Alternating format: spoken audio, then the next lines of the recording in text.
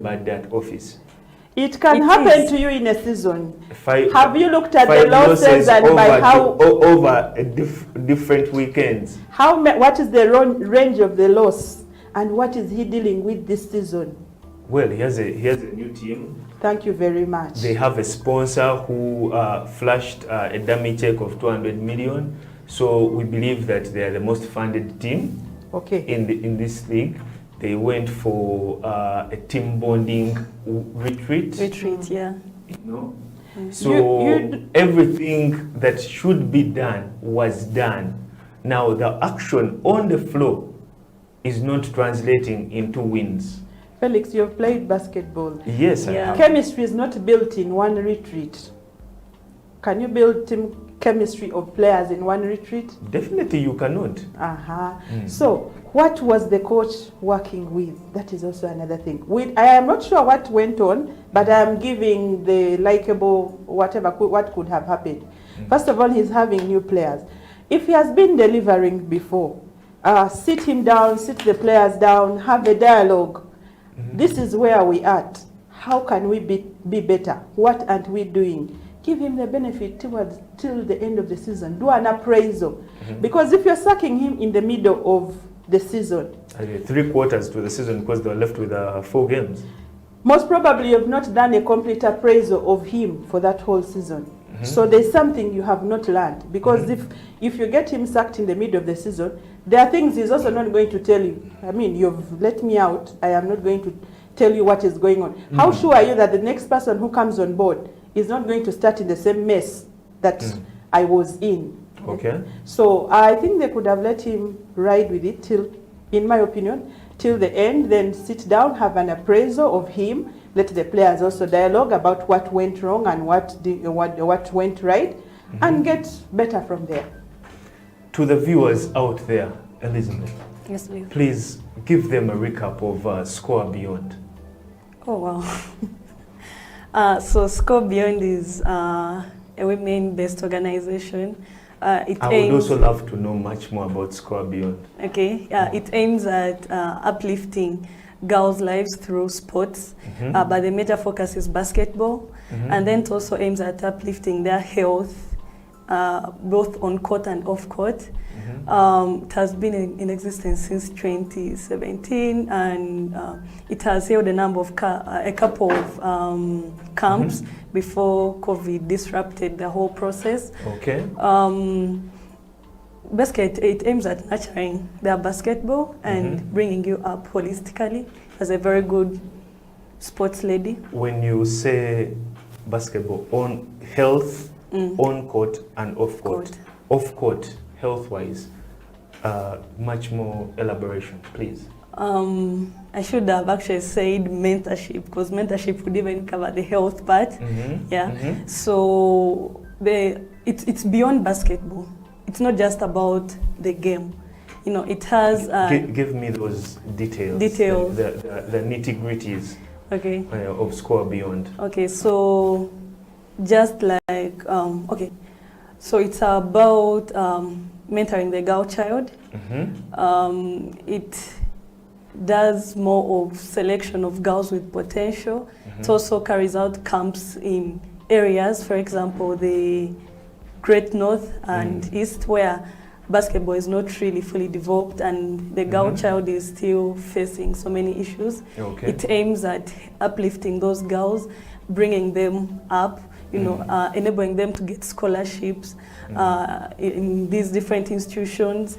Even Tazad girls get scholarships outside of Africa, And then the mentorship part, we have a number of people who come and mentor the girls.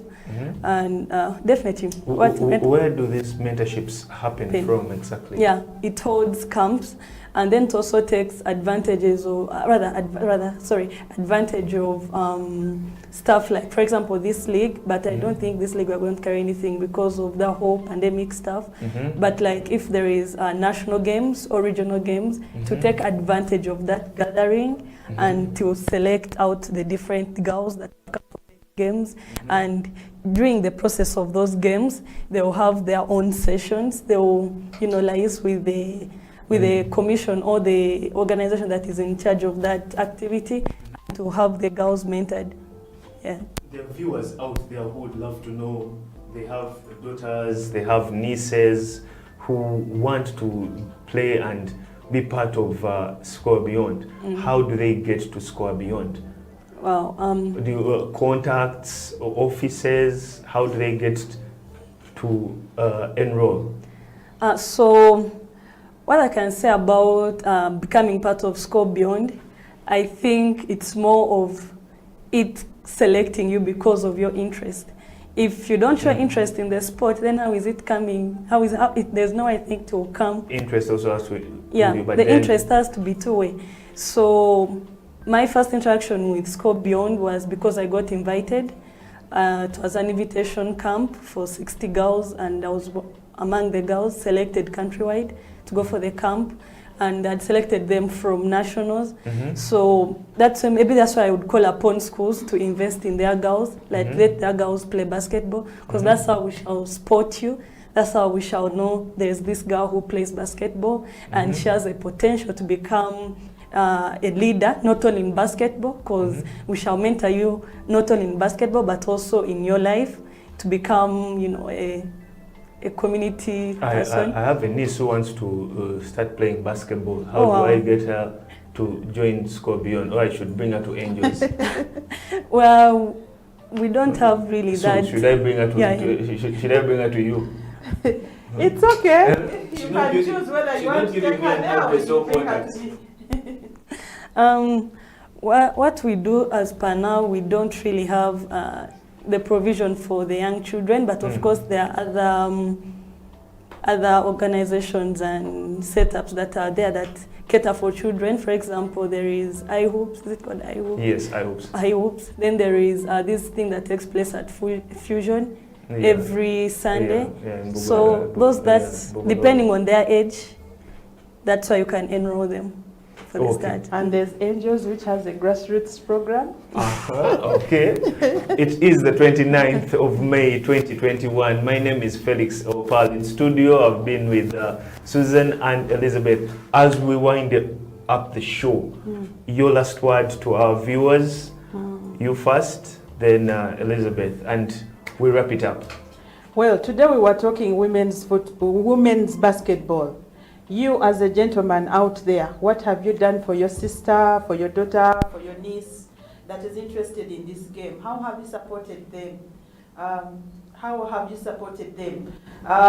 Come to their games, buy them shoes, get them a water bottle, give them a pat on the back when they are doing well.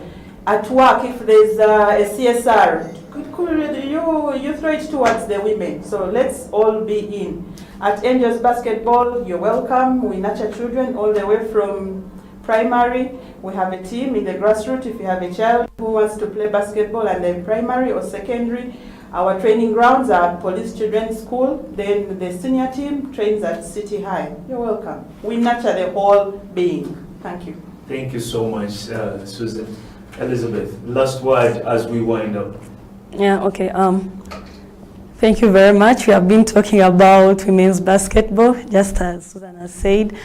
Susan has talked mainly about you as an individual, but then I'm also going, as an individual, as a man, as a woman, I'm also going now to talk about girls. You as a girl, what are you doing? You have to show interest that you're interested in something for other people to now start investing in you.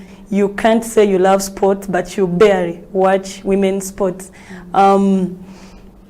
You have to prove to the world that this is what you want and this is what you want to venture into. So show the interest, and that's when you have maybe your father, your mother take up the interest, be like, yes, I know it may not be easy, you know, we have all those issues at home, girls can't do sports, we still have those challenges, but once you show them that, yes, I'm ready to play sports and that's what I want to do, trust me, they'll be there to support you. Yeah. Thank you so much. My name is Felix Opal. Catch us next Saturday on Slam Dunk Basketball Talk. Enjoy your weekend.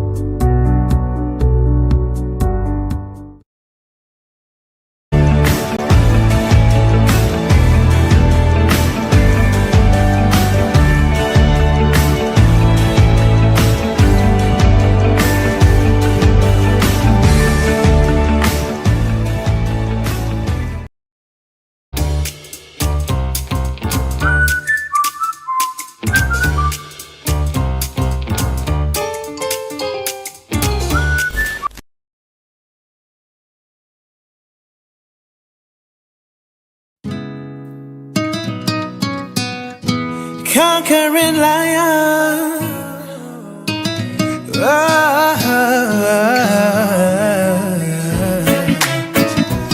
Liberty, for the way I walk, the giant I lead my way. See, I know you've been searching your entire life, you've been wanting a love that's so real, love that's so true. We'll search no more, 'cause once you found Christ, everything's nice, nice. Christ's love is so pure. Once you found Christ, everything's nice, nice. Christ's love is so true, so true. Oh, it's deeper than the sea, goes farther than only eyes can see. And he's a mystery, but it's from his majesty. It's true. Once you found Christ, everything's nice, nice. Christ's love is so pure. Once you found Christ, everything's nice, nice. Christ's love is so true, so true. Oh, no greater love than this, than that a man will lay his life for we. It beats my understanding. Oh, what a joy it brings to my heart. Your love is kind. Once you seek, you find. Faithful to life, mystical and divine. Unconditional, yet provisional. Your love so royal, yes. Once you found Christ, everything's nice, nice. Christ's love is so pure. Once you found Christ, everything's nice, nice. Christ's love is so true, so true. Oh, see, I know you've been searching your entire life, you've been wanting a love that's so real, love that's so true. We'll search no more, 'cause once you found Christ, everything's nice, nice. Christ's love is so pure. Once you found Christ, everything's nice, nice. Christ's love is so true, so true. Oh,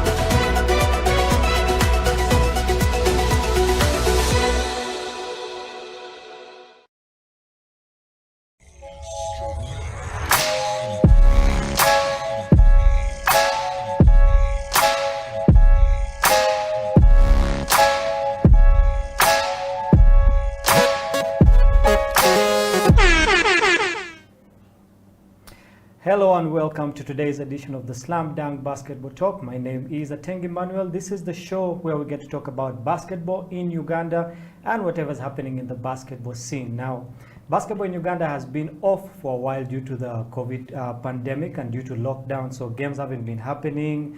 Players haven't been getting on court to work out, and these are some of the issues that have been affecting us as the basketball fraternity, and these are some of the things that we need to talk about. With me in the studio today is Mr. John Omondi, aka Mapesa John, and would like to find out, first of all, where did the Mapesa name come from? Thank you. I'm John, and as Eti has just mentioned, Mapesa is an AK name. Where I come from, it is money. It means money, but here I don't know what it means, but that's all I know. It means money. I think when you look at me, people think that I have That you have money. So you're unfortunately, you're the people who got a double portion of the money that was supposed to come from the government. that money is just as much as you're waiting for it. I am also waiting for it. I hope they'll realize that I didn't get it and they'll splash some to me, but inshallah. Yeah, well, hopefully that money comes. John, again, you're very welcome to the show. This is a show where we get to talk about everything that is about basketball in the Ugandan fraternity. And I know that you've been a part of basketball for a very long time, okay? There's some people who know you as Coach John. There's some people who know you as a player back in the days. There's a nickname we used to call you, which was Chumacha Railway, during your playing days. To start the show, we just want you to walk us through your basketball journey, where you started from, and where did you transition from a player into a coach? Wow, that's a long one. You've taken me back. Way back Way into time. back. Well, I would say that I came to play basketball for Chitante. It was during my high school day. Yeah. Those days, qualifying for nationals was very difficult. So our job was to make sure that the school reaches finals, actually. So our first year in senior 4, I would say, we managed to get somewhere, we reached the finals. Our second year, we took the championship. But after that, you must realize that every good player or every good coach should come from specific teams, like us who are lucky to be in Rhinos. Rhinos has brought up so many people. During my high school days, it was Coach Manje Gironi. He just finished his high school the previous year, so he was my first coach in Uganda. So after that, we had to find ourselves in Rhinos, and as you know, Rhinos has brought up so many teams, so many players. So I played for Rhinos. After Rhinos, actually I didn't stop playing for Rhinos. I'm still a Rhino. And that's when I started coaching Rhinos. I started coaching Rhinos as Amazon. Amazon is one of the clubs for Rhinos Athletics Club. Yeah. So it was a hot soup. I started coaching when I was still a player. So it is actually what built who I am. Yeah. So it was a hot soup. I was coaching in the league when I was very young, and we grew up together.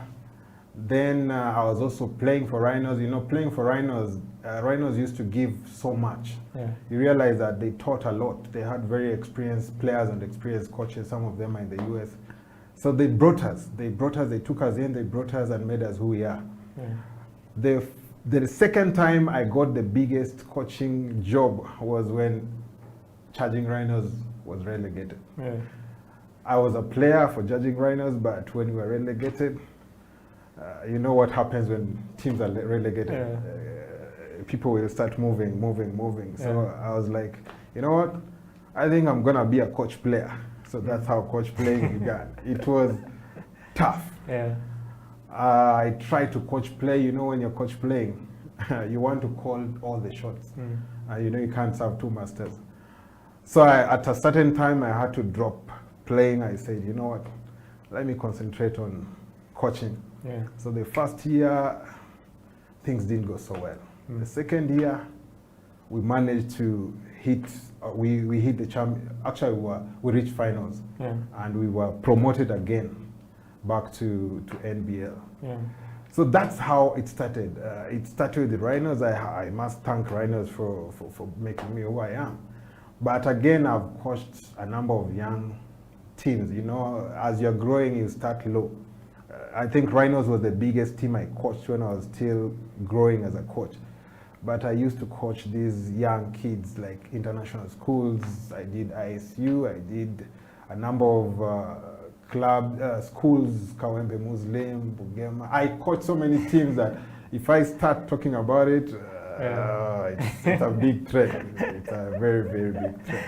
Well, that's a very interesting journey, you know, knowing that you started from Kitante, which is actually just down the road from here.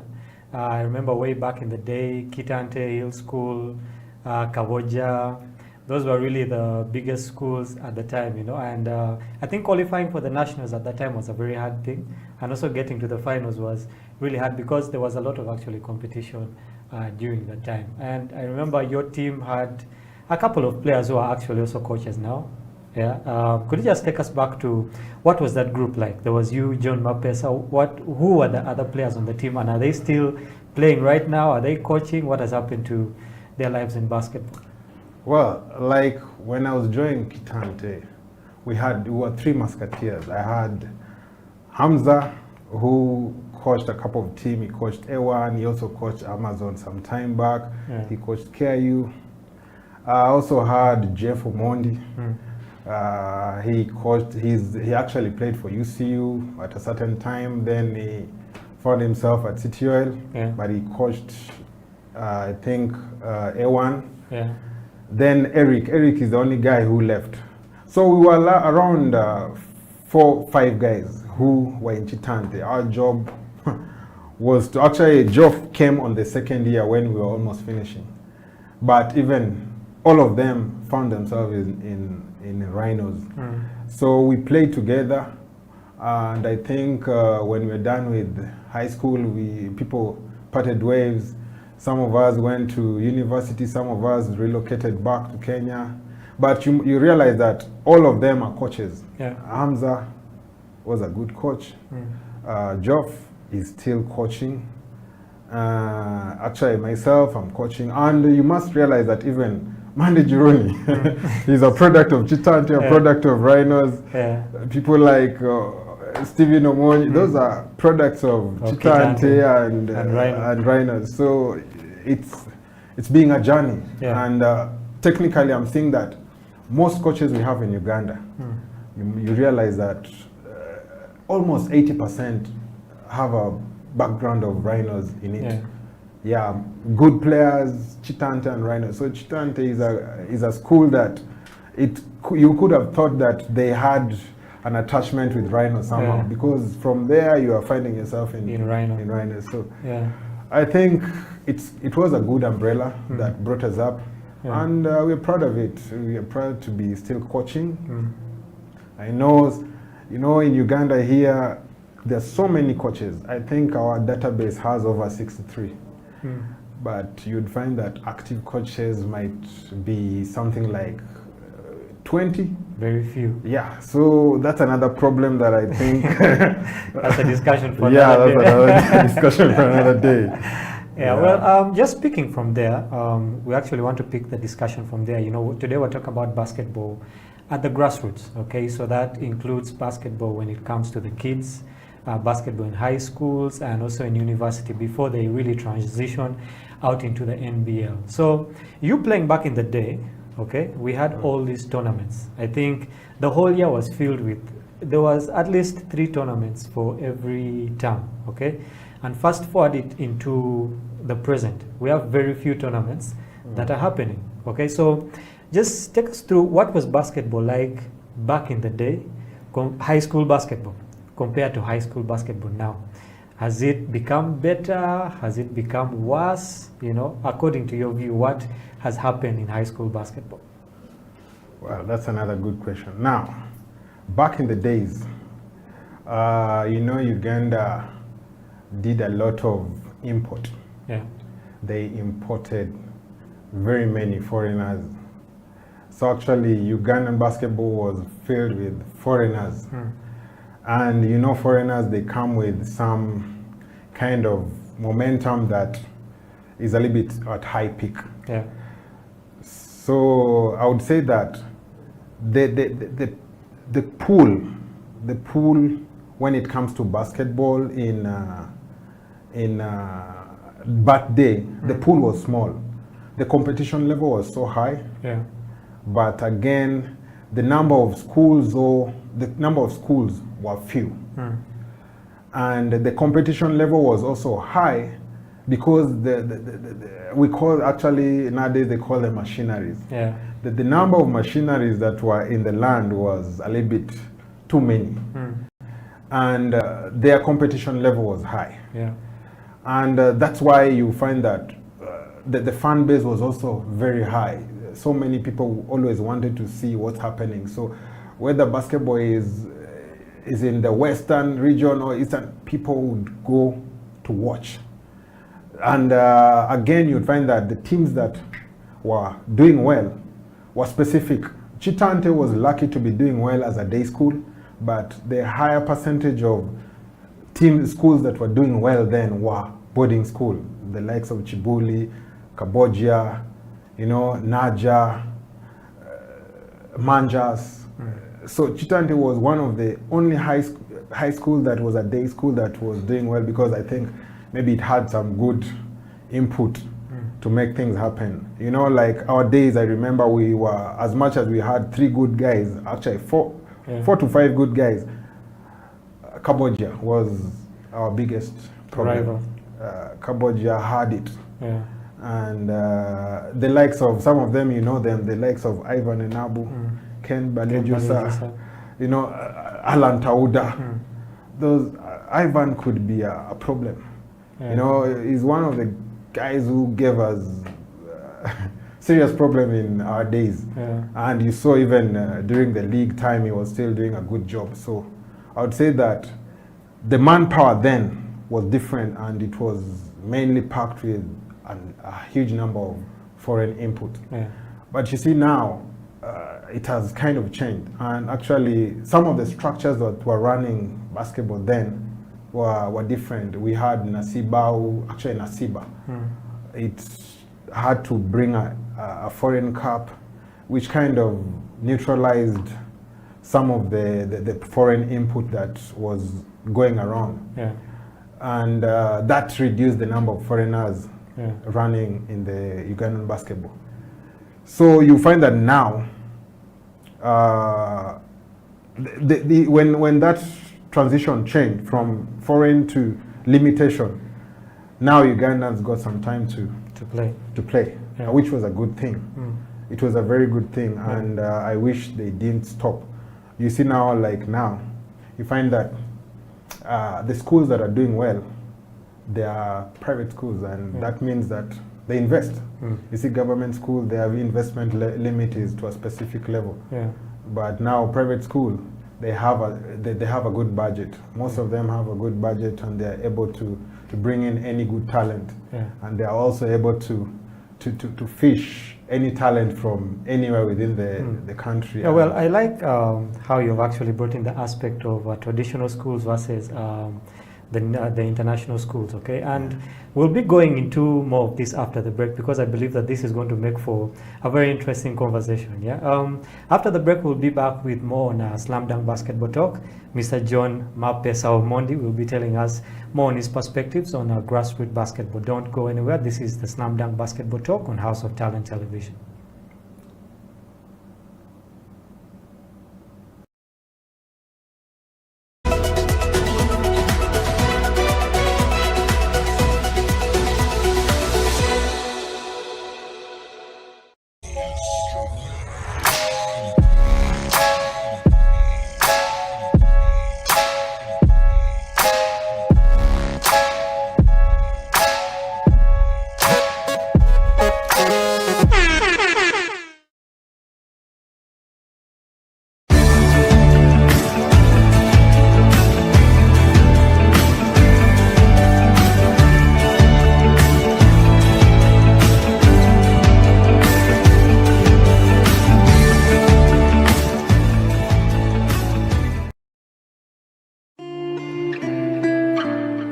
at the moment are struggling to understand the older generation because times have changed. Technology has come in. They've moved on. Yes. We're the ones sitting back and wondering, what is my child on to? TikTok has surpassed WhatsApp. The other one I call, I never call it Facebook, it's Bookface. Why are you on Bookface? Dad, it's Facebook. Yes.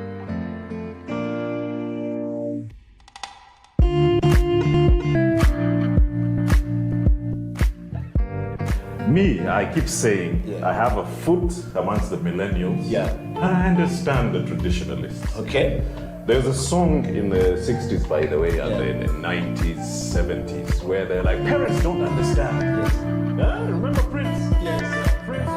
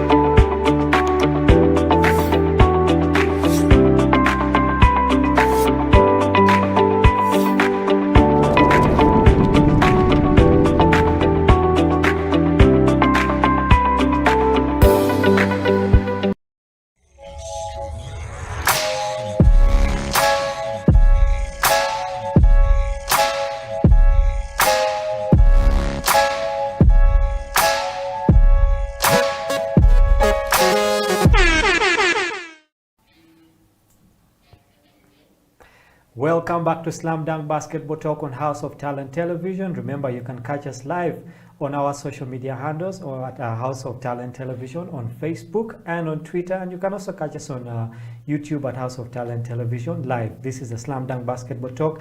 And we've been talking basketball with Mr. John Mapesa Omondi in the studio. And before we went for the break, we had brought in the aspect of the traditional schools versus the modern schools. Back in the day, we had schools like Kitante, Kaboja, Chivuli, Manjas in the east, and these were basically the powerhouses way back then, okay? And now we have a shift, okay, where now the schools that are actually on top is one of the schools that you coach. Yeah, that I think that is the school that is on top now. You have other schools like Crane High and all these schools. So the dynamics shifted from traditional schools and he has come into these modern schools, okay? And I think it also shifted from trying to, you know, make a name for yourself, and it has shifted into what would say is more monetary. It's more marketing now, okay? So how has the marketing factor, okay, affected this shift in basketball? Because now, for you to be known, you have to have a marketing factor, and basketball has become one of those, okay? So how has marketing influenced the change in basketball from way back then and today in these modern times? Well, it is obvious that any school would want to be seen out there. Yeah. And the only avenue for, actually one of the best avenue for some of these, for example, private schools, not that government schools have not, cannot be, they also have a budget. I'm sure every entity, be it government or private, they have a budget. Yeah. And now the priorities, I think, is what makes a difference. Yeah. You'd find that, because Chibuli is another school that has a very good budget for sports. And I'm sure that when you talk about my school, Budo, Yeah. Budo has a good budget for sport, and they dictate the budget that they can use within a period of time. Yeah. So schools who are very sharp realize that sports is one of the best avenue to reach a big number of clientele. And you realize that at times they come with very big buses. Have you ever figured out why? You'd find that you have only one team of basketball, but you have a huge bus. When you look inside, nothing. Yeah, like 12 people you know, in the bus. 12 guys with some 3 guys who are supporting. So when you park your bus in a specific place, a student will look at it and like, man, these guys, there's something about it. there's something about it that will drive you. And by good or bad luck, if you manage to go, for example, for a friendly in that school, you might want to stay. And then you'll start disturbing your parents that, man, I want that school. Yeah. So it is a marketing strategy that schools have realized they can use. Not that it is the only marketing strategy, but it is a good marketing strategy. It has opened up so many schools. Yeah. So, and I would say that before then, because Chibuli has been one of my #1 competitors. I think I started winning games like 5 years ago because I was always fighting with Chibuli, you know. So you wouldn't say that it has, maybe Buddha has taken over because Chibuli is not having the cash muscle. They do, but we grew up. Maybe those days we were small, but now we are powerhouse, and I think people will have to accept that there's evolution. And if Buddha is doing it, I think they have done a good job. We've done a good job over the years. We've given Uganda the first East Africa Championship. The boys had never won an East African Championship before. And the girls have given Uganda back to back.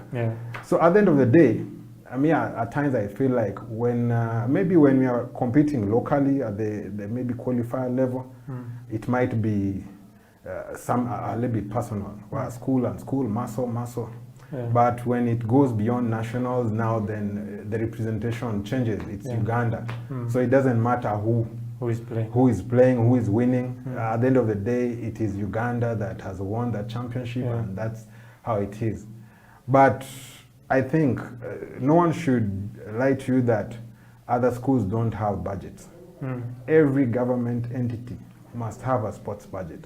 It is the priority that they give to sports. I think that's what differs. I think that's very true. Most government schools now think they want to focus more on books, and the budget that is there for sports actually is siphoned into other things, but I guess that's a discussion for another day. Now, we're going to talk about the elephant in the room here, okay? Johnny is the coach of Budo. You've had a lot of success with the Budo team, okay, winning the East African Championship. And in the basketball circles, okay, just like your story with Kitante, you came in from Kenya to play for Kitante because they wanted to move to a certain level, okay? Fast forward to the present time, now you're coach of Budo, and I think you're faced with the same situation as you were in Kitante, but this time you're on the coaching side, okay? And the school has told you, Johnny, this is the budget, and this is where we want you to be, yeah? And you have been blamed for using a lot of foreign players, okay? They say it's John who gets players from Sudan. His first 5 are more than 5 feet high. How are we going to compete, you know, with them? And this has been a complaint from actually very many schools and very many coaches. And some even say that the cap on foreign players, okay, in high school was brought because of your initiatives to actually try and win in high school basketball. What is your comment on this? That's a tough one, but I'll give my honest opinion. Now, it's an open market. And I don't think any school has been limited on where to get players. These are our clans. Budo is a private entity. It can get students from anywhere within the world, if not East Africa. So, a coach, my job is to look at the dynamics of the competition, look at the rules that govern the competition, and act as per the rules that govern the competition. And I'm sure if I'm not the only one who picks players from outside the country. And this is within East Africa. My players are within East Africa. I've never got players from America to come and play for me. These are students, and they're genuinely from within East Africa. And I'm sure as much as Budo has students from Sudan or whichever, or Kenya or wherever, or Tanzania, other schools also do have. So the thing, their question should be, the success. You know, you can get players from all over, but are they still gonna give you the results you're looking for? So, they should be crying that how come Johnny knows how to recruit and manages to do well with the players he recruits? Because when you go to other schools, Chibuli has foreigners. They have so many players from. Those are my direct competitors.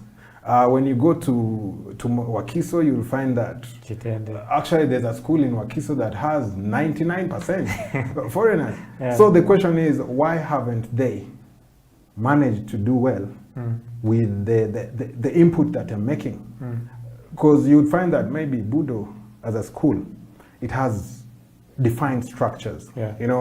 We have to respect why entities do well. So I have a very good structure from the top, from my director all the way to the water boy. We have a good structure and we have a good support staff that enable us achieve our goal. When you go to that school, you find that I have everything. I have the courts, I have the balls. My job is to impart skills. So if I do a good job with that, I think they should ask themselves, can we learn? What is he doing that we are not doing? We're not doing. But if they say that he's bringing in, but somebody would look at it like he's bringing what you've brought in. So that means that the market was open market and the playing ground was level. So why don't you bring in what he's bringing in? Or why don't you do what he's doing? So I think maybe their approach is just the wrong approach. They should be fighting to know or to, we can, I'm open. If you want to learn what I do, I'll be glad to share with you. So you should ask me, what are you doing that is making you do well? Because now if they say down here, so how about up there? If I'm doing well up there, would you say that now is up there, is he bringing the same people? He's using the same people within Uganda to make ends meet. So if you blame me down here, then you're gonna blame me up there. Because if you see up there, I think I have the youngest, the youngest team in the field. So they need to change their approach. So that brings in actually a very good question. So what are you doing right that they are not doing? Since it's an open market and now we're in a place where you're like a consultant now. Okay, what are you doing right that other schools are not doing, given the same playing field? I don't know who's gonna pay for this consultation. But well, coaching is the only place that you learn from each other. Now, as I told you, I have a very good support structure. I have all the facilities I need to execute my job. And I'm not complaining about the financial bit, which is a very important part of making ends meet. Finance is one of the reasons why basketball is crumbling, even at the top level. So what we've learned, our coaching, we've learned from different avenues. FUBA has done a good job to give so many courses for coaches. But again, we have so many avenues to research. And what I do, one of the things coaches make a mistake with, they copy and paste.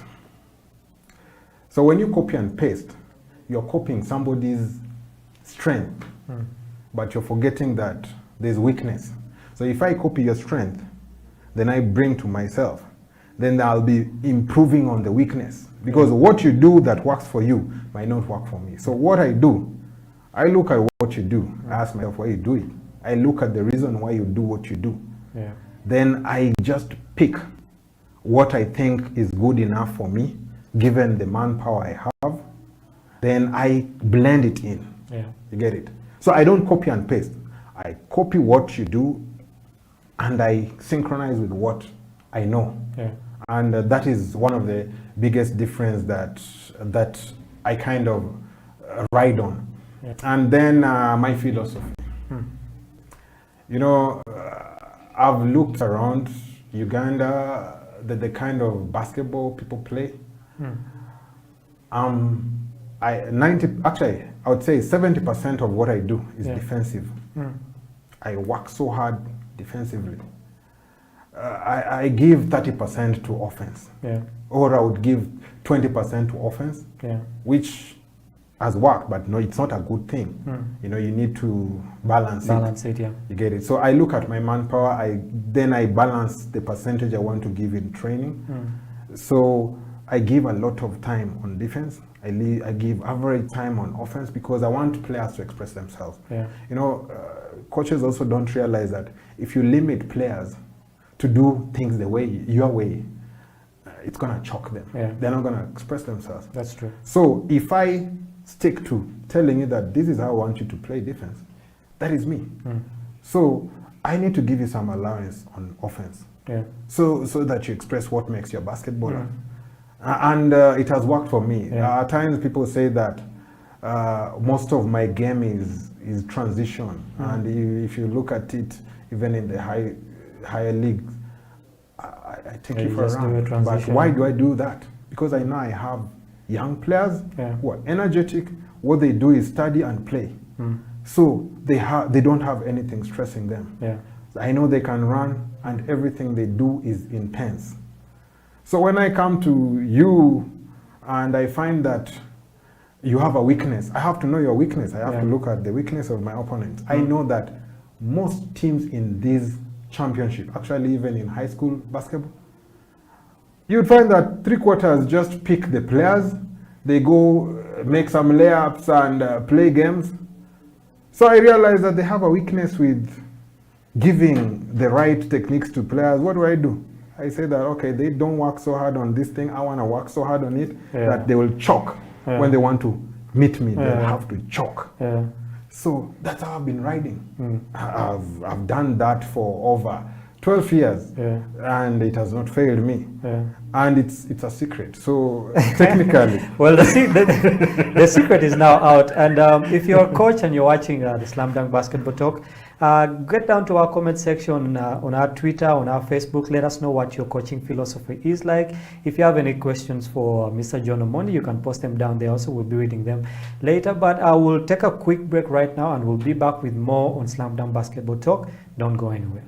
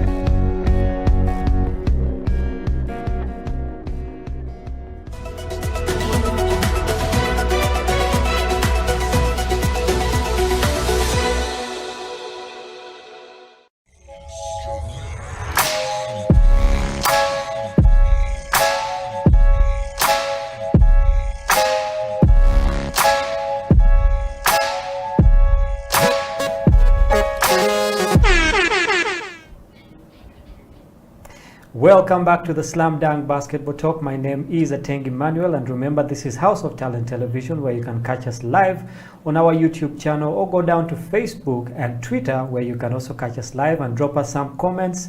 Let us know what you're thinking. If you're a coach, let us know what your coaching philosophy is, your coaching experience. If you're a player and you worked under Mr. John Mapesa, let us know what kind of coach he is. And I think he's an interesting coach coming from the kind of background that he is. I know that you have coached with Coach Coach Walker. Okay, and Walker was a very fiery coach. He was kicking bottles here and there. And what kind of impact did Walker have on you, and did that affect your coaching philosophy? Do you coach the same way, or you took another route from where he left off? Walker, you know, when people look at Walker, they don't understand that he loves this game. I think he's very really, passionate so about passionate the about this game. Yeah. One thing, Walker has a very loud side of him and a very soft side of him. Yeah. You know, and one thing people don't realize.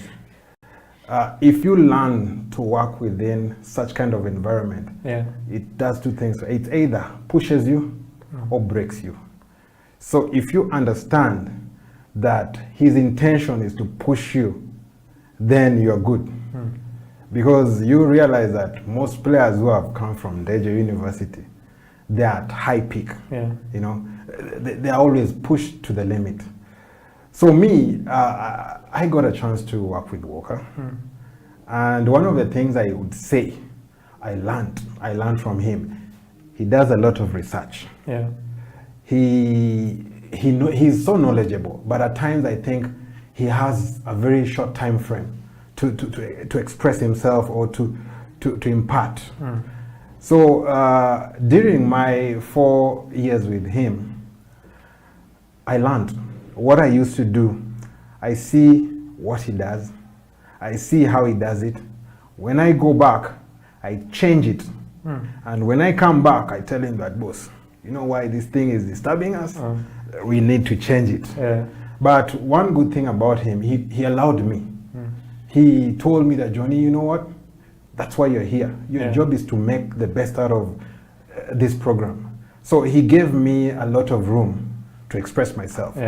And that is why even when he migrated, you wouldn't feel like there's a change, because he empowered me a lot. And that one I'm very grateful. He gave me a lot of room, actually he has experience. And when he's on the touchline, the passion drives him, and at times it overrides him, and emotions take over. And the players who have been under him for a long time, you see, like the likes of Tim Jonah, look at the people who have come from Deje. They are doing very well, and they can fit in any environment, any club. And you realize that by the time they are completing their studies, so many teams wanted them. And it's happening. So many teams are looking at Deje players. And it is, even now, I think you've seen that so many are moving to other clubs when they are done with their studies.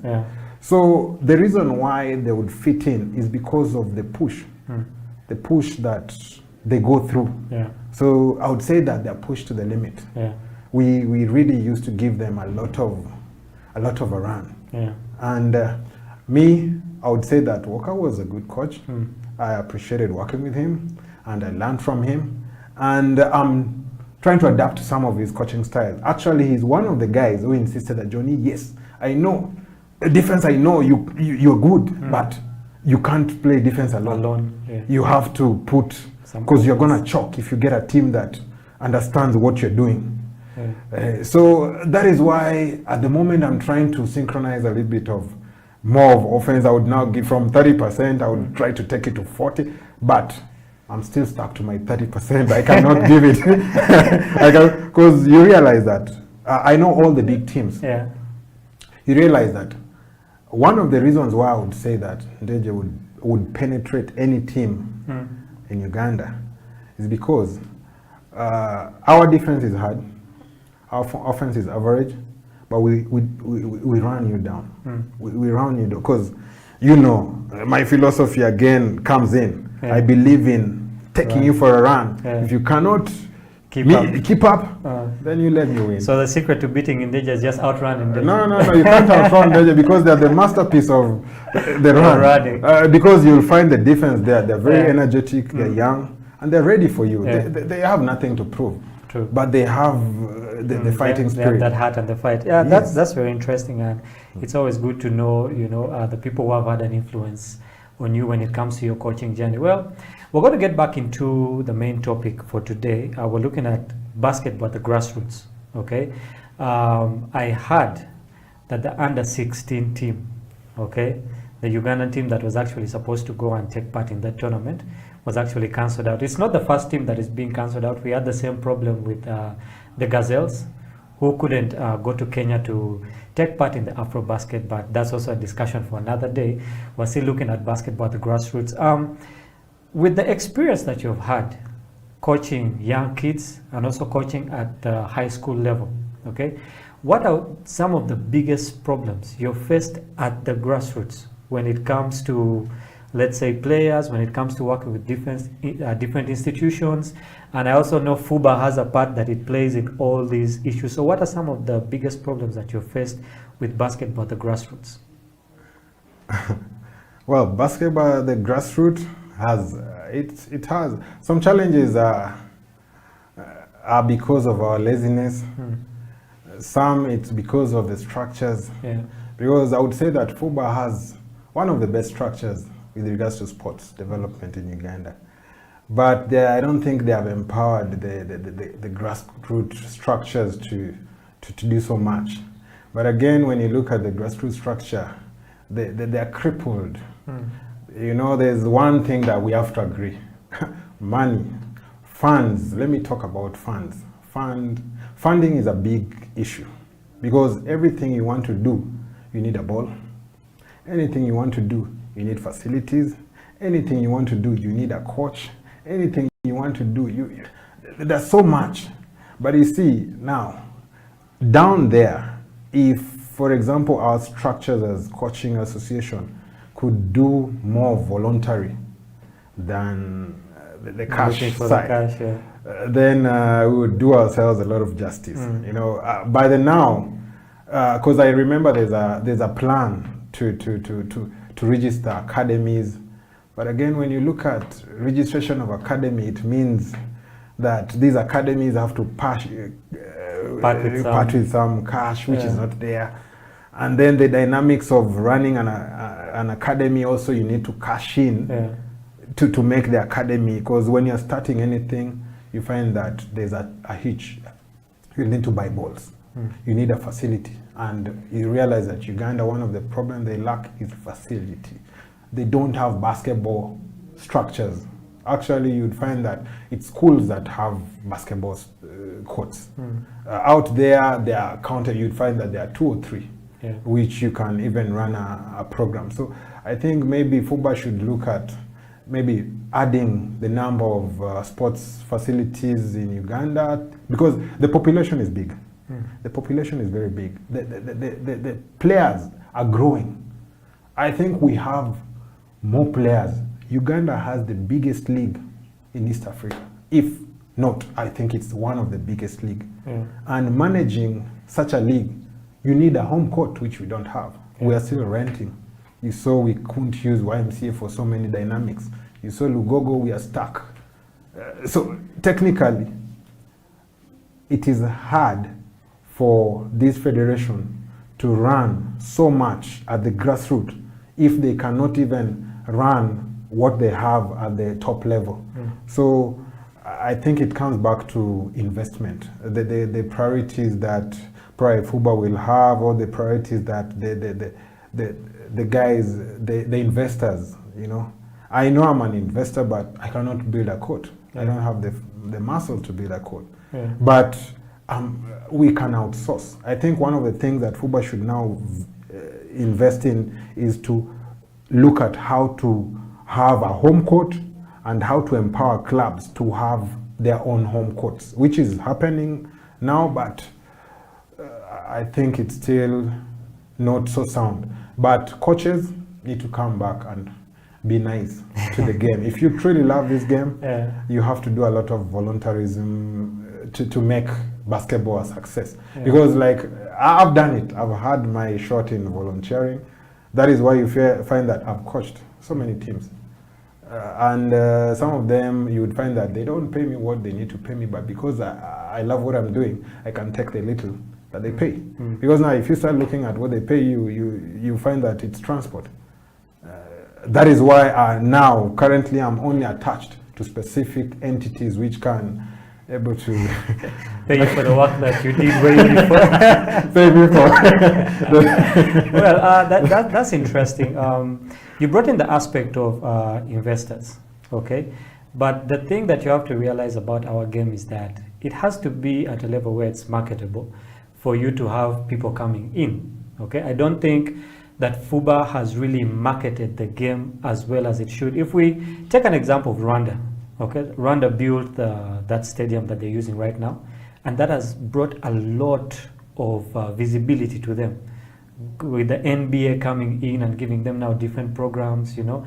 And Uganda had the NBA, junior NBA actually, which I don't think is running anymore because of, you know, a few things here and there in basketball. Yeah. So what can, let's say, different schools, okay, different academies, okay, do to make themselves marketable to the level whereby we'll have big companies coming in to actually act as sponsors or partners, okay, with these different entities at the grassroots so that we can grow up the game? Yeah, it takes me back to the same thing. Yeah. Start. You know, starting is the hardest. So, like me, you find that I have an academy, but most of it, you find that it's for free. I don't ask people to pay because I'm building. Yeah. You get it? So, if we don't volunteer to make something look worth partnering with, because if you start looking at money first, then you're not gonna build. So you have to build without money, build with the resources you have. That's why I'm saying coaches need to start volunteering, because in the academies they're not going to get money so much. You'd find that you have an academy, but you spend more than you get. So if we can push that a little bit more as coaches, make it a little bit vibrant, get players, teach them so that when they play, you want to come and watch. You see, I have to attract you to come and watch. And some of them, you realize it's their parents who own some of these fuel stations. It's their parents who work in some of these big entities. So if their parents are happy with what we do down here, it would be so easy for them to want to be partner. You know, they want to be involved in what you're doing, and that's how it comes in. There's no way, there's nothing new you're gonna do to bring sponsors in. It is the product you're giving. If they like what you're doing, they'll want to be part of you. So again, when you look at FUBA, when you look at Rwanda, that is a government initiative. So technically, maybe FUBA has to get the right technical know-who in there to make things happen, because you have to know someone in there to make things happen. But if you don't know somebody up there, then it will be hard for you to even approach, you know. But Rwanda, it was a government. Uganda, I think the only government entity we have is Lugogo, which is shared by every sport. So technically, when you talk about but it's me, what I know, it comes back to us as coaches to make the best out of us, build a package that anyone would want to be part of, and that's it. We are slowly coming to the end of the show because we're running out of time. But before we get there, I just want you to, you know, talk to the people down there at the grassroots, because I'm also a part of grassroots coaching, you know, where you have to go to a school and coach kids. Some of them are in schools that really can't finance you, like you said, and you have to go and volunteer. And sometimes us as coaches, okay, or whoever is out there in the coaching fraternity, okay, there are a lot of resources, there are a lot of things that we do not have, that even if we wanted to volunteer, okay, sometimes it becomes hard. Because I'm going to a school, there's one basketball for 50 kids. you have 5 cones for 50 kids, okay? You're sharing a court with netball, with handball, sometimes they're playing football on these courts, okay? So there are very many issues that even if you wanted to volunteer, you face as a coach, okay? So what can the NCS and FUBA for now do? Because we realize we're in a situation of lockdown, and you know, coming out of lockdown, we really need to engage these kids, because at the end of the day, it's these kids who feed into the national teams of the future, okay? So what should FUBA, National Council of Sports, and also the country itself do to support these grassroots in respect to resources, in respect to education? Should they put up some schemes? What can they do? I think it comes back to FUBA, it comes back to FUBA empowering its structures down at the grassroots. Yeah. Maybe you find that you have coaches, but probably they're not structured enough to know what to do. There has to be a lot of workshops to let them know how best they can empower, actually, how best they can bring up their academy, the likes of the academies that they want to. They have programs. Every coach has a program, but now at times they feel crippled when it comes to how to run this program. So I think the structures down there should be in a position to have a leader. There has to be a leadership structure that helps the grassroots. When you come to schools, you know, as coaches, that's why I'm very happy that FUBA has given us a lot. I think through FIBA, we've had a lot of courses that even if you have one ball, a school, you have so much, but you have one ball, it is still possible for you to still go to that school and still run a coaching course. Because remember, not all the time a player is always going to play with the ball. So you can do station kind of, you know, whereby this group is doing this group is doing that, but everything is geared towards the end results of building a basketball. So technically, don't feel shy that you have a school. You can even use your basketball. If you want to make the school be in love with a sport, show them that it is worth it. So show them you can do resources. So you use your basketball coaching skills to be able to teach so many with one basketball. So you do group kind of sessions whereby you teach different skills. You know, when there are many, you teach different skills. And then when you talk about National Council of Sports, the only thing they can do is probably fund some of the facilities. You realize that the only thing that they also still rely on is Lugogo. Nambole, I think, was left to the dogs.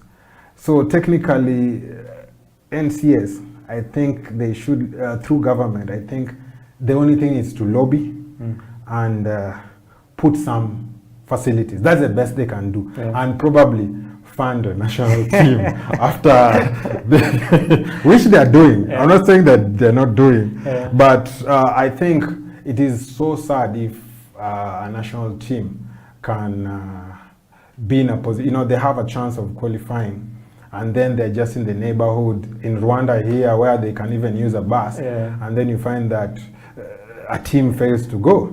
And what I can tell you again, there was a high possibility that Uganda was going to qualify for AfroBasket. That's the thing. And you can never know now because they didn't get the chance to compete. You realize that Rwanda, you saw how Kenya and Rwanda played, how it turned. Kenya lost so many games, but they won the championship. Won at the end of the day. Uganda has won some. Actually, I think Uganda has a very good team. Both men and women. I believe, I do a lot of women coaching, and I believe Uganda would have made it. Well, it's very good that we had you on the show today, you know, getting your perspectives and also your consultancy, which I think many coaches will have to pay for at the end of the day. But Johnny, would like to thank you for coming onto the show and just sharing with us your experience and also your thoughts on grassroots basketball. I believe that we'll also, you know, invite you next time, because we haven't really, you know, entered into everything we could have gotten out of you as a basketballer, as a coach.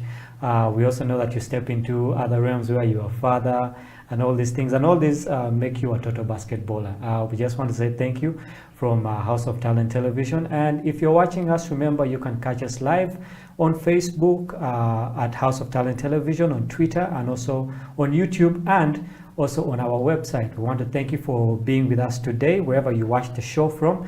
Thank you. This was Slam Dunk Basketball Talk with me, Atengi Manuel, and John Mapesa Omondi. Have a beautiful day. Thank you.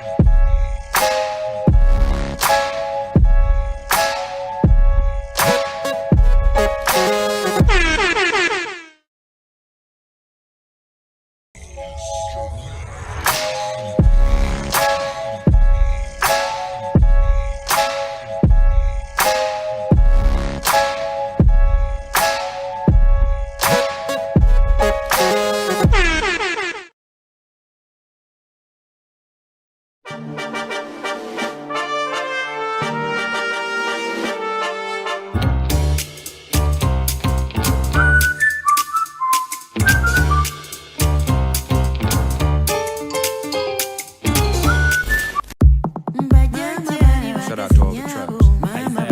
Respect to the origins. Big ups to Anadan. What up, Nevis? Now pre-saved, I was still raised right, so we were always culture boys, but boys would be boys, so sometimes we'd be them and soldier boys. Had quite a few friends with army dads, real soldier boys, red top status. They walk in and you better hold your voice and tongue and watch your mouth, cause they could be drunk or packing, no time to stomp you out. Just throw you in the back of the pickup or ghost your whereabouts. UG, KLA, home of the Impala, we're all different tribes, but everyone's bound to speak some Uganda like Mugamba G. That's from my old schoolers to Sidori G. That's from the new students with that slang edition, from urban to local tradition, while handing down that history through those oral renditions, like the story of Kintu. Musajja Nenteye, Kintu ya Wasanambi, Mwanyina wa Warumbe is only one of the stories that explain things like our origins to death and everything in between. Oral historians before us young MCs at the scene. Mental recordings, those been in my makeup since time immemorial. Respect to those before me, yo.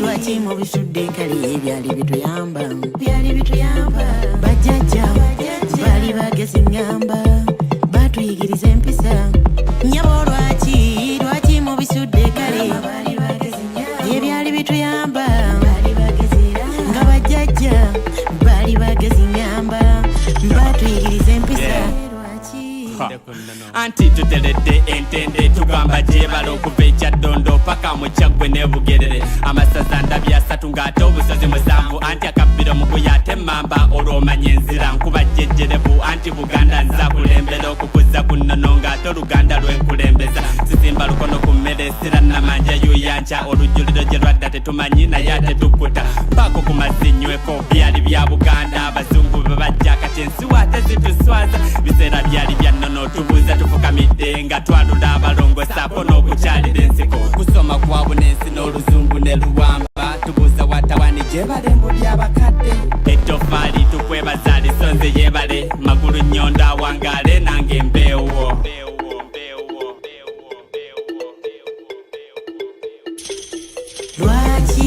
lwaki mu bisudde kali ebyali bituyamba bajjajja baali bagezi ngamba batuyigiriza empisa nyabo lwaki mu bisudde kale ebyali bituyamba nga bajjajja baali bagezi ngamba batuyigiriza empisa Yes, sebo.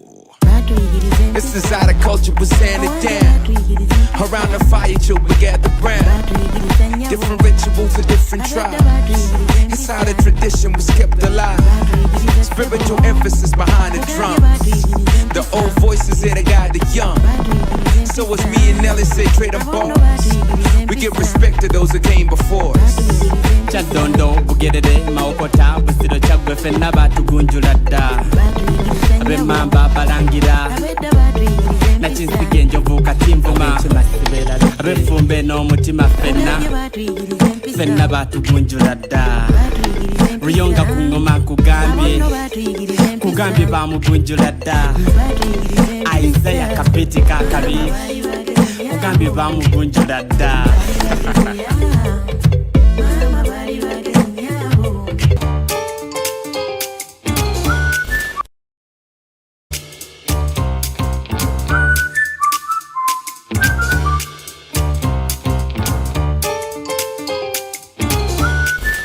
Sawe tuse kwejiyo kebera kola bekubudde dobozi lirina oguna omujaja n'amabidde Sesamu enkuwereza ntudde ku kyoto mba Kampala sitenze bamanyini n'akatinko kuza bamanya oluganda lw'enkuba sirina budde burape Kampala bwewa n'akatinga budde wereza amatooke n'erumonde saako n'ebinyeebwa akatunkuma amayuni kingere ndese Luganda ipiaddi je watugamba ffe tulinze stories elevation copies nga zitunze soka videos mwana nsulewo busingo malenta balezi BET nze sityalos mwana wange losinze njitya chovola basikowa nina okugunjula emiti emitogi n'eginaddawo pause nange bwenjo nina okuzaalira eggwanga lino nga sinavaawo anazaala teyeerangirira gwejjayo sitolezo oba okuba bulango genda bwerange ku laadiyo abawala b'omu Kampala nze mwannema akajanja mwagala okukwanibwa naye okuzaala nedda oyagala okukyusa bonga nange bonga nange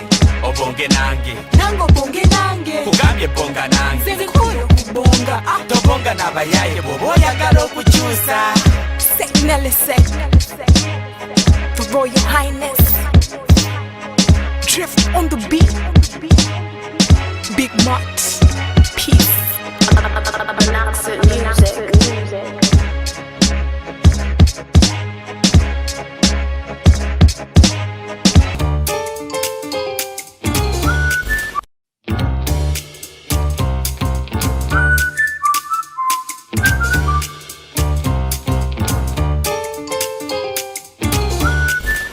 Sawe tuse kwejiyo kebera kola bekubudde dobozi lirina oguna omujaja n'amabidde Sesamu enkuwereza ntudde ku kyoto mba Kampala sitenze bamanyini n'akatinko kuza bamanya oluganda lw'enkuba sirina budde burape Kampala bwewa n'akatinga budde wereza amatooke n'erumonde saako n'ebinyeebwa akatunkuma amayuni kingere ndese Luganda ipiaddi je watugamba ffe tulinze stories elevation copies nga zitunze soka videos mwana nsulewo busingo malenta balezi BET nze sityalos mwana wange losinze njitya chovola basikowa nina okugunjula emiti emitogi n'eginaddawo pause nange bwenjo nina okuzaalira eggwanga lino nga sinavaawo anazaala teyeerangirira gwejjayo sitolezo oba okuba bulango genda bwerange ku laadiyo abawala b'omu Kampala nze mwannema akajanja mwagala okukwanibwa naye okuzaala nedda ogambye eki guno omulembe ki tunazaala tutya abaana ng'ate mwe muliyala mukwanisa obusente ng'ate tebuliiwo okwana agi ne Beti nga tosula wa Sofi bwe mba nsula wa Sofi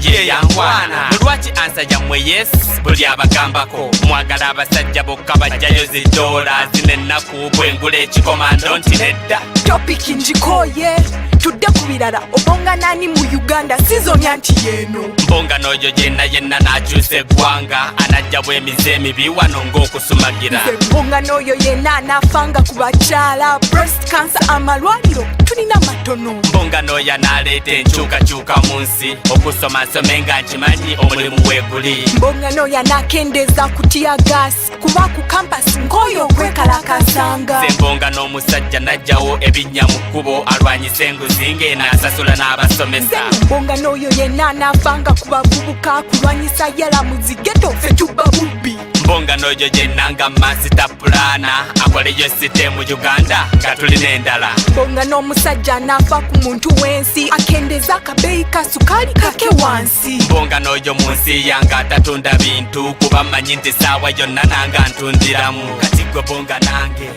bonga nange obonge nange obonge nange bonga nange nkugambye bonga nange tobonga n'abajaye bw'oba ojagala okukyusa bonga nange bonga nange obonge nange nange obonge nange kugambye bonga nange nzikoyo kubonga tobonga n'abayaye bwoba oyagala okukyusa Nelly said to Royal Highness drift on the beat Big Marks peace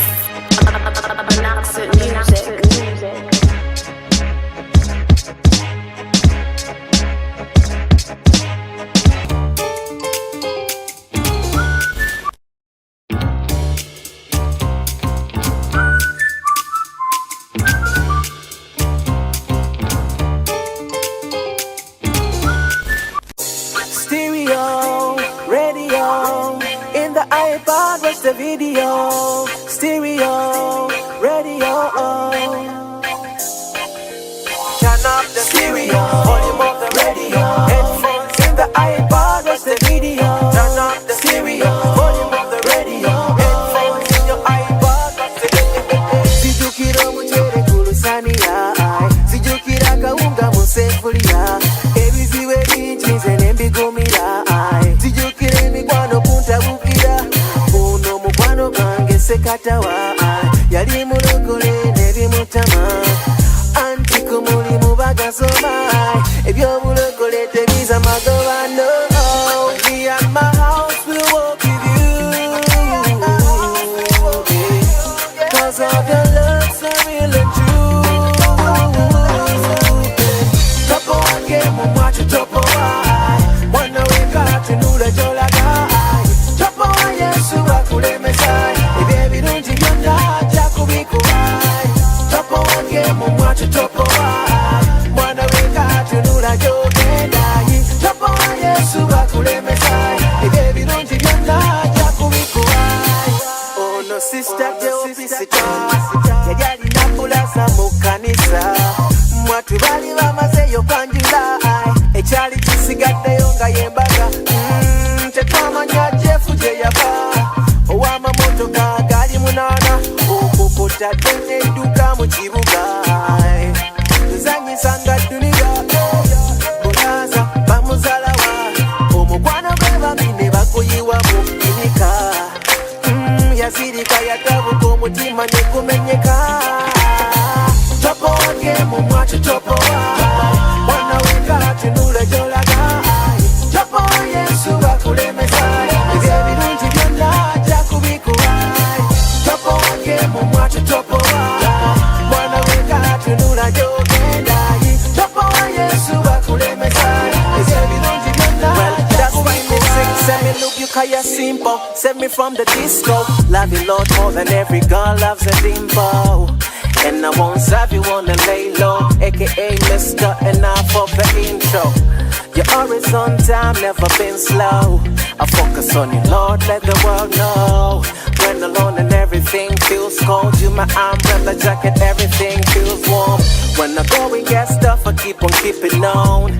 Truth is, trouble don't last long. When I'm weak, you're strong, and it's in your presence that I belong. Presence that I belong, yeah. Topo wake mumwacho topo mwana weka tunula jolaga topo wa Yesu wakulemesai ebyebirungi byonna jakubikuwai topo wake mumwacho topo mwana weka tunula jogende topo wa Yesu wakulemesai ebyebirungi byonna jakubikuwai topo wake mumwacho topo mwana weka tunula jolaga topo wa Yesu wakulemesai ebyebirungi byonna jakubikuwai topo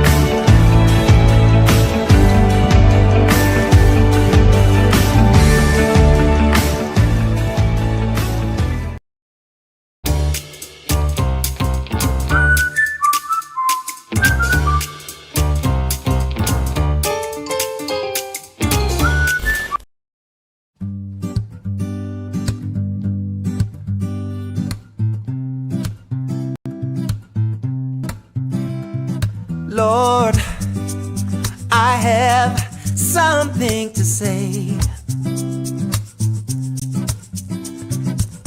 I keep on searching for meaning in everything I'm doing.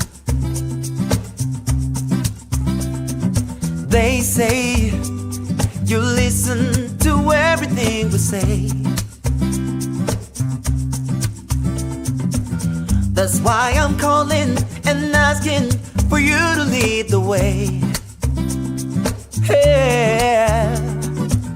I'll keep on walking, keep on walking. Please, Lord, lead the way. Let the children sing now, yeah. Keep on walking, please lead the way. Yeah, I'll follow.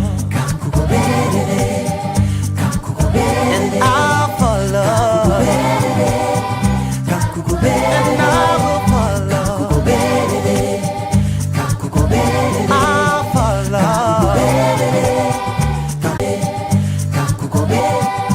Yesu, mukwano gwange. Yesu, tata wange. Yesu, subi lyange. Kamugoberere, kamugoberere, Lord. Keep on walking, Lord, lead the way. Keep on walking, please, Lord, lead. I will follow you, Lord, yeah. I will follow, I will follow. And I'll keep on walking, keep on walking.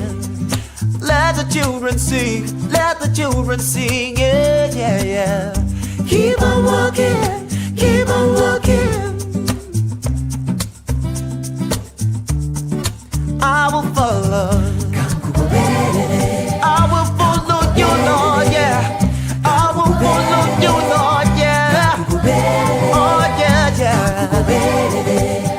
Kamugoberere means follow you. And I will follow you, oh Lord. I will follow.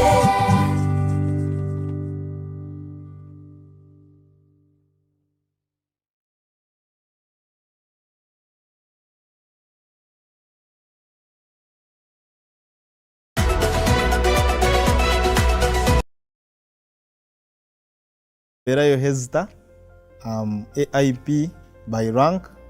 I work with Uganda Police ICT, Department of IT and IM, specifically under Networks Administration.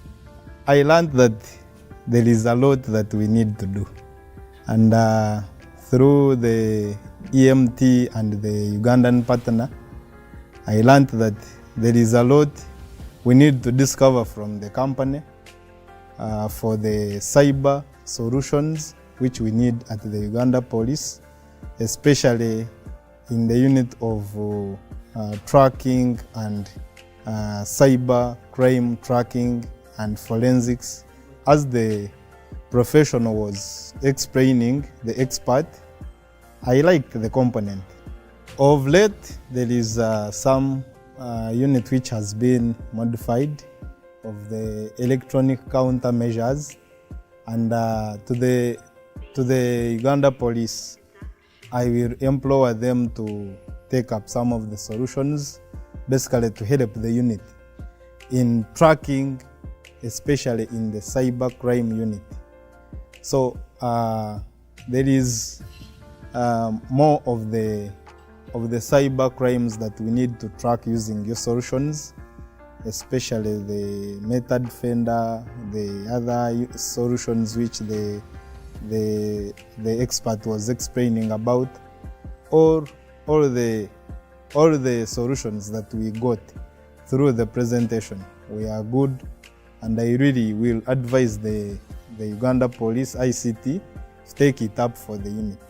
Being an ICT teams, we shall need to catch up very fast with these solutions so that the cyber criminals in the country, we can track them in a technical manner through the use of the technologies that we passed through here, which was a good measure, which I need to encourage my bosses to take it up very quickly on the management level. As for us, we come in the technical wing.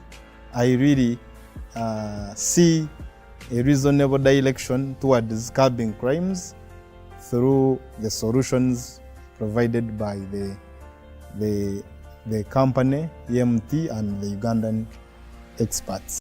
I must recommend that Ugandans need to be sensitized about cyber crimes. So together with the company, in partnership, Ugandans need to be sensitized about these cyber crimes.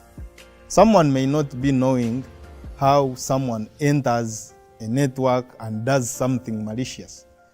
But in this way of advocacy and awareness creation to the people, it would be a very good venture.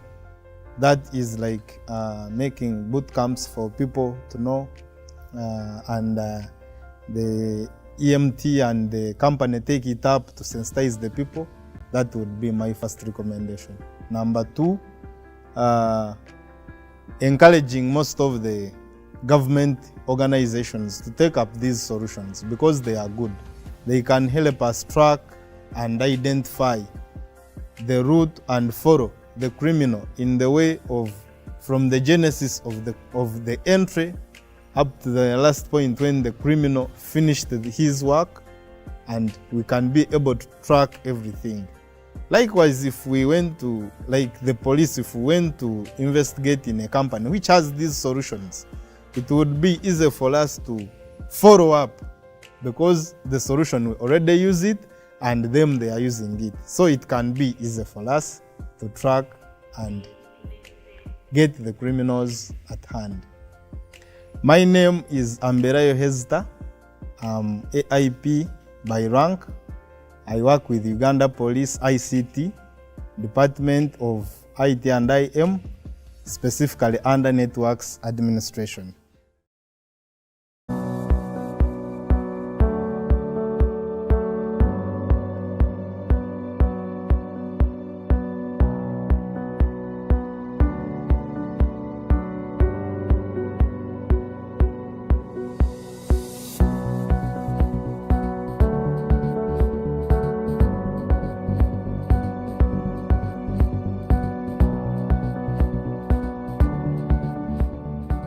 My name is Martin Anthony Nsubuga. I'm the CEO of Uganda Retirement Benefits Regulatory Authority. And I've served the institution until now, where I've grown to the position of the Chief Executive Officer. So I've seen UBRA since its establishment. I was also the person who started the organization as interim CEO for the organization. My role was to set up the organization, and here we are. It has been a really new experience in my life. As you may have heard, UBRA was non-existent. There was no formal regulatory environment for pensions or retirement benefits. So we are a pioneer. We were appointed to set up the architecture and the environment for regulation of retirement benefits and pensions. So the Ministry of Finance, because I was the technical person really handling all these reforms, they asked me to come and set up this institution, which is the Retirement Benefits Regulatory Authority. So I was requested to start as interim Chief Executive Officer, which I did from the year 2012 to early 2015. It's been a great journey. When we started from scratch. The journey of 10 years of UBRA started with an Act of Parliament of 2011, but actual operation started in 2012, and that's why we are celebrating 10 years today. There was no institutional setup, there were no laws, there was nothing. So we started with the legal framework, putting in place the legal framework that establishes the supervisor or the regulator for the retirement benefits sector. Before then, UBRA came into the market about 10 years ago. The first thing they did, right from their first offices at Communications House, was to take stock of the market. Who are the players? The pension sector savings were less than 5 trillion. Today they're approaching 20 trillion. A number of proposals were carried to Parliament, and the biggest one was to actually put in place a sector regulator. My role as a Member of Parliament when I came in 2001 was to make legislation.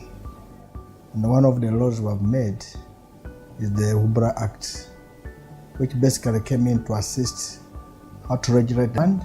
That's a very good contributor to national development. And in the future, I'm sure this money we shall not go to borrow. We shall use this money of the pension fund to really develop our country. You would appreciate that this is not a small contribution for a sector that was not regulated. But overall, it was part of the global reforms that we are seeing in other countries in the pension sector. To me, that's a plus for the authority. And you can imagine in a very short time, in less than 10 years, we have over 19 trillion. It believes that within the next 5 years, we should be over 40 trillion. To me, that is a plus for UBRA and a surety for the people of Uganda who save with these different schemes, knowing that somebody is there making sure that my money that I put in any scheme is safe, is protected. So one of the main objectives was to safeguard the interests of the members. Now what this means is that the moment members' interests are safeguarded, their rights are protected, it then boils down to growth of the sector. Now, what we've seen in the last 10 years is that the sector, the assets under management have more than tripled. So within a span of 10 years. Pension system. There's the contributions or collections of pensions. There is the management of the pensions or the investment of these pension savings. And then there's the payment of these pension savings, either through a lump sum or through monthly payments. We have had a shared responsibility with UBRA for the past 10 years in the aspect of management of the savings through investments because many of the fund managers whom we license are also licensed by UBRA. Although UBRA focuses a lot more on the pensions, the retirement savings that they manage. So we have done this role together, we've had this shared role. The synergies we have drawn from this partnership have been very... Is really in the, even put it at around 20 to 25 million, the working population, not even 3 million are covered by pensions. I think my main message to UBRA is first of all to thank the CEO, Mr. Martin Nsubuga, and his team for supporting the pension reforms that have taken place so far, but also to remind the team that there's still some work to be done. It's not over, there's still some reforms that need to be done, particularly in the area of limiting access to long-term savings. So Martin and team, please don't rest. There's still some more work to be done to grow the domestic savings base of this country. We feel that as a committee, UBRA needs to make itself more visible in Uganda, place itself, let the people of Uganda know what they are doing, let the people of Uganda know why. UBRA should also then allow and come up with mechanisms to support the players to be able to onboard all the smallholders, all the informal sector to come in and secure their retirement by participating and joining the licensed pension schemes in the market. And so my thinking is that we need to support the institution, particularly Parliament of the Republic of Uganda needs to support resource mobilization for allocation to the authority so that the authority can continue with the widening the coverage. People now, instead of keeping money in boxes, will keep here, and it is in the financial sector and it's easy to tap in. Years come by, begins to dwindle. That means the same basket that you can carry now, you are not able to carry in the next 5 years or 10. So our focus, what really keeps us awake, when I wake up in the morning, that drives my day, protection of members' funds. So what I see going forward for the next 10 years is an organization that is efficient, that is creating value for the benefits. Efficiency meaning when I contribute, I must be guaranteed that 20 years from now, 30 years from now, when I retire, my money will be there. And ensuring that the monies that I contribute. The government of Uganda, who have supported us, providing us with all the resources that we need, from custodians, the administrators. Without you, we would not be talking of structures of governance in this market. And of course, the members who are saving, who have trusted us, who have continuously saved with the different schemes. Allow me to assure you that as we deliberate on this direction for the next years of service, at UBRA, we shall continue to protect your retirement benefits. May God bless you. May God bless your family. As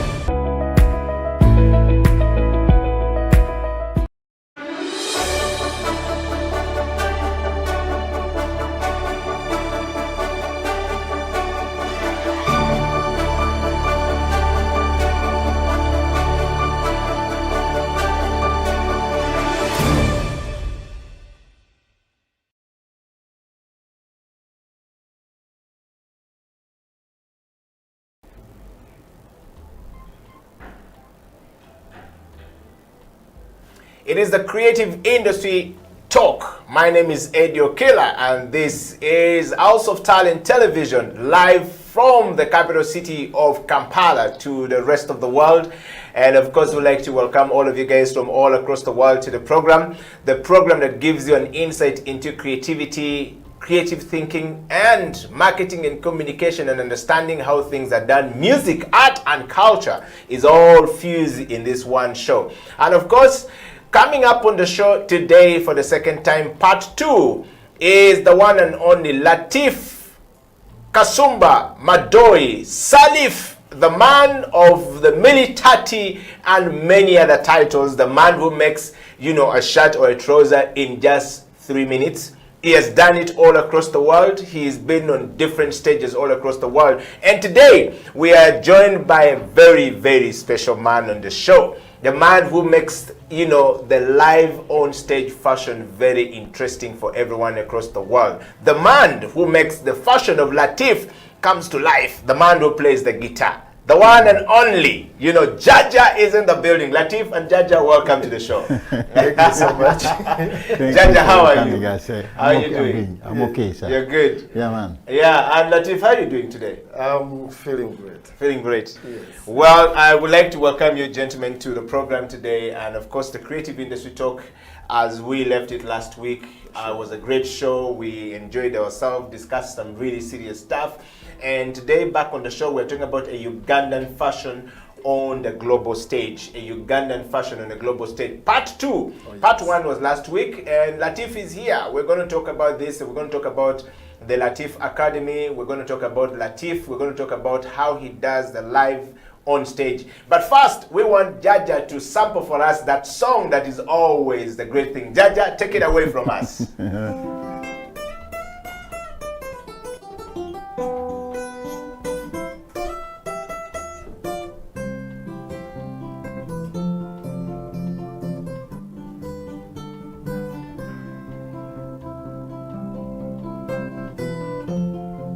Come on! Oh, kamanjulire omusajja design latifu eyakuguka mu kutunga you know I know mujjukire mu mwaka 2023 Lucky Dube bwe yajja wano Latif ono ye yatunga ekyambalo kirungi Lucky Dube omugenzi mwe yayimbira bwe yaveeyo yagenda mu ggwanga ery'e Niger gye yawangula awadi mu kutunga bwe yaveeyo yafuna sikaala nagenda e Bufalansa gye yakugukira mu fasoni ne dizayini bwe yaveeyo yatandika Latif Academy ng'esomesa fasoni ne dizayini teyakoma kwebyo nayiya rasmansi nga lwe lunaku olw'abarasita mu nsi yonna twali tulyawo bwe yagenda eyo mu Amerika eyatungira mu bbanga ngali mu nnyonyi kati azze wano atulage ku bipya byalinawo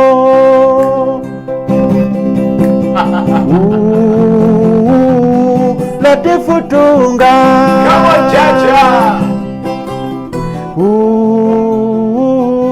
Latif tunga. Ladies and gentlemen, the son of Jaja. Yeah, man. Come on. Wow. Isn't that nice to have a Creative Industry Talk where we bring talent live on stage in the studio, where we begin the show with a very great sound. Latif, how does this make you feel, like having Jaja do this kind of thing when Jaja is singing a beautiful sound coming out of Kampala? Well, it's one of those motivating elements Yeah. when I'm doing stuff on stage.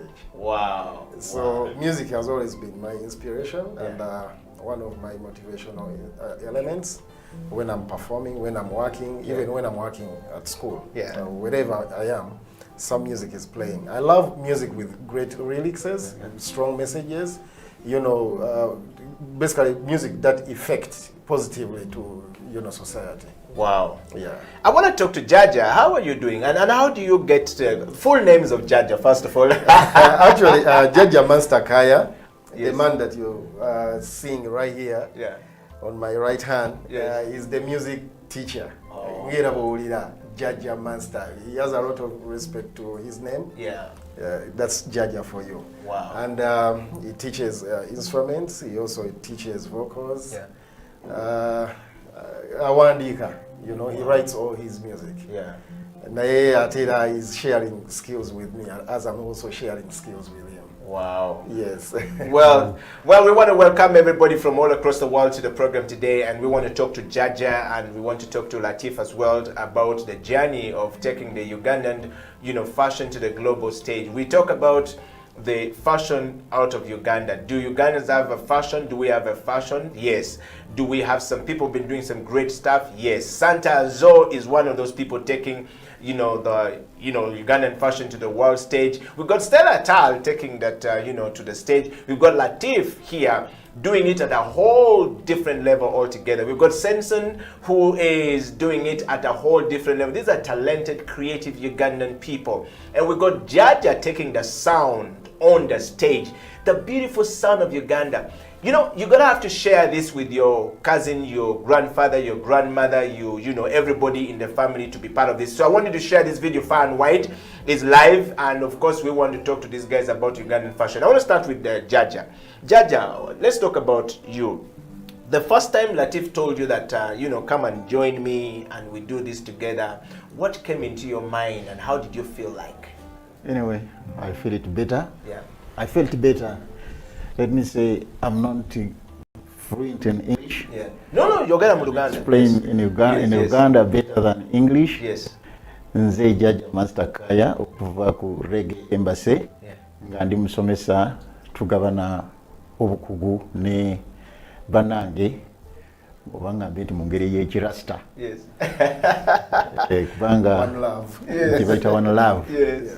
Nali musanyufu nnyo. Yeah. Latifu yansinkana nakasero ewa muganda wange Jaja Kalanda. Yeah. Yansingana nina gitaawo nga njikusunamu nanyumirwa kyenkola olw'okubanga ayagala nnyo abantu abalina talent. Yes. Nansiima era yampa ekirabo kya nusu 15,000. Yes. N'agamba nti musajja gwe ekyo kikusaana kubanga siise bulungi mu nsawo naye ettaano ezo tozindegera. Nangulira n'ebyokulyawo nampa n'ebibala mu nkole y'ekirasita. Ne ngamba ye naye musajja ono alabika musajja mulungi nnyo. N'atandika okujjangayo nga nsikiriza okugenda ku Reggae Embassy. Reggae Embassy yali ddawo kazo nga okutte ku kikubo ekyejakana. Yes. Kala Latifu nanjagala paka lwe yampita nenzija ku Rasmus. Yes. Bwe najja ku Rasmus nagamba nti sijja kudda nakasero. Nentandika okubeera ne Latifu. Yes. Paka nakakati. Yes. So ekibuuzo ky'ombuuzizza nawulira ntya. Yes. Nawulira essanyu era terikomanga paka nakakati. Wow. Yeah. Wow. Latif, tell us more. You've heard what Jaja said. I want to say to somebody who has not gotten Jaja in English, in Uganda very well, from all across. There are people watching this show all in the US, in the UK, in Canada, in Sweden, and in Denmark, all across the world, in Kenya, in Rwanda, in Tanzania. Yeah. I mean, what Jaja just said, I asked Jaja a question. How did it feel like the very first time Latif called you to come and join him on the show? Yeah. And he said that he felt very good. He felt, I mean, just take us through that experience when you first called Jaja. Oh yeah, actually we have a brother, you know, brothers in black. Yeah. Rasta Jaja Kalanda in Nakasero. And that's where I met Jaja Kaya. Yeah. So to me, the way he was playing guitar, it sounded very unique. And I love unique things, because I mean there are many guitarists around. But I loved him from day one. Yeah. And this is what I do. Whenever I find someone with a talent, I want to support them in any way. Abayimbi bangi benkoledde engoye. If I had the money, nandiguze copies zaabwe in a way to support them. Naye olwokubanga sometimes I find it easy for me to support you clothing wise, because musicians love clothing. And that's why I interested him to come and start, learning how to make shirts and pants, because he needs to change all the time. Yeah. In platforms like this, all the time appearing on stage, TV, Yeah. So I gave him that idea, Nimugamba, come, let's share the skills. I have a musical feel. You can teach me how to play. Actually, he has taught my son. He plays guitar, is very good, and keyboard. And Mutabani wa Papa CD made him this shirt. Because he's teaching him a guitar, how to play guitar. So was teaching him how to make a shirt, Mutabani wa Papa CD. Then the piece that remained, Nemugamba, why don't you make for your teacher a shirt? And the kid just bought the idea right away. And this is done right here in Uganda. What Judge is wearing right now? Yesterday in Kawanda. This is Papa Sidi's son. Yeah, who made the shirt? Yeah, he's 13 years. Wow. He made this shirt for It's called Ryan. Because he teaches him how to play guitar. Wow. So it's the same thing that I do. I can support you in terms of fashion, clothing. You don't go to wedding. To support you on your wedding. Yes. Maybe to make you a changing wear or a gown or something like that. Wow. So, because Fetugamba at our school share the talent. What you have, you really don't have to have too much to give out. Yes. Share what you have. It's just too much. It's just that you don't know that what you have is just too much. Yes. But people think when you give, we're going to losing everything. No, it's not the way like that. Wow. So that's how I met Jaja. Jaja is a humble man. I mean, you can just the way he talks, the way he plays guitar, his lyrics. You can easily identify that this is a very humble person. Yeah. So netukwatagana bulungi nnyo up to now. We formed a band. He has his band is called Sweet Band. Yeah. Because he plays sweet music. That's what he calls his band. So until now, netutunulia, how can we use fashion and music, you know, to create something that can positively, you know, change the society. So that's how we came up with the song Kitenji Party. We were thinking people with different thoughts, people with different beliefs, people with different cultures can come together in one party. As Africans, because we have a print that is called Kitenji, that brings all Africans together. Wow. So our people power, our movement, Africans, Kenyans, Nigerians, West Africans, South Africans, we can all come in one unity in a party wearing Kitenji with an identity, which is Kitenji. Wow. And that's the essence of the song. Wow. Yeah. Well, thank you very much, Latif, and thank you very much, Judge. We're going to have to take that song. We want to listen to that song. We're going to take a break. We want to listen to that song, and we want to hear the composition of the Kitenge music done by Jaja and, of course, Latif right here. It is playing on every stage where these guys go to, and they're going to play it again. Coronavirus came and slowed down things. This is the Creative Industry Talk, where we get to discuss everything about creativity, culture, cross-cultural learning for peace building is what we're saying here. Cross-cultural learning for peace building. Please, I repeat that word. Cross-cultural learning for peace building is what we're talking about here. And of course, we're talking about a Ugandan fashion on a global stage. Do you have a fashion? Is your fashion making it to the global stage? Latif is going to take us through on this part 2 of the interview. Stay right there on the Kitenge Party. Let's have that party and enjoy it as we go for a coffee break. This is the Creative Industry Break.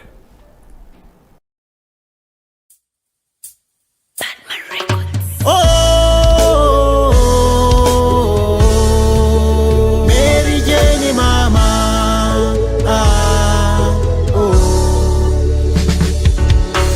batene stressi mungi mba ne covid yansalako ebizibu byetagisa sente nyingi onyumirwa kayimba kano ne musanyu mugeto ne musite alibani alivawa alinzija kumwana muwala ono Mary Jane.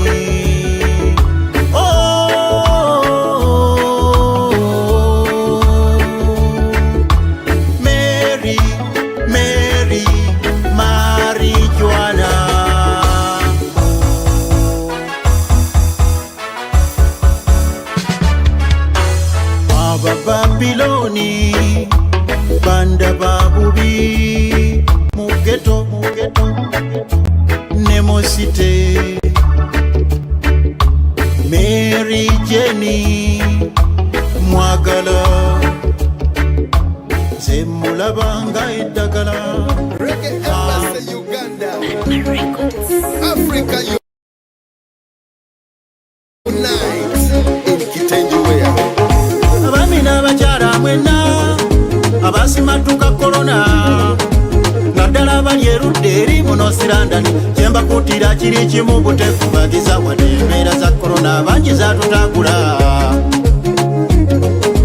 kakati tuve mu mayumba bitengi pateyi nesonze bumale ate nga tetusaanidde ddala kugisubwa mwani yabagamba okwambala engoye z'emivumba tujja kwambala bitengi byokka designer latifu Uganda omurasita owakabye yatonga mu nnyonyi wamakweza lulembaga Maliki Jeni ne Hawa abo basibi banviyalo tujja kuba nabo Anifa wa makeup Mariamu yedikoletako ne pofini ebyokulya bingi nnyo ebyekifirika madamu Sala Soshi ebitaddemu omukono Olivia Kasarini n'alima makamaka manyingo owulira kuruno twambala ebitengi byokka kuruno twambala ebitengi African culture tegeza festival mukitengi pate tubeera twolina ebifo kabeera ketalo kokusa madamu Sala promota kyasinze nabemwe London mu North London abatuuse batumiddeko nabeyuna ekitengi mwenna kambagoneko omwana wammwe ali omukko yalemeddeko kokusa popini oba Mary Latifu yaliko amanya yense nobita omubi omuto omutamu akulukuta ennyukuta apangira ddala ebitamu limwerukwati mu mpisa nakwata ku kalamu mpulira amaganda zenagambunye ebifo abitegeka Latifu madoyi designer bwatandika okutunga baba temumuwona betwesala bitengi byokka temutulaba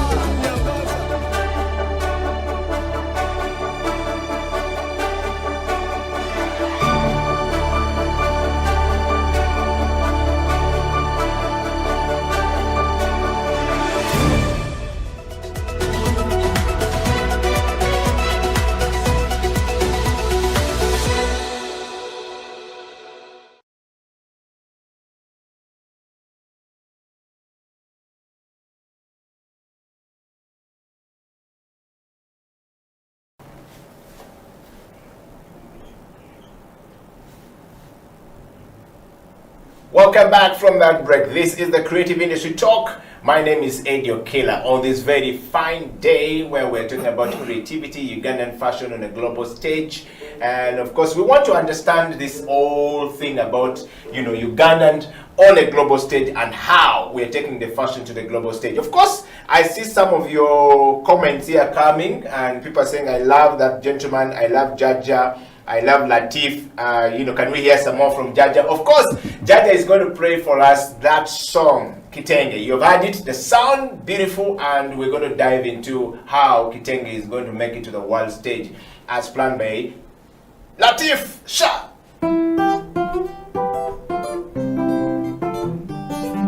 Abami n'abakyala mwena naddala bali erudde eri mu North London kyembakuutira kiri kimu butekubagiza wadde embeera za korona bangi zatutagula kakati tuve mu mayumba kitengi pateyi n'ensonze bumale ate nga tetusaanidde ddala kugisubwa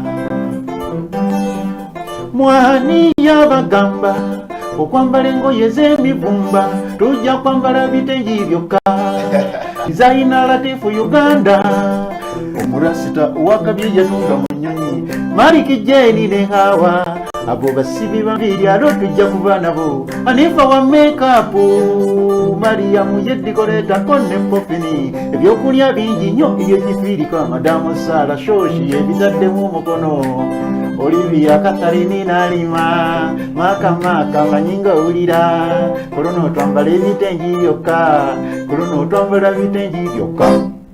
Yeah, You've had it right there coming from Jaja. That's a sound beautiful coming from Uganda. Come on, guys. You're going to share this out. You're going to make this look really beautiful. Yes, Latif, let's talk about the fashion now. Yes. Jaja has given us such a very beautiful sound on stage, and he's giving us this. We are going to wear all the kitenge on the party.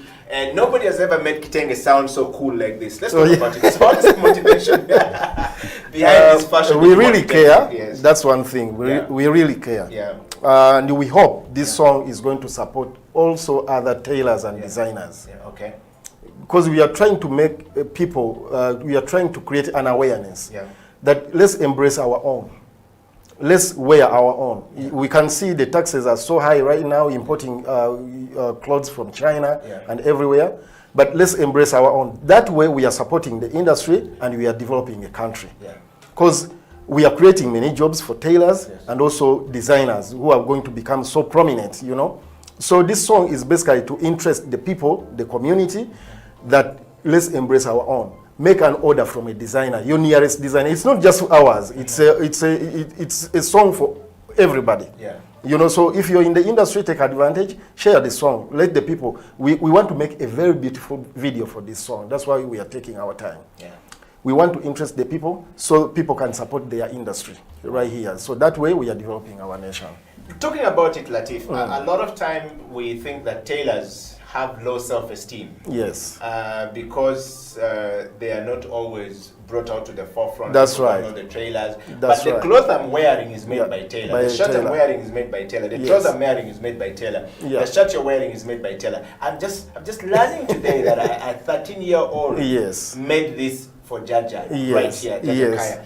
I mean, how do we get the tailors to actually begin to believe in themselves that yes, I'm the one who makes Okila look good. Yeah. And therefore I'm important in a society and I can take my craft and my art and then spread love across the world. How You're do you very do right. this, having done this on a world stage yourself? You're very right. Yeah. And I'm doing everything possible, basically to lift their self-esteem. One thing, you've seen me make clothes on plane and on also other platforms. I'm taking a sewing machine where you rarely think you can make clothes from. But trust me, clothing is everywhere. Even when you go to shower, there's clothing. Even when you go to bed, there's a type of clothing. Wherever you go, clothing. Clothing, or designers, fashion supports music 99%. Because before you even In fact, come Jaja out, should be giving us a sound to support this one. exactly, you know, because before Jaja, you give think, us some beds so we can continue with this. Yes. before you start thinking or planning your concert, you're starting to think, how am I going to appear on a concert? How am I going to appear on a show like this? How am I going to appear? You get a point. Everywhere there's clothing. So people must now start knowing that clothing is very important in society. Clothing is commercial. People, when you make clothes, you can make money. You can make business out of clothing. And now DIT, that's the reason why DIT is coming in, because we've tried to create this awareness that the designers or the tailors must be supported in this industry, and also other stakeholders. Because being a fashion president, I'm not just talking about designers being a designer, but all the industry I'm talking about, the people who supply us machines. We have Kiembe people, Kiembe sewing machines. We have the people supplying us with fabrics. We have people teaching. We need journalists, people who can talk right about fashion, present nice pictures, not the pictures that people aim at, taking knickers for the models. That's not what we are looking at. We are trying to address it nicely and properly. So the reason why I'm doing that, abantu basobole okwekkiririzamu that guno omulimu gwa bbeeyi. DIT has already assessed us and many other centers that have been put outside there for people, the tailors who are already skilled, to go and be assessed so they can be accredited. If you have good thoughts, maybe you have a birowozo ebirungi you want to table in the parliament, you can as well be able to stand as a parliamentary, as an MP. You get a point. But before, luli babadde batuita omutunzi. Bubatunzi. Like minimizing. When you fail exams, try okutunga. It's not for failures. This is for really genuine people with brains, because there's a lot of mathematics, there's so much geometry, statistics in clothing. Come on, you cannot fail elsewhere and think you're going to try it. You try it, decide. Also, we want to produce really skilled people in the field. Abantu abatuufu abateekeddwa okukola omulimu guno. People who qualify with ethics, people who qualify as professionals, people to qualify with skills and also credentials. So you have a whole package right there to lobby for offices, you know. So omulimu guno sigwa bei dondolo, mulimu gwa tendo. Yes. Wow. Wow, you've heard it coming up from Latif. This is a creative industry talk, and of course we're talking to Latif right here, and of course Latif Design, Latif Academy, and Latif, the man who makes a shirt in 3 minutes on a plane. That's something totally very different. And of course Jaja, I want to ask you a question. You are now on the world stage. You have been traveling with Latif, going for fashion, golabanga, wangami ibintu katibitandika. Choose omulembe gogo choose wachuka dala sawa tuliko.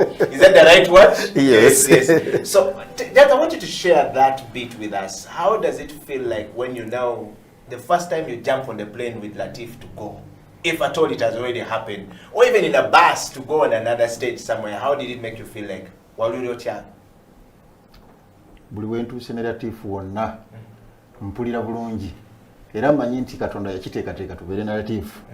Ensonga lwaki nayiyayo kalirikisa katono akagamba nti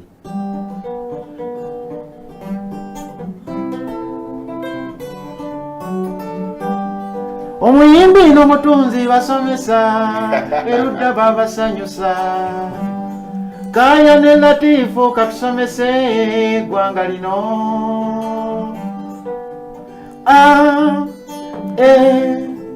Yi o wu yi o wu akati jangu osome oyige fashoni komola tunga tunda fona sente. Wow, come on everybody, give it up for Jaja. Wow, Jaja. Yeah. Let's talk about Jaja. Have you been out of Uganda with Latif? No. Have you been anywhere on a stage? Yeah, two of the stages nyingi Zakabi, Chronics, Busy Signal, Chameleon, Bobby Wine. Two of the stages on top concerts one in Uganda. Naye aina show as we speak right now. We are being advertised already for Uganda independence in the UK. The North Ugandan community in the UK is organizing a get-together event for the people of Uganda. Corona. So they have an independence event which is going to have a fashion show. But myself and Jaja Kaya will be there representing as well. Most of all, together because we are trying to bring up the kids in the UK. They are too much into computer and everything. They have not tested the real thing. So we want to take the real thing to them. Wow. This is going to be Jaja's first travel to the UK world stage. Jaja, how are you feeling right now? I feel nice. Can you share? What are you looking for when you get to the UK and when you jump on the plane and you go there with the music, with the guitar? What are you looking forward to? Ndowooza Katonda ajja kubanga ayise mu Latifu okuntuusa ku ddaala lye nalina mu kirooto kyange. Lye nali nsuubira. When you reach there, what do you want to see? Okusookera ddala njagala kulaba ku bannayuganda abaliyo. Ekyokubiri kulaba abazungu baatuleka batya okubeera mu mbeera erowoozesa omuddugavu yenna nti ye tasobola era obuyimba bwange njagala bugende nnyo sayidi awo nga bulaga nti omuddugavu naye asobola ate ye muntu omutuufu ali original. So to add on that, the event being organized by the North Ugandan community in the UK, together with UGFX, that is the Uganda Fashion Expo. We know, myself getting an internship, to do my internship in Paris, and at residence in Paris, Chambi Kulobongo, I realized that everybody needs something like this. People have to get out of Uganda, look at the international platforms, tap into international markets, that way to borrowing ideas and let's do things. When you come to my school, my design, I copied it from Norway. You know, it was a theater. So only when you come to school to, you know, witness that, and with time when it's done, because the school is still under construction. Yeah. But I mean, we need to borrow these ideas. We need to copy good things and bring them back home. When you are so much here, we do not know what people are doing outside there. Yeah. So UGFX is right there. I did my photo shoot in Hollywood because I know there are also models here who don't even ever they start modeling until they retire. Yeah. They have not tested an international stage runway. You get the point. So those are the reasons why UGFX is in place. On that event, we are planning also to have people who want to go look out for, you know, technological machinery, because fashion is into technology right now. The way machines make clothes, we need that back home because the industry is now growing. We must now start eyeing towards that direction. Wow. Machines, materials, and things like that. Wow. Yes. Latif, just before we go for a break together with Jaja, and I want everybody out there to share your comment, kisses and disses. We want to hear from you. What do you think about Jaja and Latif joining together, music, fashion coming together to basically bring you an experience on stage? Nobody wants to wear clothes that they don't feel good in. Or owned, and nobody wants to wear clothes that don't look good on them. Neither do you want to get yourself in a certain shape that when you wear clothes you don't look good in. You are completely, you become very what I call uncomfortable, and you are not. You're not confident in yourself. And the tailor makes this possible for you. But the musician brings the love, it brings the spirit out of you, and you feel good about it. And Jaja is telling us his story. Yeah. He's going to jump on a plane for the first time going to the UK. Yeah. How do you expect? I just wanted to add on something like simple, small on that, because why the music comes in, because you know the music sells so rapid. That's why you see in America, the musicians eventually get into clothing because they already put their names out there. Therefore, the brands will sell easily. Yes. So this is why we are coming into, in conjunction with the musicians. That's why I address Bobby Wine. Yes. His platforms are wide. Chameleon, his platforms are wide. The Kenzos. When you dress an artist, a big artist like that, Rema, you know, you share the same platform. Whoever sees the outfit, and if they are interested in the outfit, they will be, who made Chameleon's overall? Who made Rema's dress? There's a very great designer here, my former student, Diana. She made the dress for Rema, you remember? Yes. Those are my former students. Wow. We have Ipigogo, former Miss Uganda, Monica Kasiate. She's so proud. She's a former student of Latif Academy. These are all designers who are making great designs. Wow. Yes. And so for everyone who's watching the show, we want to, want you to share this far and wide.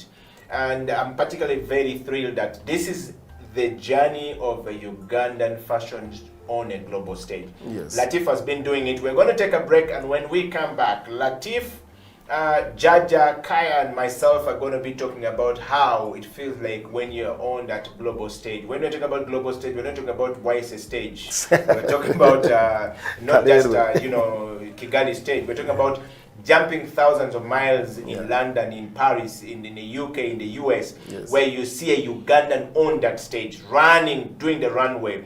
Stella Tal has been doing it, and of course Santa and Zoe has been doing it, Latif is doing it, Senson is doing it, but these guys are unsung heroes. We don't know them. People are not looking up to them, but these are guys who are taking our fashion to the rest of the world. Can we define our fashion and take it to the world, Latif? We'll be right back after the break. If you create a space which enables people to think and thrive, that's a bonus. Before I started working officially, I used to do a lot of freelance work. And as a young freelancer, my laptop was on my back. And I didn't have an internet connection. I didn't have an office desk. It was difficult for me to work at home. So what I did is I would go and sit in a restaurant, buy some tea or breakfast, and ask for a Wi-Fi password. And then I would sit there and have my breakfast slowly, as I did my work and I sent work to clients and everything, But before long, lunchtime, it would be lunchtime, and they would be forced to eat also. They would bring you a lunch menu.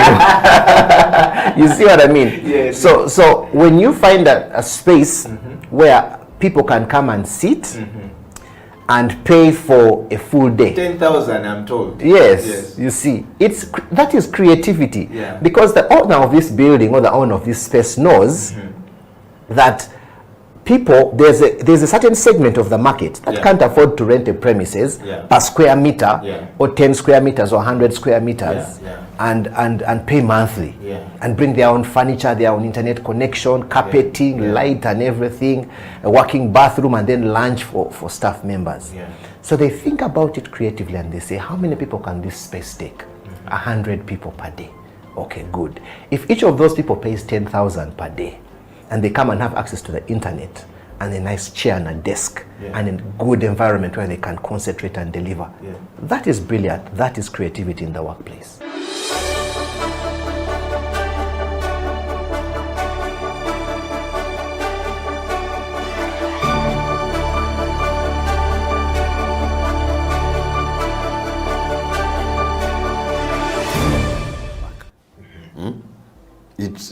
It helps you become the trendsetter. You know, humankind is set in a way that they will always have a thing for the pioneer of things. So we see it, if you think about these big corporations we see in Uganda and how they advertise and the different promotions they bring, you will somehow the target market will always have the pioneer front of mind. So for me, creativity, that is how important it is, because you will get the masters, you will be an A-lister on the papers. But if you do not know how to channel, because there is not one company in the arts or in business, as we know it, there's not a company that hires more than 10 people, and all of them are not creative. There is always creativity in a company.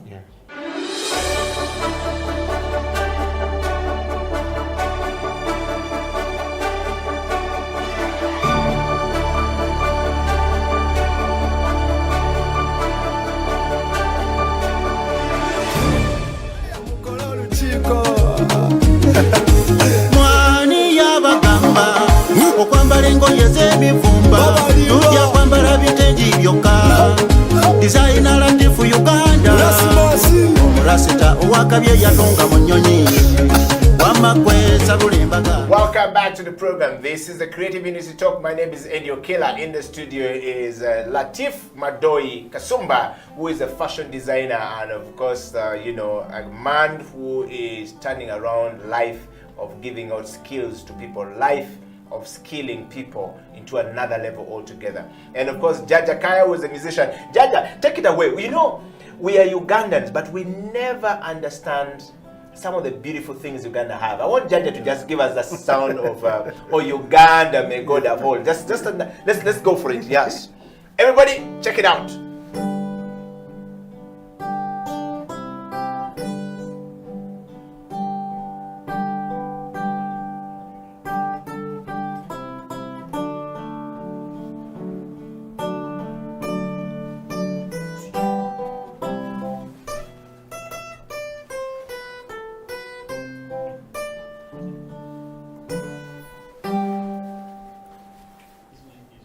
Wow. Please go, Jaja. One more time.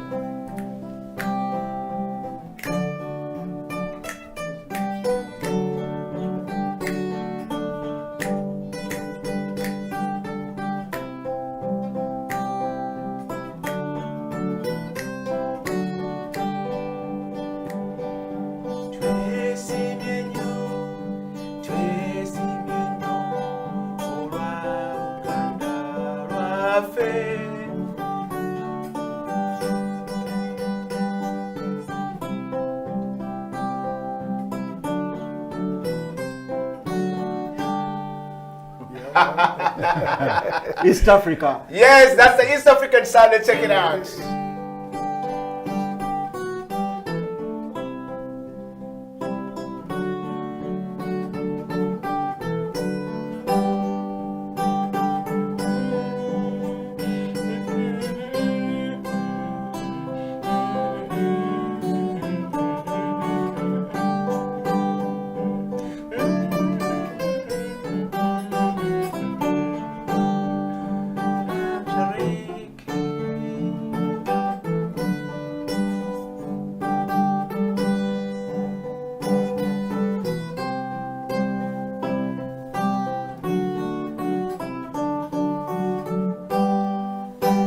Wow, watu wote wa Tanzania, Uganda, Kenya, Mambo Tanzania, mambo vipi? Tankbovu, Yes. Busy Beach. I'm coming actually Salam. talking about East Africa, Tanzania. We have a student from Latif Academy. Yeah. He is the only person who qualified to present at Swahili Fashion Week. Wow. In Dar es Salaam. So we shall be going to give him support as well. Wow. Kamau Al Issa, we are very proud of you. Wow. Yes. Jaja, let's talk about that sound. Yeah. When you're playing this thing, what do you feel like from a musician point of view? When you're playing this sound, when you're playing Uganda national anthem, when you're playing the Buganda national anthem, the Buganda anthem, you're playing the East African anthem, how do you feel like as a musician? That is, I feel my country, I feel my blood, motherland. That is the only way how I can identify my country to people musically. Wow. I want to chogereko mu Luganda abantu bategere bulungi. Bwe mbanga nkuba obuyimba obwo, mpulira nga yengeri gye nnyinza okukozesa engalo zange. Nendaga nga soogedde kigambo kyonna, ne mpulira nga ensi yange nsobodde ojjanjula eri abantu bonna ne bagitegeera bulungi, okugirayo ddala ekifaananyi ekiraga nti music osobola okuyisaamu obubaka bwonna omuntu n'ategeera newankubadde nga toyogedde. Music is message. Music is message. Well, thank you so much, Jaja. Latif, let's go back to the one thing about going on the world stage. Yes. I know we talked about this, but I want to talk about the Ugandan fashion and world stage. Every time you go on those trips, and you're on the runway and in the world stage, and you're doing these things, what do you say about Uganda, and what do you tell people about our fashion?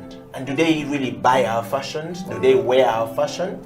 I've seen some people wearing Uganda flag, shirts made Uganda flag, looking nice. What do people say about us when you go on these things? Actually, they embrace it so well. Because first of all, we have very beautiful colors. Yes. The Uganda national colors. Yeah. And the flag itself at large. And you see during my act, I always wrap the models that I'm going to dress in Ugandan colors and also freedom colors. So that way the comments are always, oh wow, beautiful colors. So you can see the people love it. And that's the only way I can create awareness that you see what I'm doing is so UG. So if you want to see this and more, simply come to Uganda. So we are also adding a stone, to the tourist industry. And that's why we also set up the Reggae Embassy, because this is where we display all the Ugandan culture and the Rastafarians' lifestyle.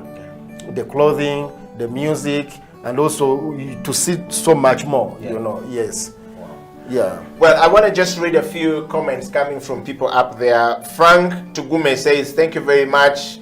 Welcome to the Creative Industry Show, where creativity is explored to the greatest heights. Thank you very much, Frank. And of course, Serugo Matthias says, greeting to Salif Kasumba Madoi, and of course, Jakana and Jokolera. Thank you very much seeing you guys on the show. I want to read the comments coming from Sweden. This person says, Adio Killer, thank you very much for the show. I always look up to this show every Tuesday. I'm looking forward to seeing the Creative Industry Talk coming.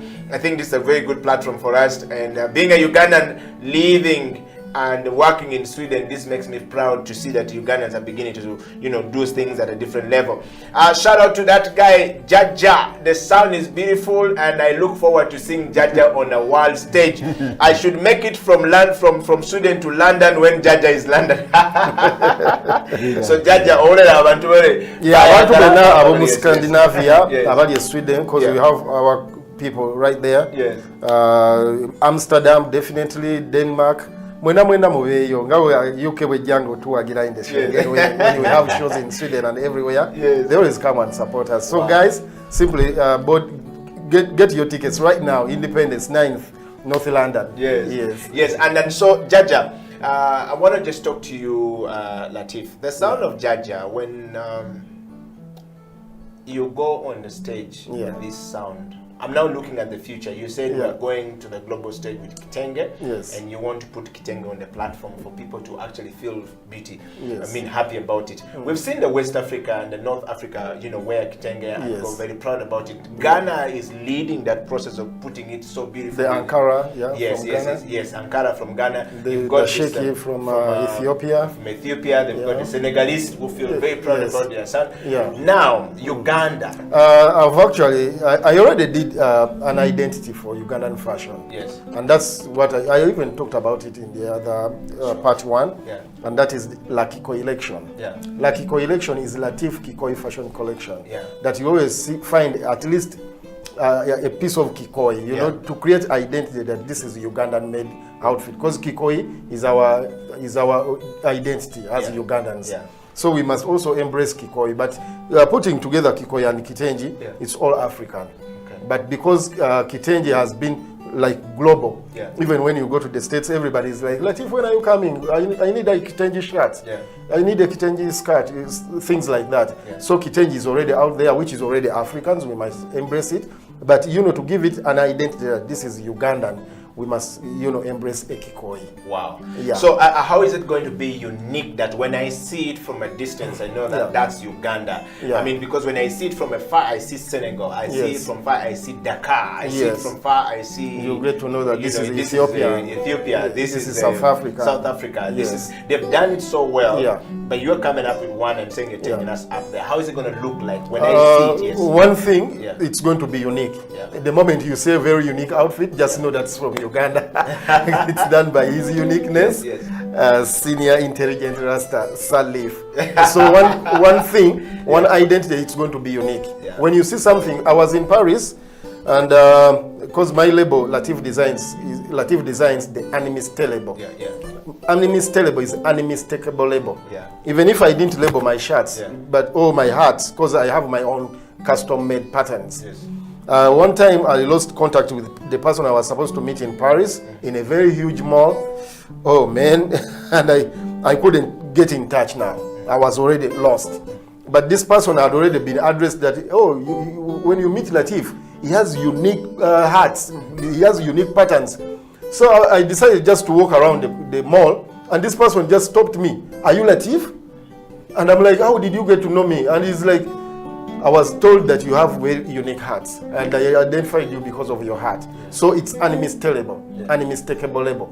For one thing, it's supposed to be unique. It has to take it anywhere. So let's do it that way.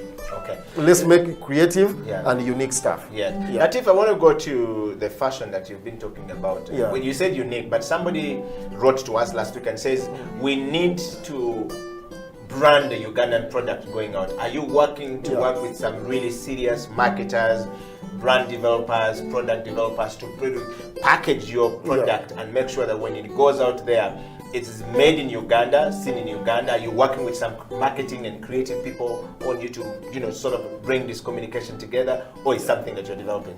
Well, I'm dreaming to have something like that. I hadn't started on that, but I think I need it. And truly I need it. So if there's someone out there who can do it professionally, like I mentioned in one interview, I don't know how to leave the school, how to leave my legacy so it can be protected. For example, I would love to have my school protected in a way that it stays for life. If it's the government, but sometimes I don't trust the government because the government sells its own parastatals. But otherwise, I would hand over my school to the government, to govern it. So it stays for life, so they protect the aims, the goals and everything. So it goes on and on and on to benefit the rest.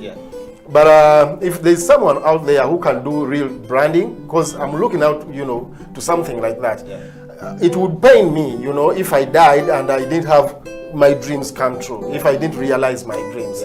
But if there are people who are out there who want to support us, we started a campaign building our own schools. We really believe that we can build our own schools, even without external support, let's say foreign funds, we have a campaign, building our own schools and the nation. By building our own schools, we believe we are building a nation. That way, we are collecting 1,000 shilling from each person, which is something chosobola okuwaayo nogamba lyamu chapati. So if you have 1,000 shilling, we are targeting 1 million people every, let's say 3 years. 1 million people, because 1 million people providing us 1,000, that is 1 billion. My school, it only needs 1 billion. So we want to build a school in Eastern, let's say in Bari, Soroti. We want to build a school in Northern region, let's say Gulu or Arua, wherever, Pakwach. We want to build a school in Western, maybe in Barara or Kasese, Fort Potro. We want to build a school that is going to, help, because we've tested it. Myself, I've tested it, it works. It's the skills that are feeding me to take care of others and myself. Yeah, so support our cause, building our own schools and nation. Support us with just 1,000 shilling. Wow. We are targeting 1 million people. Wow. Every three years, like that. When we come to your office, to all Rukumi, nayo sobolugamba wadde million. If you have kids, it's something very small, but at the end of the day, we want to engage the people. Baberenga following a project yawe efanana etya. Latif azimbye somero because I already started that. Nze nawaye nyumba yange. I was building my own house. Nengamba, no, I don't need to sleep. I need to work and I need to live something, Like Lucky Dube yagamba, Rastas never die. Omurasta tafa nga ayina kye yaleka. Naye osobola okuzikirira nga toyina kye waleka ku nsi. Thank you very much, Latif. I want to go to Jaja. Jaja, the inspiration behind your music, what inspired you to write your songs the way you write? And now that you are in the fashion space with Latif, music and clothes, you're wearing a kitenge that is made from a very young man as an appreciation to you as a teacher, and want to just share with us what is the inspiration behind your music? And also going forward, is this marriage between music and fashion going to change the way you write your songs? Of course. Nsuubira nti bigenda kukyusa nnyo society mu nsi. Abantu balina okukitegeera nti buli muntu Katonda yamuwa ekitone. Bw'akikozesa obulungi y'empeera. Eri mu Bayibuli baziyita talanta. Era bagamba nti eyafuna n'agiziika oyo tagenda kubeera na mugabo gonna gwafuna eri Katonda we. Kinsanyusa nnyo okubeera nga ninawe ntuuse. Abantu ne bagamba nti bambi jjajja Kaaya tumwenyumirizaamu.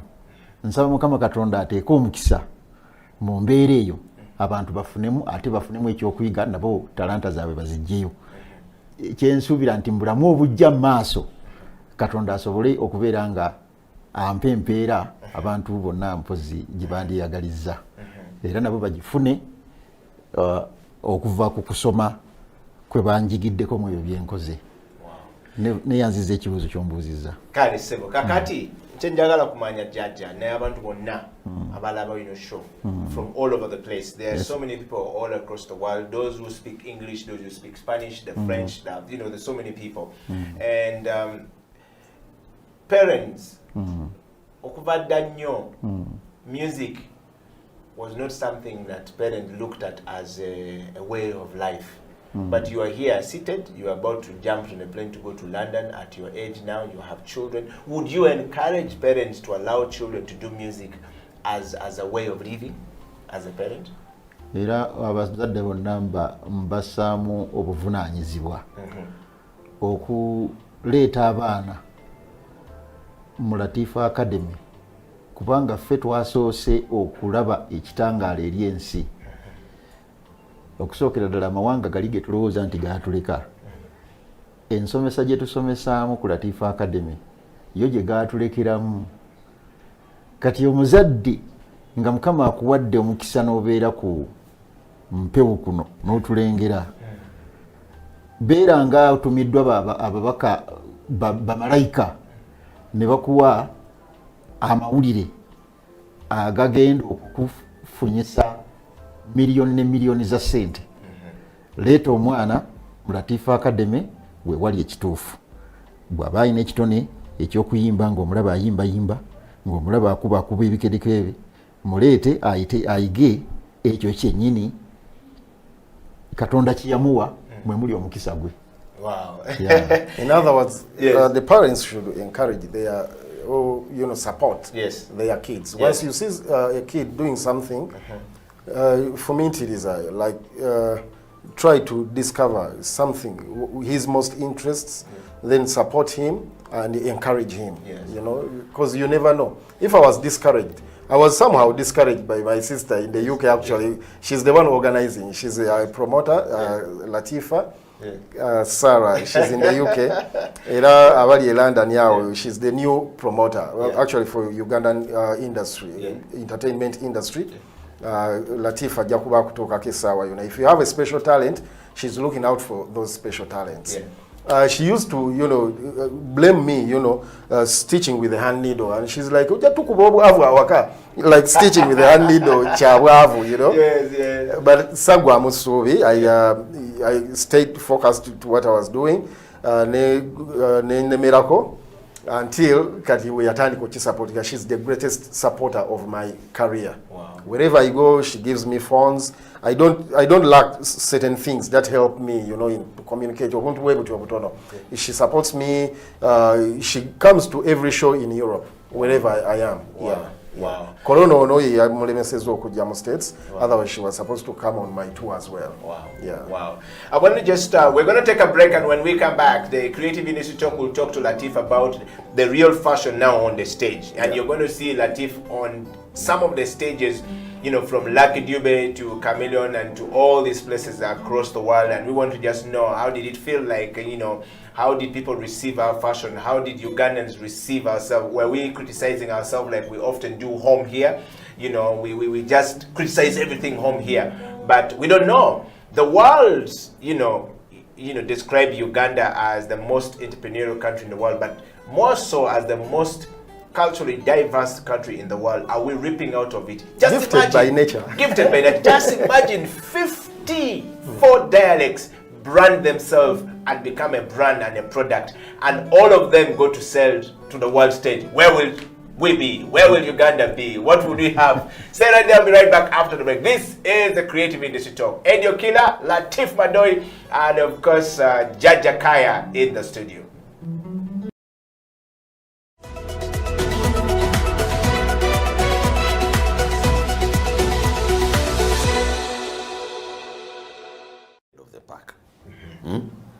It helps you become the trendsetter. Humankind is set in a way that they will always have a thing for the pioneer of things. Yeah. So we see it, if you think about these big corporations we see in Uganda and how they advertise and the different promotions they bring, you will somehow the target market will always have the pioneer front of mind. So for me, creativity, that is how important it is, because you will get the masters, you'll be an A-lister on the papers. But if you do not know how to channel, because there's not one company in the arts or in business, as we know it, there's not a company that hires more than 10 people, and all of them are not creative. There is always creativity in a company.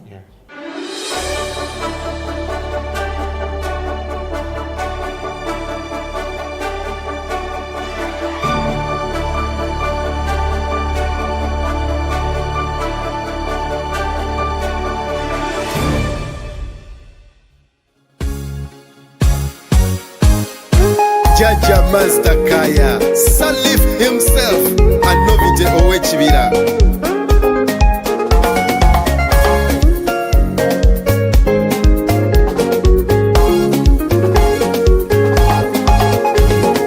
Oh, Africa, songa mbele na vitenji nguvu. Oh, Africa, songa mbele na vitenji nguvu. Hata mimi nafurahi tate mama nyabo bolingo ya biteni seme awukolanda. Welcome back from that break. We want Jaja Kaya to take it away with that sound. Jaja, please power it up. The Creative Industry Talk is going to be discussing the awards of Latif and the world stage and the fashion out of Uganda to the world stage. Jaja, please take it away. Mama gawalagana munkola tuli batutudde tuli gazimbira obusisira balijidde mbonabona lwaki nti nebuuza balijidde mbonyabonyani waliwo ebintu byekika bimpimpi byenjagala njatule nfune nekuba nyamba ate nga bwentegereza okusirika bannange sekulwanga nzikirire ekimugunyu ekisooka nkyogeza luggumugumu be bakulu bange abo baafa mu ddiriŋŋana nga tebe bandibadde batuwagira mu nsonga zaffe mpozi n'okuwabula ekika ate nga bwentegereza emyaka giba mitono okubalya abakasukka obuvubuka nenja okuleka golofa ewedda ate nga mpya Ssemakula yafiira ku ggwanga muyombya mbuusabuusa bwentyontyo oba yaziikibwa eyambikira yamanya kyakufa kwera kye yantegeeza.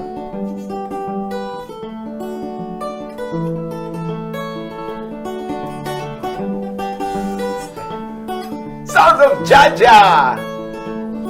Zakakati njogeza lusajjasajja n'endongo njisuna lwakusagulanga kyakulya balijidde namulabako mundeeba bwe twawayanga mpozi bwe bugambo mulamu ya muzika y'olwabuwaze n'abaana baffe so nga wano mbulemeze mulira nkweyabeeranga kati tuli mu bbanja kumugjayo nowe Kenya tuli muteesaako bwe tuli batutudde.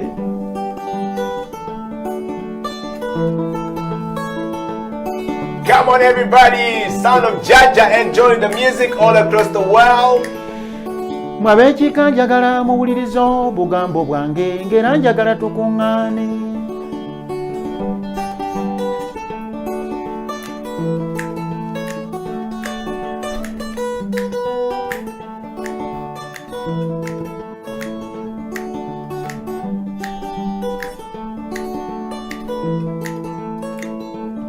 Yabange ndaba ku kimu abazze baganda bange mu myoyo njagala ntabagana bwe tuba tuteesa bannange tulima tukwanya kati mwe mulowooza ki ku musaayi gwaffe nze bwe mbanyumiza ebife wange kati bizuukusa jjembe bitamye okwebaka ngolokoka mu birooto ate omwana alogota na misambwa tigimutta nze ndoota maliba ga ntulege olusigango oba okusumikibwa obwo obubugo ulira bwe nvugirirwa obwo obugoma n'engalabi ng'ekuba newerekerwa ez'ensaasi kugambye nefuna ekiseera ekizibu si kyefuga dda kinenninnyirira ogw'omuliro n'omwana alogotana bw'avaayo ekiro kugambye n'asaba muto wenkanamu mu kibiina ajja n'akayimba akazito tyenkere bwenkulu esimanga eggalira kyokka n'akanyoomonyomaako bwe ndikutta ndikwata mulala namunyanyimbe bakuutira bwe nti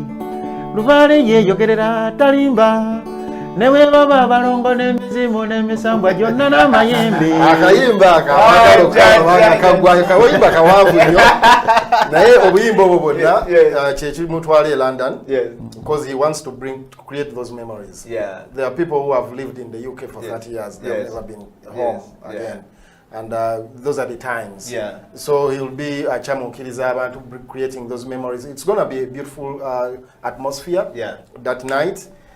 So ayagala okulaba akayimba ako n'obulala bungi nnyo nga bugwayo.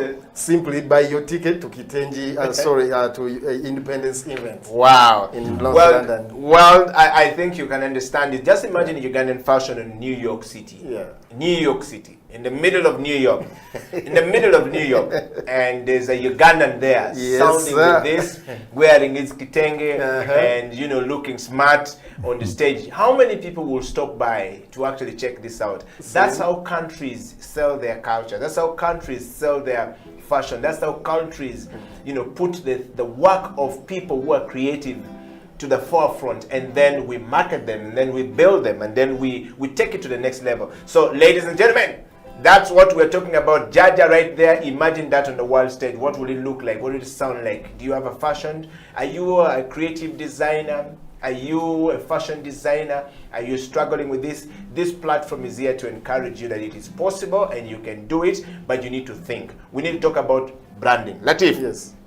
We are going to the world stage. Let's talk about Latif. I want to bring some photos from, in the system there. If you put the photos up, we're going to start now that talk of Latif on the global stage, the Ugandan fashion on the global stage. I want to start with the first one. What was going on there, Latif?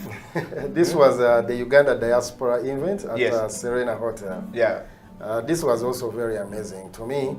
I brought in new ideas, like for example, that very kind of sewing. It's what I call the lap sewing. Yeah. That you can sew on your laps. Just the same way people use their laptops and the other gadgets. So, yeah, that's lap sewing at Uganda diaspora event. Wow. Yes. And the next picture sounds like you were totally far away in another country. This was the last one, the Africa Fashion Week in Seattle, Washington. This was also very, very amazing. It's one of my best events. That outfit was sold at the show. Wow. Some artist was already waiting for me. I need that white outfit. Yes, and he took it away. Yes. So that's a Ugandan fashion on a global stage. That's a global stage. Seattle, that's a global stage. Let's talk about this, Latif.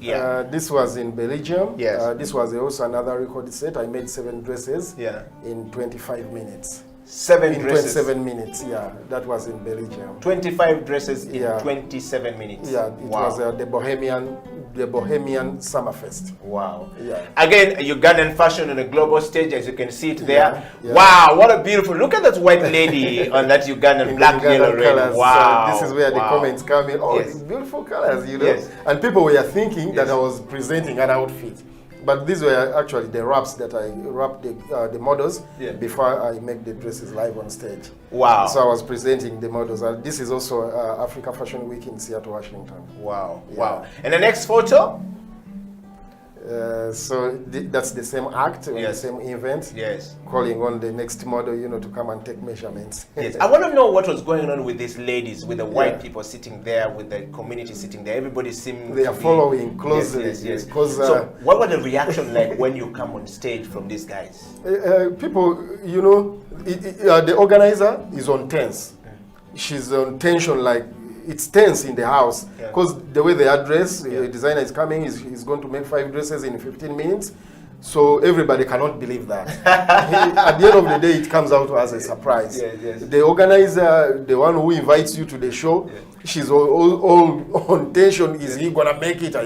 When you tell the white people that this person makes a dress in 5 minutes, it has to be 5 minutes.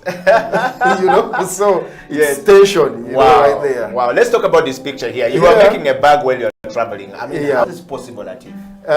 No, actually, this is in the house. I was trying to make my outfit. I was traveling to Dallas.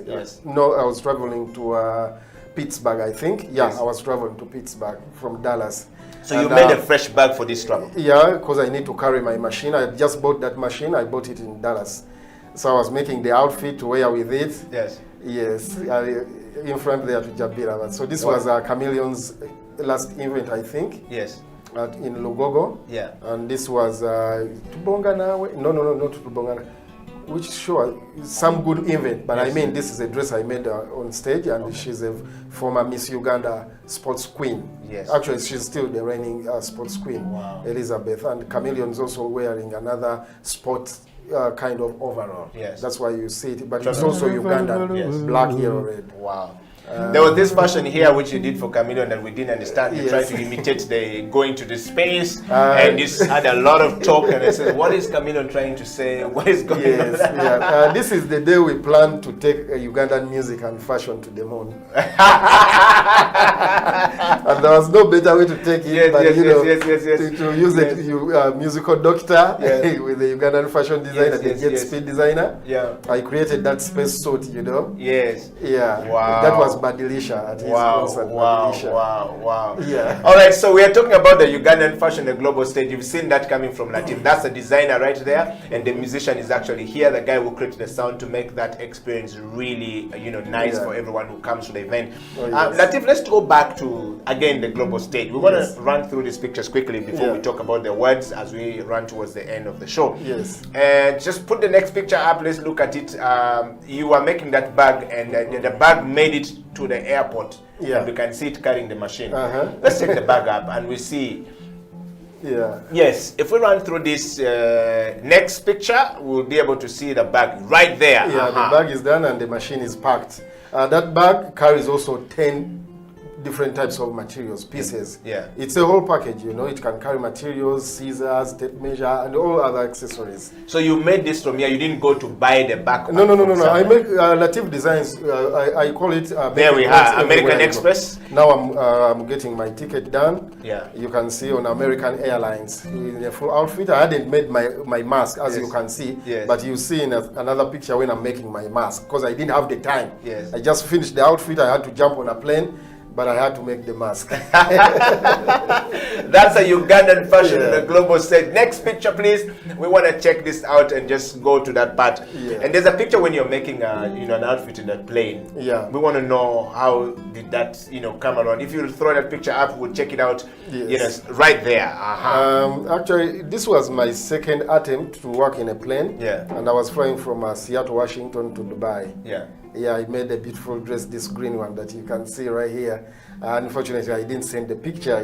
The people could see what kind of dress I was making, but it's a huge, nice, beautiful dress. Yes. Yeah. I want to dive to the outfit you made for Lucky Dube. Yeah. That was way back. And how old were you? How did you get into contact with Lucky Dube? Yeah. How did you get that opportunity to to work with such a big artist on the stage here? Right there, yes. You can see the Kitenji right there. This was 2003. Yes. Representing Uganda on the other side and South African flags. Yes. Right there. This is a global platform as well. Yeah. Just the same way you just addressed it. Wow. It wasn't very easy, getting in contact with him. But when I heard Lucky Dube was coming, I had to put my mind, at task. Yeah. And I was working with that friend of mine, Jaja Kalanda. Yeah. The one we are talking about. I was actually teaching him that time. Yeah. So I was like, Jaja, we need to create. Our artist is in town, he's coming. Yes. So let's create something for him. Yeah. We started viewing his videos, see his favorite colors, his size and things like, to see his interest. So when I make the outfit, he doesn't reject it. You know how it feels, Yeah. You're planning something, but you have not told him. So to get in touch with him, I worked with Sarah Zawede.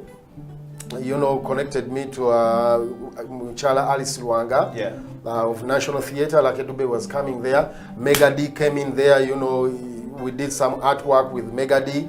It worked out, so this is how I met Lucky Dube. And when I presented the outfit, he was like, oh, wow, I have to wear this. Yes. He embraced me. Anyway. Wow. Yeah. Let's put that picture up one more time and check it out.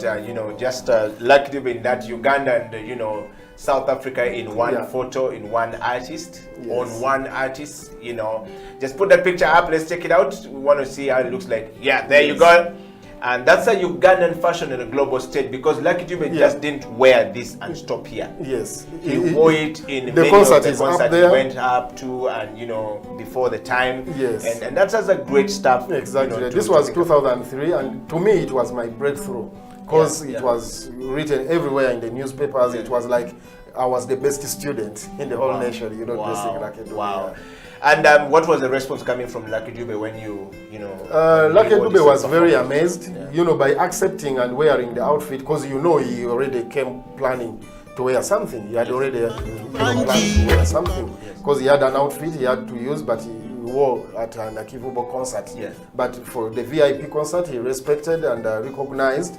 That's why he did that. Okay. So to me, he felt good. Yeah. He felt good. He expressed it, and he actually stopped the band and announced it on stage. Wow. He also encouraged the Ugandans, to support the locally made stuff right here, the local industry. Yeah. And that was Lucky Dube for you. Well, Latif, let's talk about the awards. You've won, of course, several awards, you know, over the years. And as we wind up the show, if you take us through, you know, what are some of the awards you've won on a global stage, and you know, how did it make you feel like? Did it motivate you to do more? And did you share that knowledge with other people, or you know, the ins and the outs of how to win the awards? Did you share it with people? I mean, you know, just take us through it very briefly. Oh yeah, one of the most those awards that I really treasure is a sewing machine that was given to me in Norway after, you know, setting a fashion record. That is 10:23. I made 10 dresses in 23 minutes in Norway, and actually the girls who presented were Miss Africa Norway. And that was very amazing. And you know, the committee sat and they were like, we need to award him his machine. He has to go with that machine. That machine shouldn't do anything else. They decided after setting, because it was a great show. It appeared in papers on front pages twice in the consecutive days. That was so great. Then I won an award in Washington, the Africa Musicals. It's called AGMA. I've forgotten how to define it. AGMA Awards in Washington. I won that as most exceptional talented person. Okay. Then how many people were, you know, on that stage with you? I just know we had a South African, we had a Congolese, we had from, I think, Morocco. Because it was music, gospel, Africa Gospels, musicals, something like that, AGMA, Gospel Africa, whatever. But you can go check it out, AGMA Awards in Washington, Maryland, DMV basically. Okay. I've been, you know, collecting so many accolades. I won the Bronze Thread Award, which is the biggest fashion award in Uganda that people also must know, especially those people who are doing fashion, because you might be searching which is the biggest fashion award, leave alone the awards we are giving out here, but this is on a continental competition. That one I won in Niger, Niamey. Then they gave me to do an artist residence in Paris, and also my internship in Paris. That's where I met also these other big stars to share with them big platforms like World Fashion Show, the Ethnic World Fashion Show in Paris. It's called Labo Ethnic World Fashion Show in Paris, and that's where I set my first record to make a dress in less than 4 minutes. And from that show, I was contacted by Alliance Française, Cultures France of Congo Brazzaville, you know, to go and educate learners on recycling materials, like you get old jeans and turn them into clothing, new brands. So that was Congo Brazzaville. Wow. Other awards are, of course, from Uganda. Those ones you know. But we are talking about those awards that put us on a global stage. Wow. Like our show. Wow. I want to read one more, 2 comments here before we go, and we'll talk to Jaja. Jaja will take us to some musical interlude right there before we, you know, you go to the final part of the show. But Eddie Okila, thank you very much. It's coming all the way. I'm a Ugandan living and working in London. Latif has always been a great motivation to us. I have followed Latif, Stanta Zo, Stella Tal. These are great brains that Uganda have. These guys should be able to lead the industry in putting some things that are great outside there. I wonder why we don't support our own. But I'm looking forward to seeing Jaja and you know, Latif in London. My entire household is going to be there. Whether Corona is there or not, we are going. And of course, I got another, you know, message. Guys, there's too many messages on Messenger and everywhere, which we cannot read all of them. But I want to sample just 1 or 2 from, you know, these people here. Eddie Okila, thank you very much for the program. I love Creative Industry Talk. It is probably the best creative, you know, program we have on television. For us who live in the diaspora, this is a place to be. Can you please have Jaja play 1 or 2 more songs? I know this is a fashion and creativity, but can we have Jaja play some more songs? I love this. Has made my day.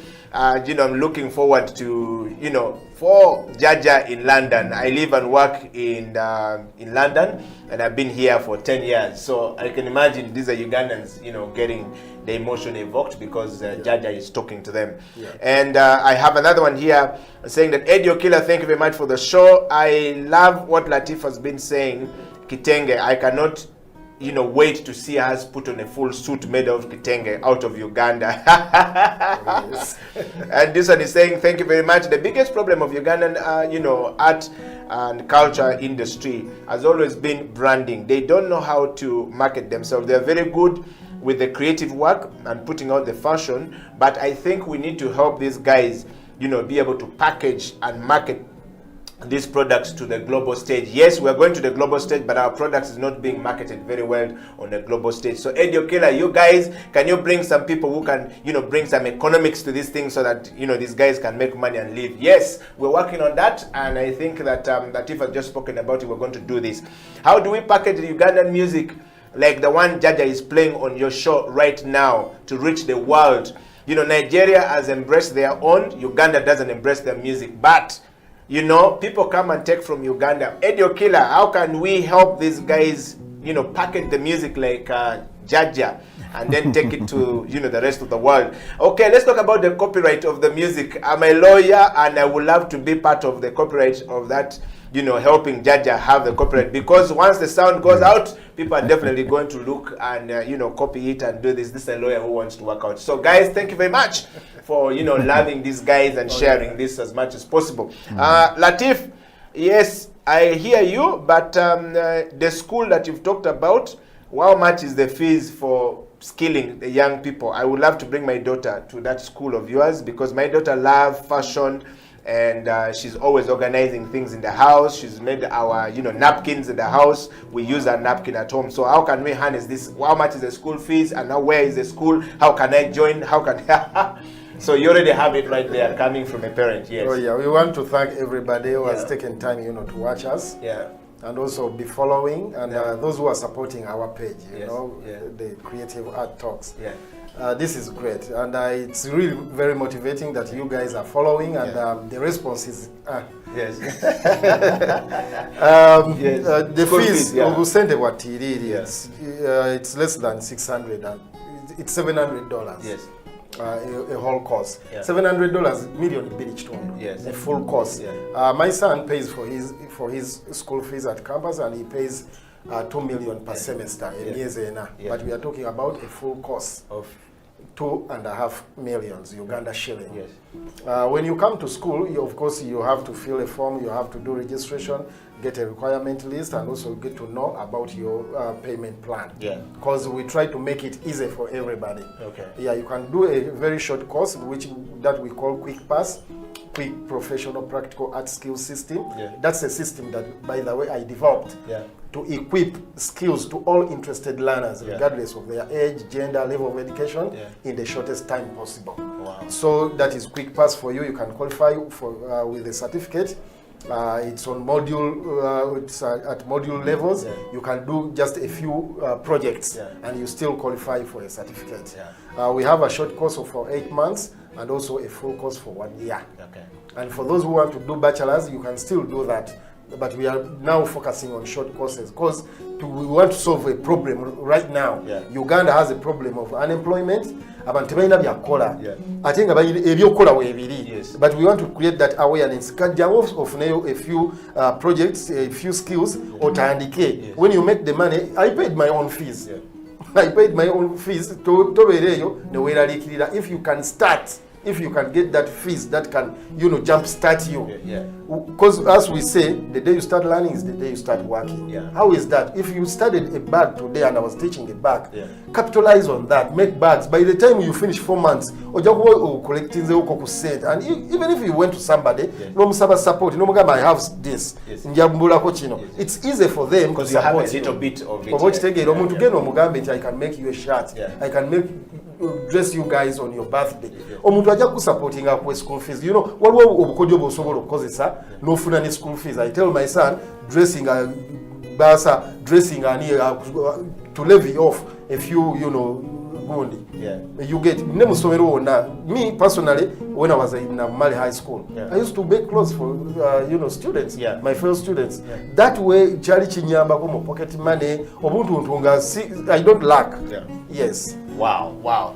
Well, we're going to talk to Jaja briefly. Jaja, before Jaja takes us down to the song, Jaja, if you just take a moment and give us a song, Jaja. Okay. Yes, of your choice, and tell us what is the motivation behind the song you're giving us before you play it. Yes. Oh, Africa, yeah, Africa. Matatizo ni mingi lakini tunipaswa kusonga mbele. Watu wa Tanzania ni aje? Kenya. Oh, Africa. Yeah, Africa. Ebizibu bingi naye tulinogenda maaso. Songa mbele. Songa mbele Africa. Abakulembeze batufuga mwe muvako ebizibu. Bakulembeze batufuga mwe muleeta ebizibu. Muteekawo embeera tetuganya kubeera na ddembe.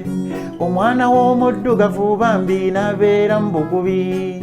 Ekisooka bwe mujja mu buyinza temwagala kuvaako. Mutinkiza nnyo ne bakyerupa okusinga bannansi. Africa. Ebyobugagga eby'omuttaka biganyula batono. Muteesa ne bannammwe ate ne mubalyamu enkwe. Sente z'amawanga ge mufuga ne muzidibuda. Africa. Abayizi ne bamala emisomo nga temuli mirimu. Abayizi ne bamala emisomo nga tewali mirimu. Twetaaga constitution ng'egatta Afirika. N'ekigambo kino pulezidenti kisaana kiveewo. Wasigalewo ekyakatikkiro oba tunaafuna eddembe. Kwegamba buli nsi ebeere ng'etwalibwa bagavana. Abantu bwe mufuuka ba pulezidenti temwagala kuvaako maama. Ya. Wa Tanzania wanasemaji?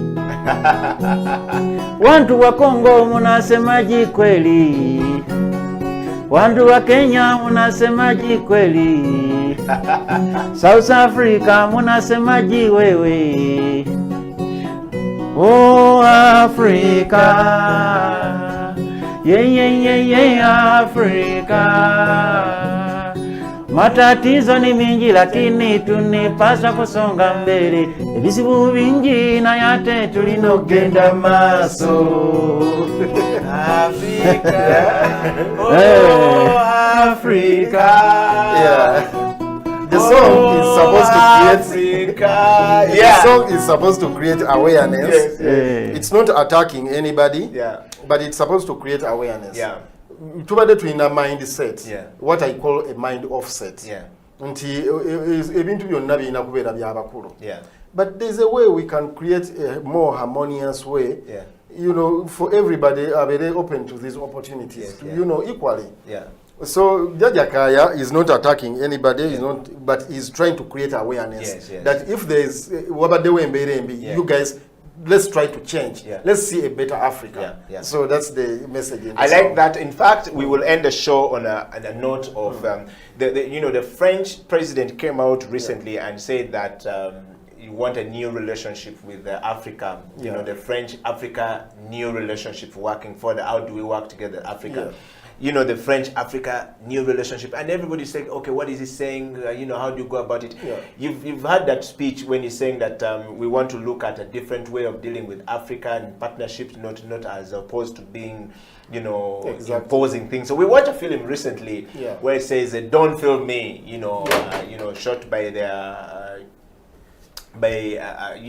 a gentleman in Congo, and these guys were coming and talking about this, and then there's this part in the film where the guy gave the baby, the children, he came with the chocolate and gave them children, and the guy asked him, says, who told you that they wanted chocolate? What if they wanted cassava chips and you were giving them? So you as an artist, if they wanted the KFC, KFC, so now what would be your best message Yeah. as an artist Yeah. to that part of the call of the French president saying how we a new must- Africa, yes, yeah. a new Africa-France relationship, yes. Yes. One thing, we must know something happened before during our ancestors, the slavery and things like that. Yeah. But we are not going to focus on that. Yeah. If we have to really move on, Yeah. we must, forget certain things in a way to clear the bad blood. Yeah. And we start afresh. Yeah. That's a very good motive, starting afresh and create a new workable relationship with, the whites or the foreigners. Because right now, they know that we are very creative and we have the potential to make Africa the best continent on earth.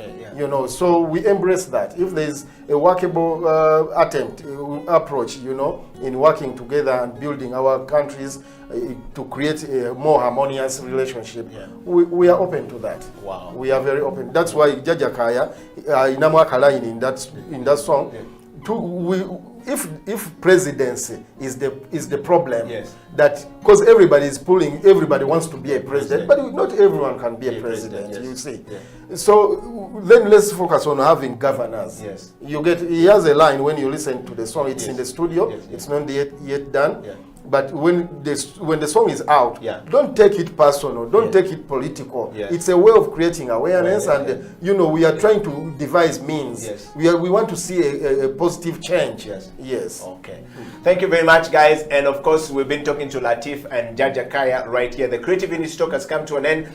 We're going to end the show with Jaja giving us that last sound of the song he sang about Latif. And you guys, as you head to London, we want to wish you guys the very best. I wish I could board a plane and come with Jaja and also enjoy this thing in London with you guys. We actually we need a camera team, like someone filming this whole thing. So yeah, you see, guys, come on, yes, kusonda for this. But also, I wanted to add on someone who talked about a lawyer.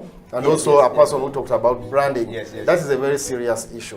There's so much money Uganda can tap. So a lot of dollars Uganda can bring in if we branded our products well, professionally. Because I mu America ndaba ebintu ebiva mu mawanga amalala. We can do this. Naye olwokubanga ako kakyabuzeemu, so the professionals who are out there abamanyi okukola branding, look out for these talented people. Try to make business with them. Wow. Yeah. Wow. Well, so we're coming to the end of the show, and we're going to say thank you so much, everybody, for coming. Jaja, your last word before you play. What would be your last word on the show today? Kyempulira mu mwoyo gwange ebigambo byonna byempulidde bya mazima era tuliyose okubeera nga tukyaddeko wano ne tusobola okufuna omukisa okubeera nga tuwulirizibwa ensi n'ensi okusingira ddala bannayuganda. Emiramwa gyonna gibadde mirungi era ng'ekigambo kyange kisembayo nga bwe nsabiddwa omukisa gwa Katonda gugoberera ebigambo ebyo. Twagala amazima kubanga Katonda mazima. Mwebale nnyo mikwano gyaffe abali gye muli abagoberera Reggae Embassy gye tuva ne Latif Academy ne Sweet Band. Bannange abawagizi ba Sweet Band mbagala nnyo bannange yonna gye muli. Wow. Latif, your final word? Basically, I just want to thank everybody, for keeping glued to this program and watching us. Keep on supporting this TV. Keep watching, because I know he has a lot in stock, to bring to you, kubabusa, in other words. But I also want to appeal to the government. This is a very serious issue because government is facing a lot of criminal offenses, out of unemployment, people being redundant, and when you're not doing anything, you start, your mind weakens, and that creates what we call wickedness. When you're not doing anything. But when you have something that you're doing, you get closer to God. kubanga oba osaba all the time you're praying that what you're doing can excel, you get. So people find what to do, but the government should also come in. This is a very small project. 1 billion to a government, if they can give it to an artist, again they are creating awareness to like just a party. How about putting 1 billion to educate the whole nation? We need to build these schools, because this is my field. I have to talk as a fashion designer and also for the rest of the stakeholders. You know, we need fashion schools in Uganda. Fashion is a very great element in the development of a country. But parliamentarians, but these suits should be made here. You know, let's create a national shirt and suit. Identity. Let's support the industry, the government especially. But building our own schools and nations. So please support us. Please welcome us to what to put to the public, you know, to create awareness for them. Wow. Yeah. Thank you very much. The Creative Industry Talk is come to an end, and we're going to end this show on a great note with Jaja and Latif giving us that song that we played at the beginning of the show about the artist and what the artist is doing, you know, created and written by Jaja Kaya, who is our guest on the show today. Until next week, keep it Creative Industry Talk, keep creating your work and stay fresh and stay blessed and stay focused. You know, life can draw so much from you, but you must stay focused. Africa unite. Abamina bakyala mwena abasimatuka korona naddala bali erudde eri muno sirandani kyembakutira kiri kimu butekubagiza wadde embeera za korona bangi zatutagula kakati tuve mu mayumba bitenje bateri nesonze bumale ate nga tetusaanidde ddala kugisubwa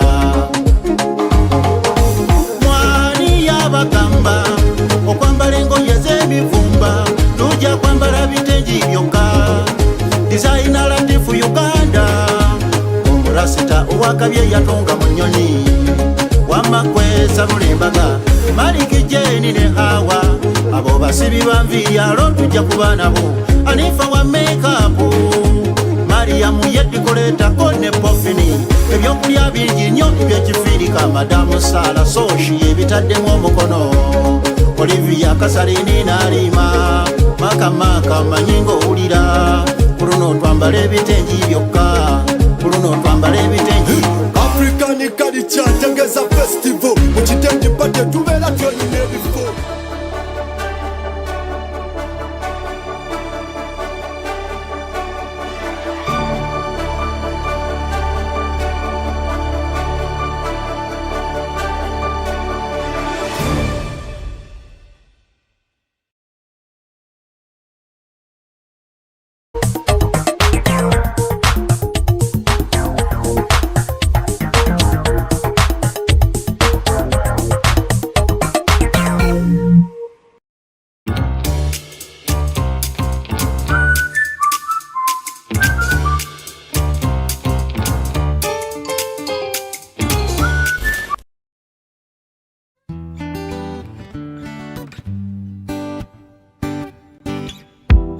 I will make you feel like you've never been loved, like you've never been loved. Hey baby, it will take a lifetime for us to be over, sweet baby. Heaven will sing when we have each other. You don't have to fear, 'cause I will make you feel, I will make you feel like you've never been loved before. You've never been loved before. So don't be bothered by what your friends say, 'cause they don't know my love. I'll hold you, I'll be your shoulder, and you will never cry. You don't have to fear. No, no, I will make you feel, I will make you feel like you've never been loved before. 'Cause I will give you love like you've never been loved before.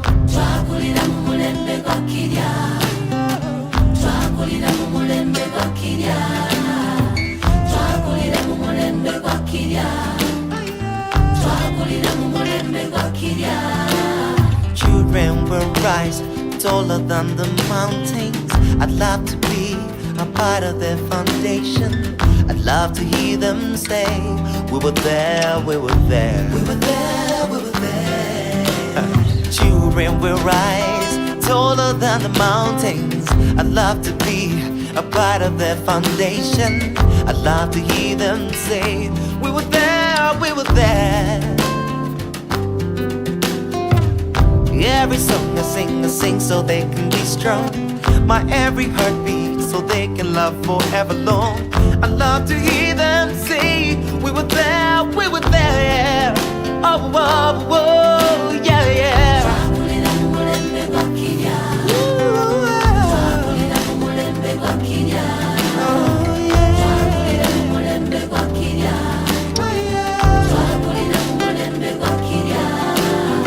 Mumulembe gwensozi empya baliwulira oluyimba luno ku radio,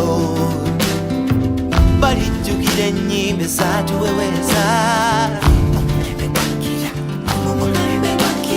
I would love this song to be played on the radio for many years to come. Whatever it will be called then, we'll remember when we used music as therapy. And I will have sung this song way back then. Yeah, way back then. Way back then, yeah, yeah. Way back then.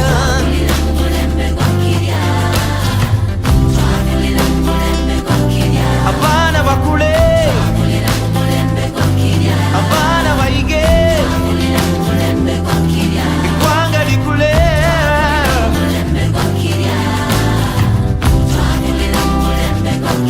I wanna inspire the world, yeah. I wanna move the world, yeah. I wanna move the world, yeah. Oh yeah, yeah. Oh yeah, yeah. Mumulembe wakirya, yeah, yeah. Oh yeah.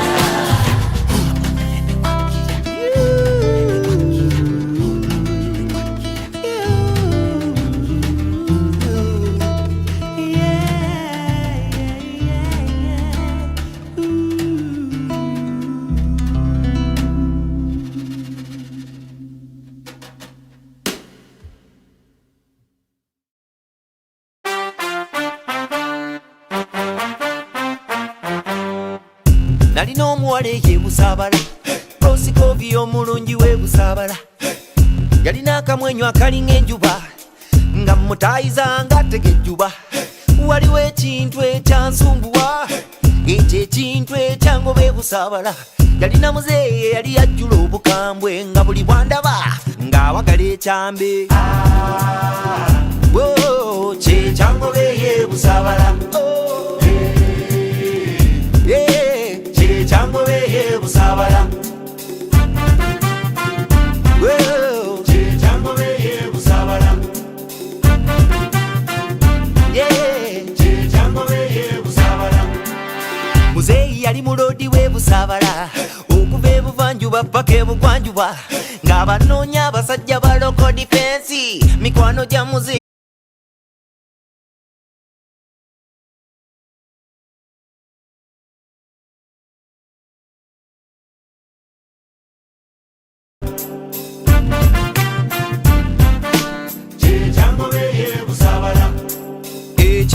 Busabala, prosiko, bye kimuli kye busabala.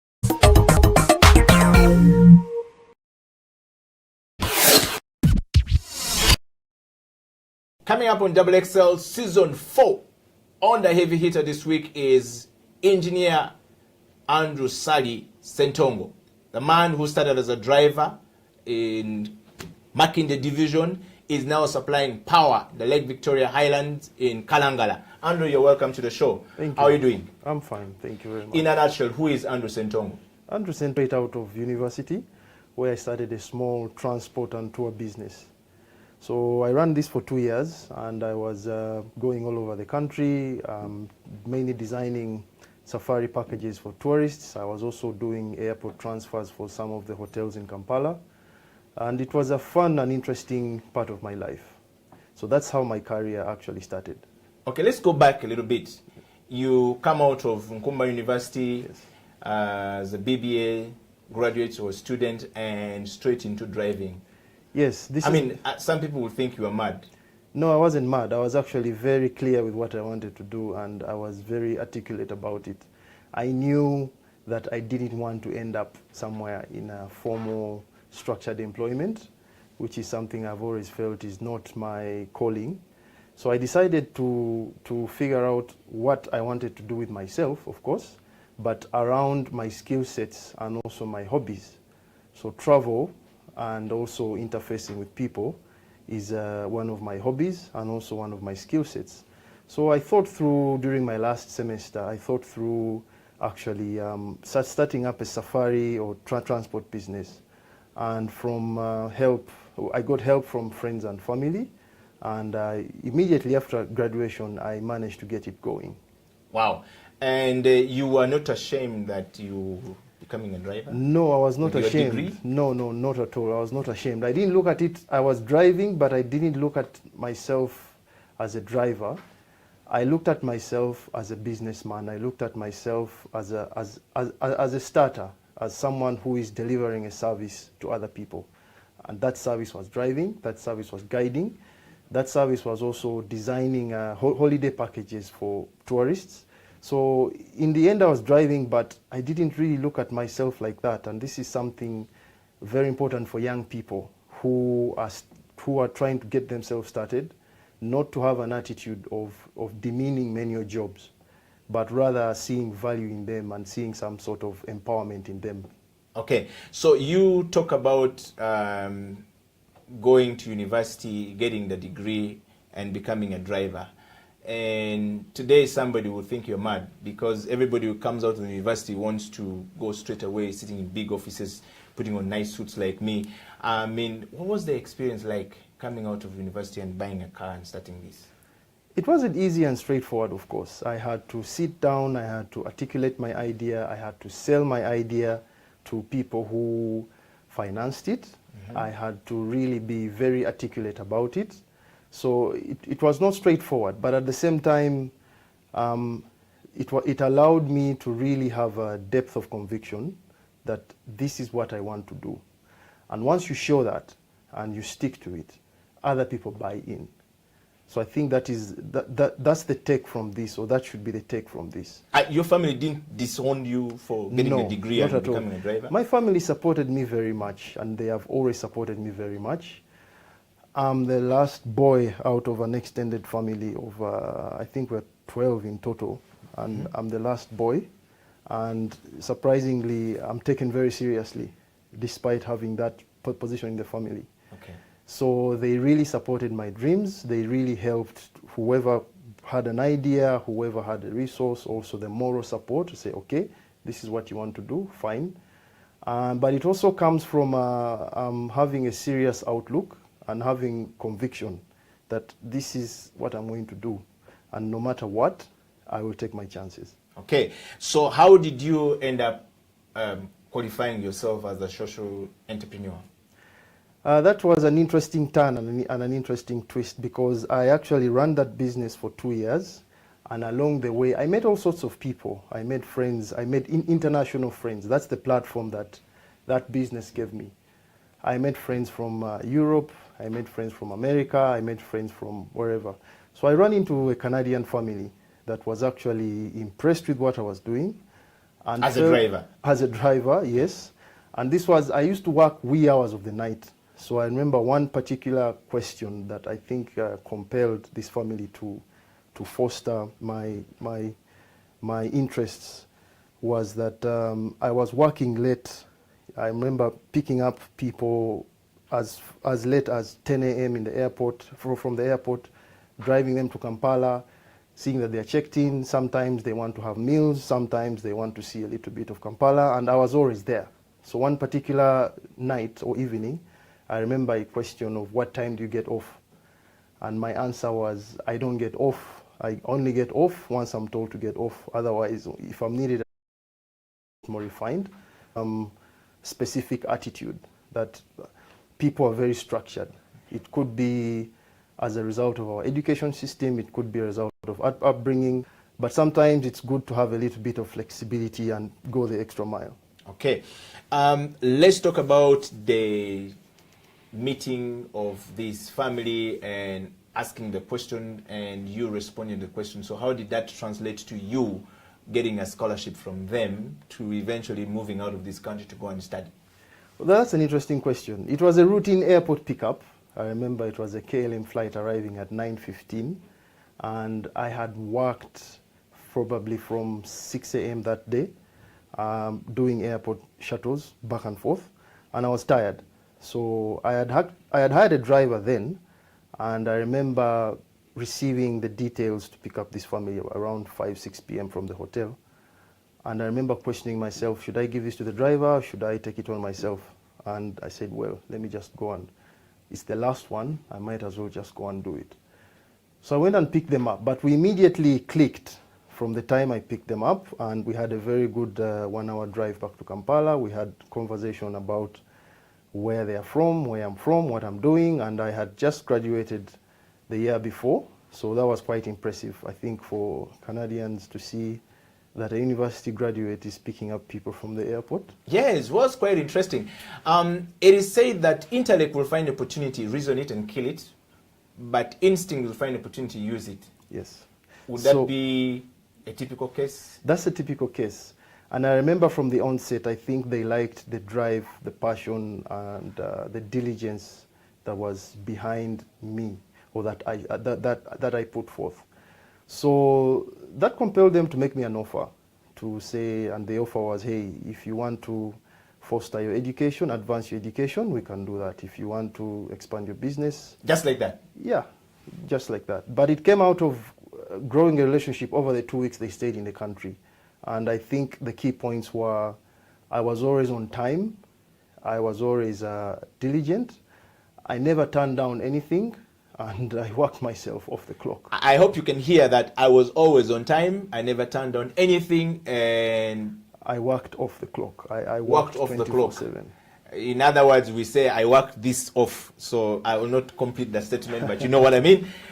So Andrew, and then did you know you wanted to become an engineer in this field, or how did it come about? Were you ready for this opportunity? No, that was the accidental part of my career. I knew that I've always believed in education. I think education gives an opportunity to empower and trigger someone's mindset. And I always wanted to have a European or Western education as part of my advanced studies. But not necessarily with a focus on academics. I like academics, but the content or the focus this time was, how can I learn from the West? How can I learn from the way of life? How can I learn from the systems? How can I learn from how these countries are organized, how these systems are organized, and what can I bring back home from that? So that was my main, I could have selected a local university to do my master's studies, but no. I wanted to have a Western experience. Yeah. Okay. And so now you're a commercial bio-value chain engineer. Yes. Straight out of Netherlands, as we say it. Yes. And of course, England. Yes. What was the experience like? The experience was interesting in this kind of way. So upon receiving my scholarship and getting all the administrative issues done, I jumped on a plane in 2017, I remember, September. So 2007, okay. Sorry. So I arrived in the Netherlands, no family contact, no friends. So First time out of Uganda? First time out of Uganda. First time in the plane? Not really first time in the plane. I had flown before in my childhood, but I had never really gone out of Africa. Okay. So here I am in a non-English speaking country. I have nobody to receive me at the airport. and I have to find my way to the airport, to the university. To the university. Wow. So, but it was a good lesson. It was uncomfortable, of course. I was nervous, but that was a good lesson to really trickle my independence, my intuition, and how do I connect with foreign people, which is actually very important. Eventually, I managed to find my way. I think it was a 1-hour journey that took me about 4 to 5 hours, because I had to figure out how the train systems work and which platform to go to. On your own? On my own. Which bus to jump on. Eventually, I arrived at school. And I remember it was around 1 p.m. And I was, for some administrative reason, I was 2 weeks late. It wasn't my fault. It was the school's fault. And I jumped straight into class that afternoon. Wow. Yes. And that was it? That was it. And I had to start from scratch in terms of building a network, making friends, making acquaintances. But it went very well. There were, of course, some discomforts living in a foreign culture, but there were many learning points, and there were very many good things, I think, that I came back with. And I like to say that it made me a better person. The combination of an exposure to the two, local and Western, I think made me a better person in the end. Okay, hold it up there, Andrew. We're going for a break, and when we come back, Andrew will be telling us how he got his first $10,000 to become a $100 million investor in Uganda today.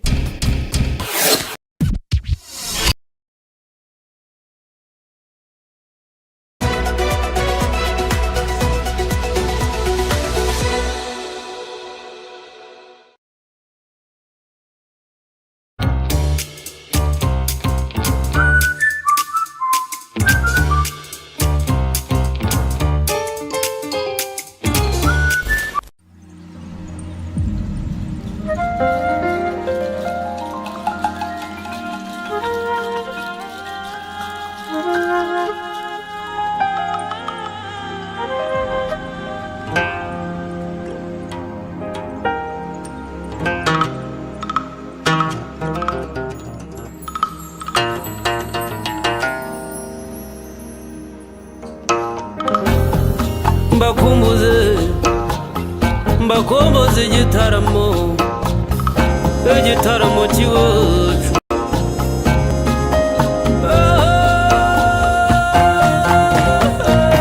iwacu turatarama ngwino urarire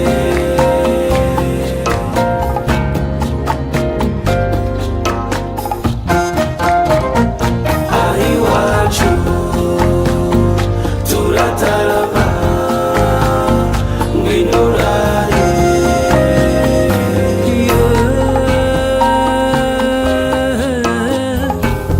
iyo dukoze ku nyamirya iz'ubuhuha n'inkomangano biratwizihira cyane.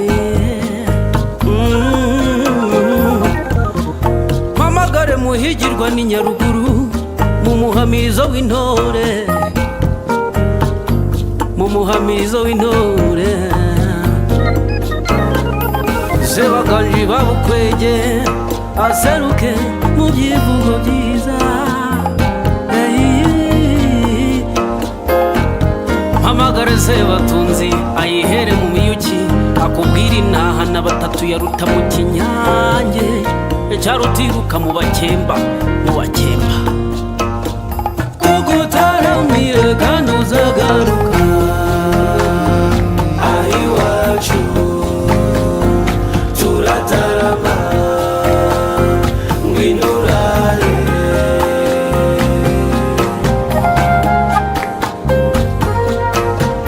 kugutaramiye kandi uzagaruka turatarama ngwino urare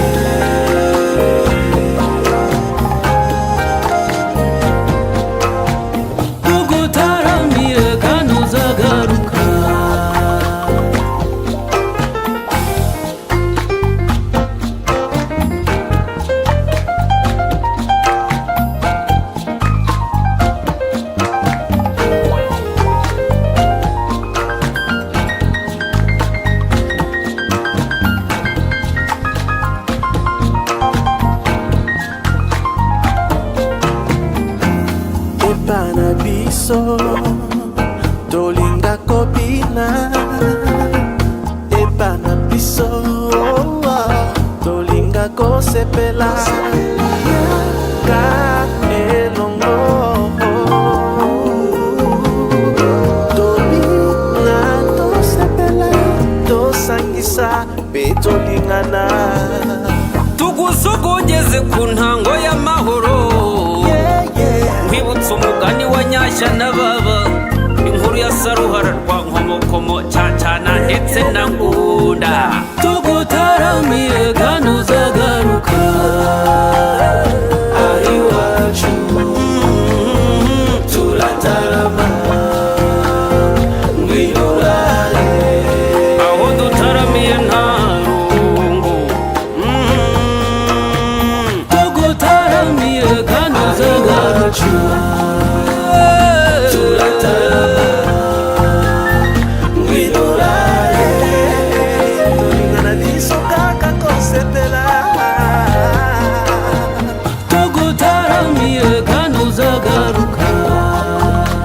turataramiye ijoro tukarita hanze jya mbere wampaye inka cyuringanje reka ntugatsikire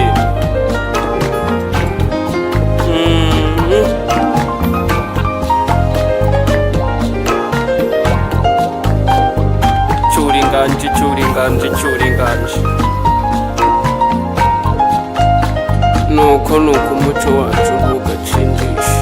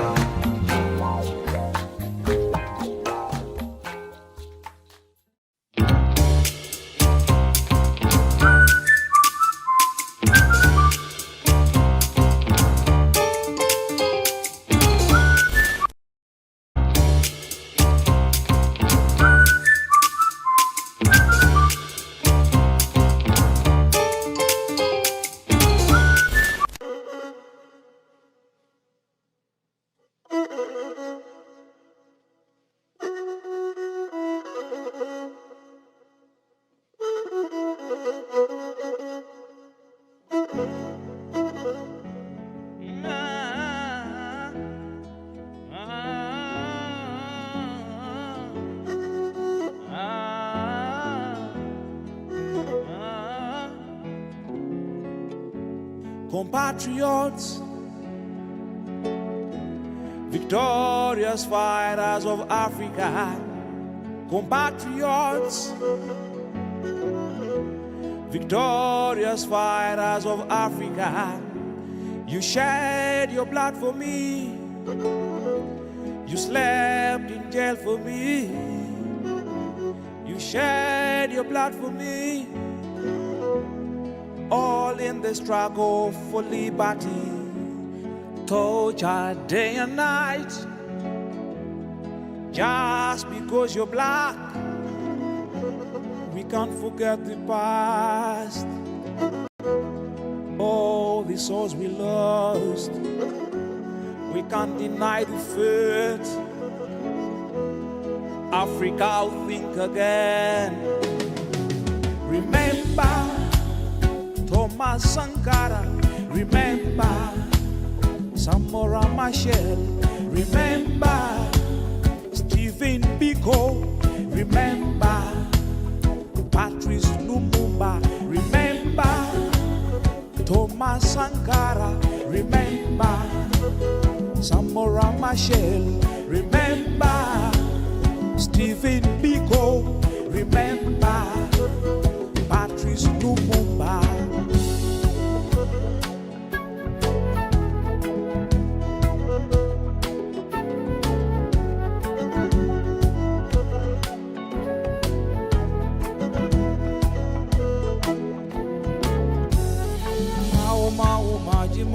Voice of freedom, Kanutanu Frelimo, the movement of the people, the root of Pan-Africans. People must unite. Ruma was in prayer. We can't forget the past. we can't deny the fact. Remember Thomas Sankara, remember Samora Machel, remember Stephen Biko, remember Patrice Lumumba, remember Thomas Sankara, remember Samora Machel, remember Stephen Biko, remember Patrice Lumumba.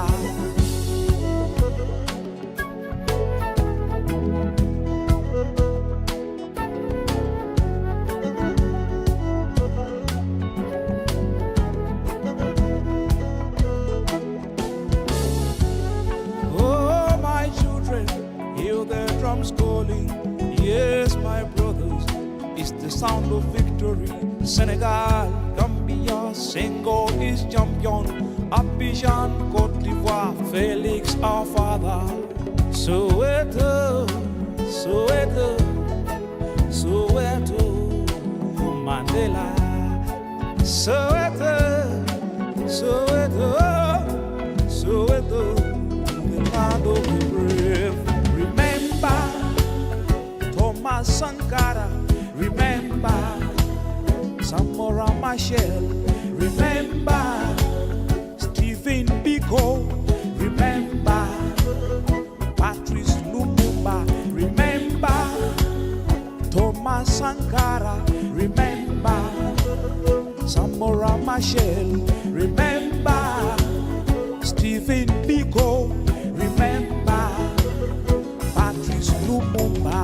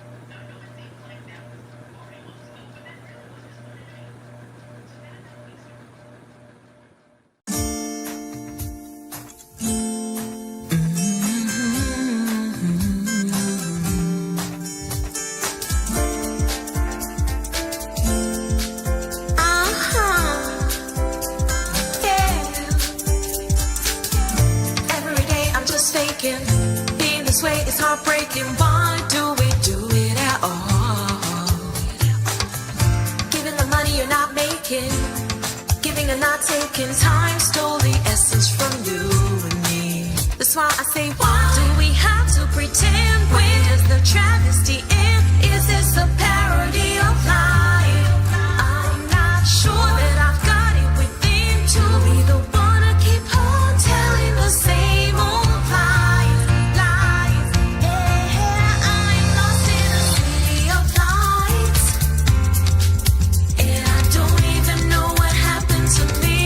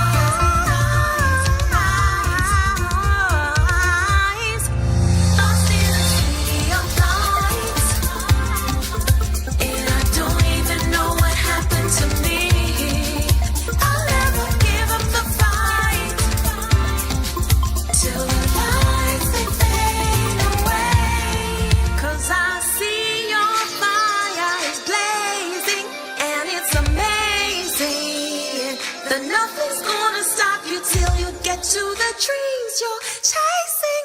You're not crazy to give it all to the city of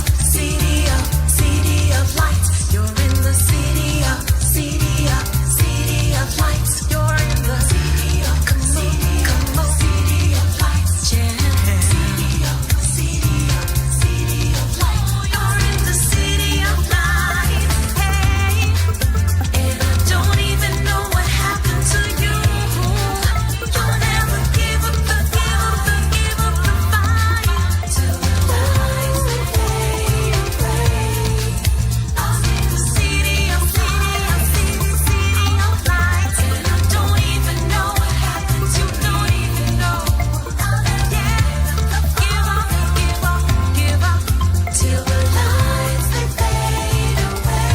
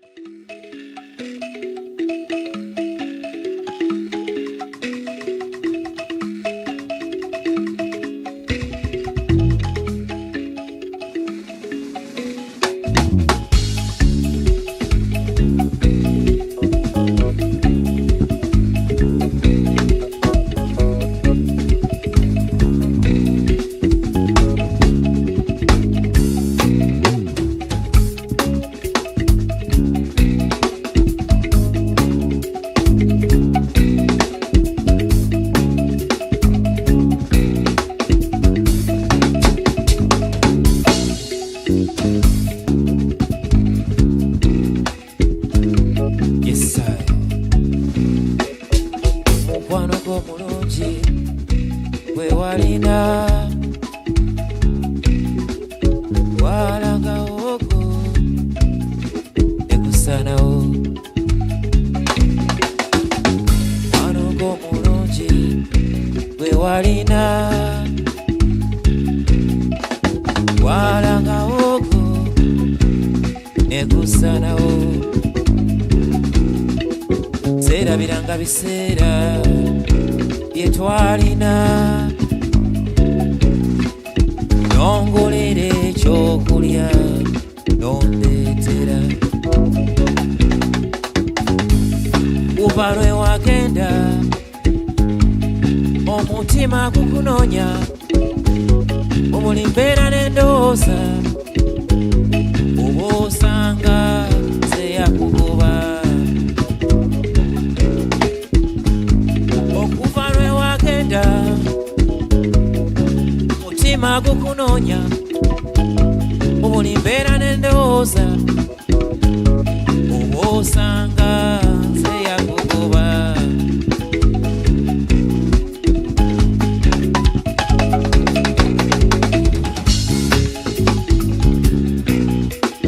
Wali lumu lwe wagenda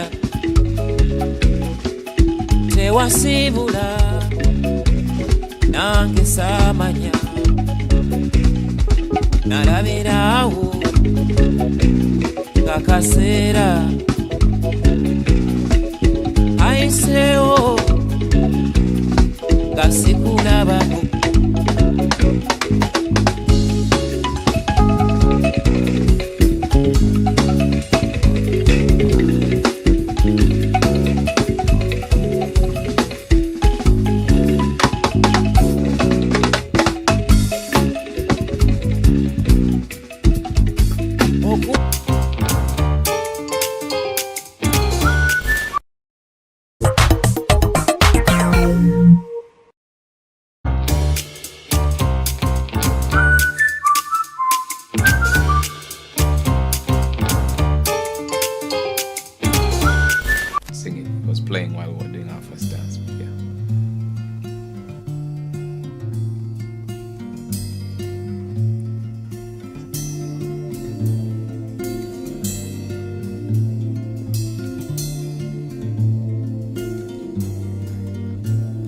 da dum da da da dum da da dum da da dum da da dum da da dum da da dum da da. Was so tired of walking alone. I needed someone to keep me strong. Not just anybody would do. She had to be strong and beautiful. Now I have you, my wishes came true. Gwe wange nze wo. I've been searching high and low, trying to find the girl to call my own. Was disappointed by the ones that came before, but you are the one I waited for. Gwe wange nze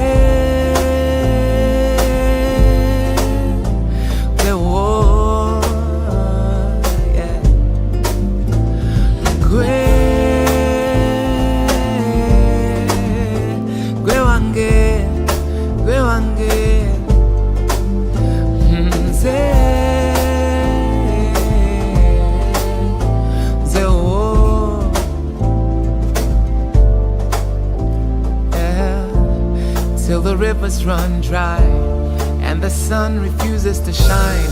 Like death and taxes, I will stay, till the rivers run dry and the sun refuses to shine.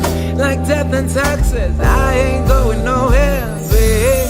Nabagire kaumutima gwange, nabera mama wabana bange, narulunja singa bona. Gwe mutima gwange, nabagereka omutima gwange, nabera mama wabana bange, narulunja singa bona.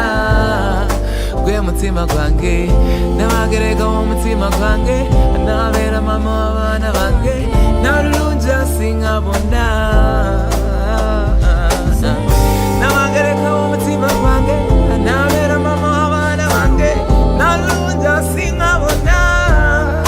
Gwe mutima gwange, nabagereka omutima gwange, nabera mama wabana bange, narulunja singa bona. Gwe mutima gwange, nabagereka omutima gwange, nabera mama wabana bange, narulunja singa bona.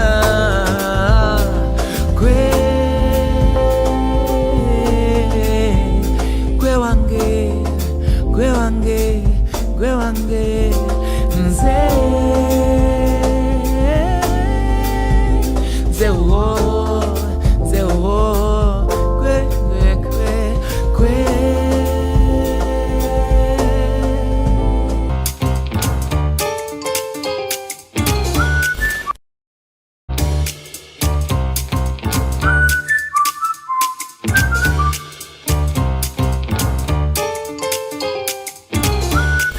I'm dreaming of a world full of happiness, where no one kills, no one argues, or no violence, and where we all live in harmony.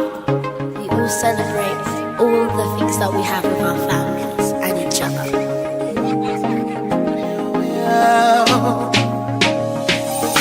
I know we could live in a much better world indeed, where there be no killing of one another, loving and living free and free. Can you imagine a world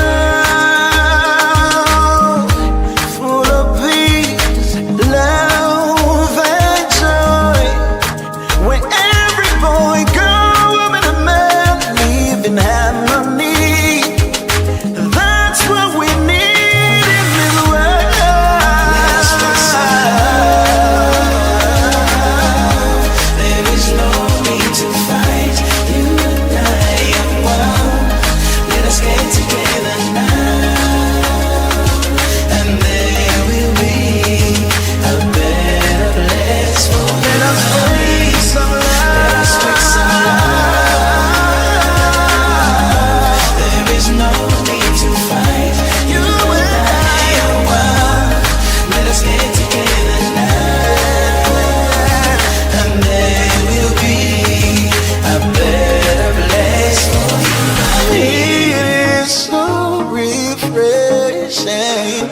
we sit down and solve our differences.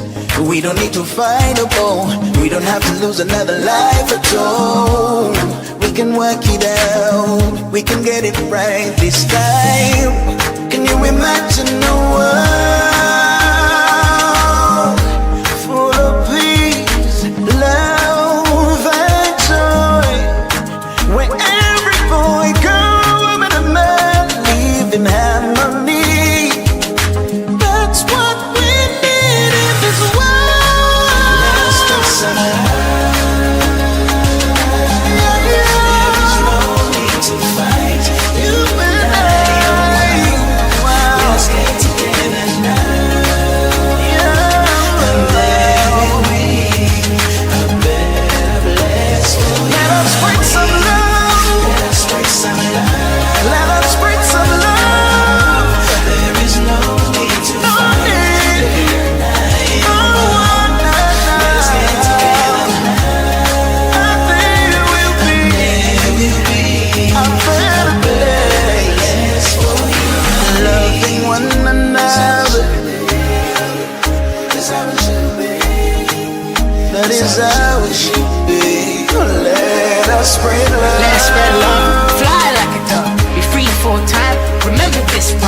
we're here for all, beyond the cool. Do we need to scream? Let our death beam. Let us stand and shout, cause that's what we're all about. Let there be hope and joy, so we don't destroy. We'll fly like a dove, if we spread love for the Lord God, who is above.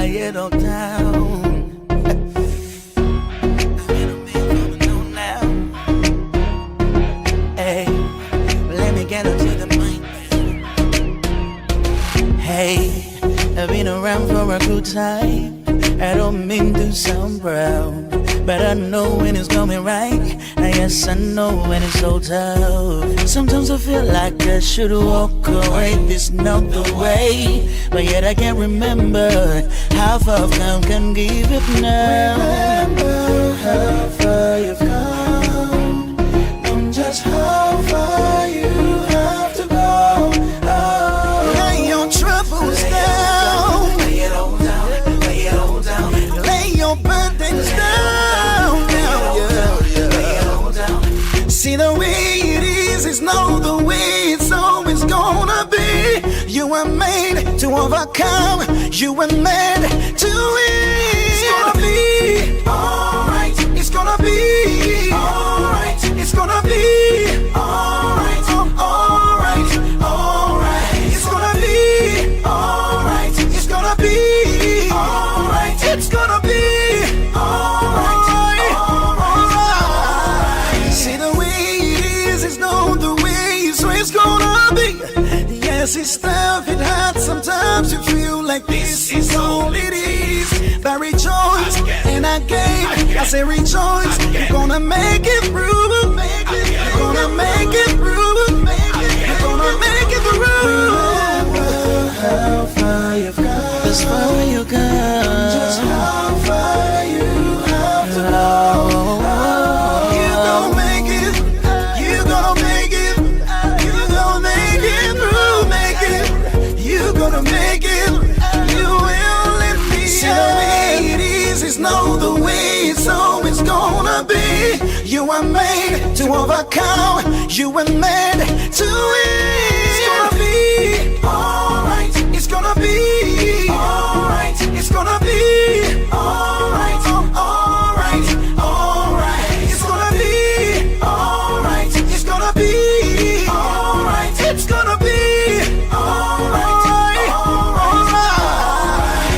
look into the past and see how I've come. I see the power of gold out of this man. They used to look down on me, man, they didn't even like me. I used to be the very shame of the day. Now look at this man, you see what I see. I see a blessing, that's what I see. I count my blessings, so many like the sea. That's why you tell it's gonna be alright at this. It's gonna be alright. It's gonna be alright. It's gonna be alright. Alright. Alright. It's gonna be alright. It's gonna be alright. It's gonna be alright. It's gonna be alright. It's gonna be alright. It's gonna be alright. It's gonna be alright. It's gonna be alright. It's gonna be alright.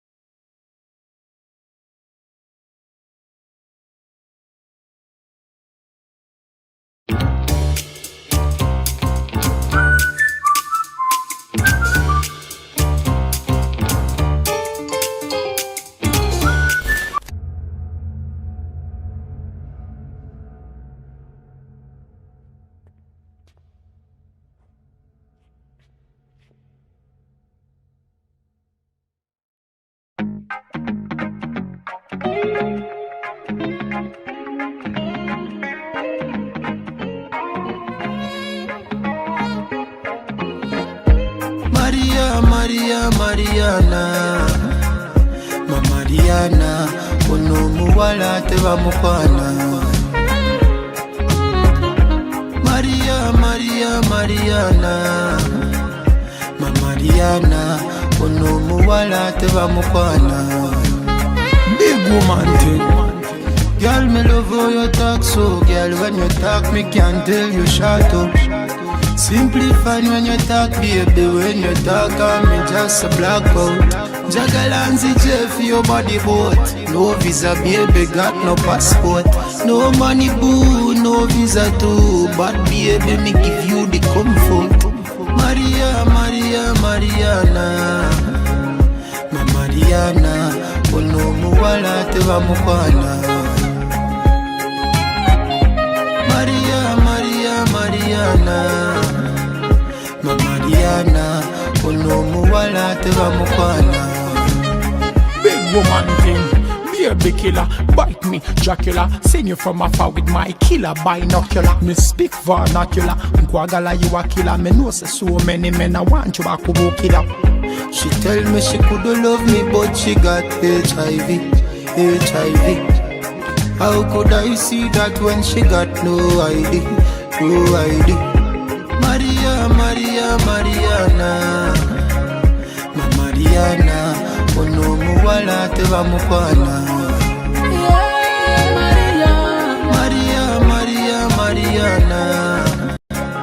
Mariana, ono muwala teba mukwana.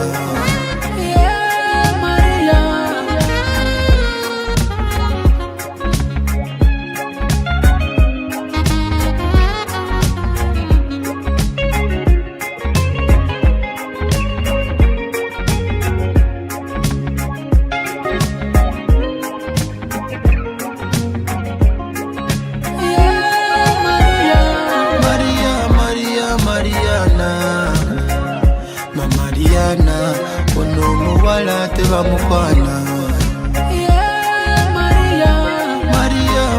Mariana, ma Mariana, ono muwala teba mukwana.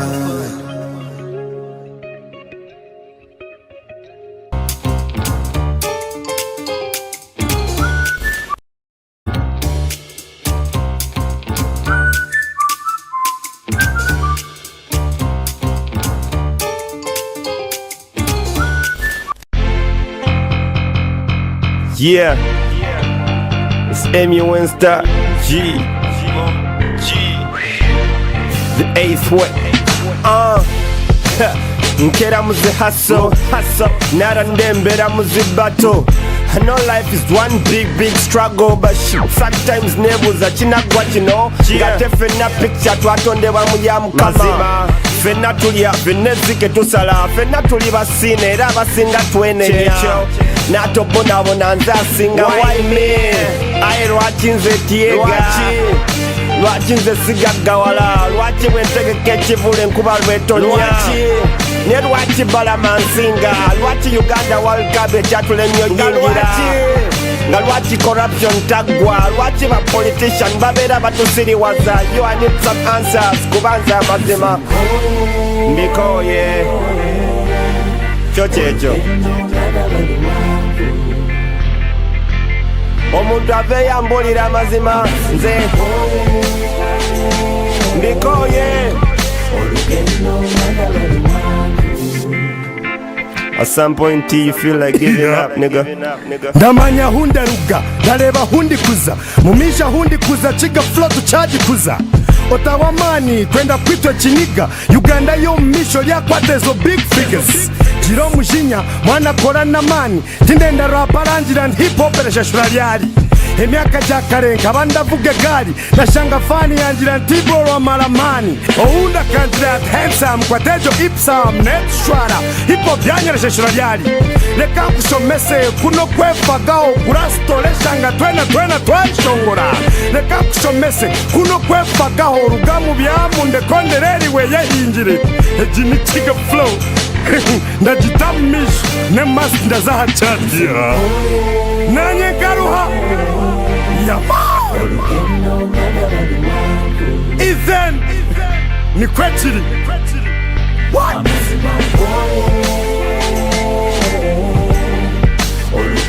this song is for you Ugandans and the world all over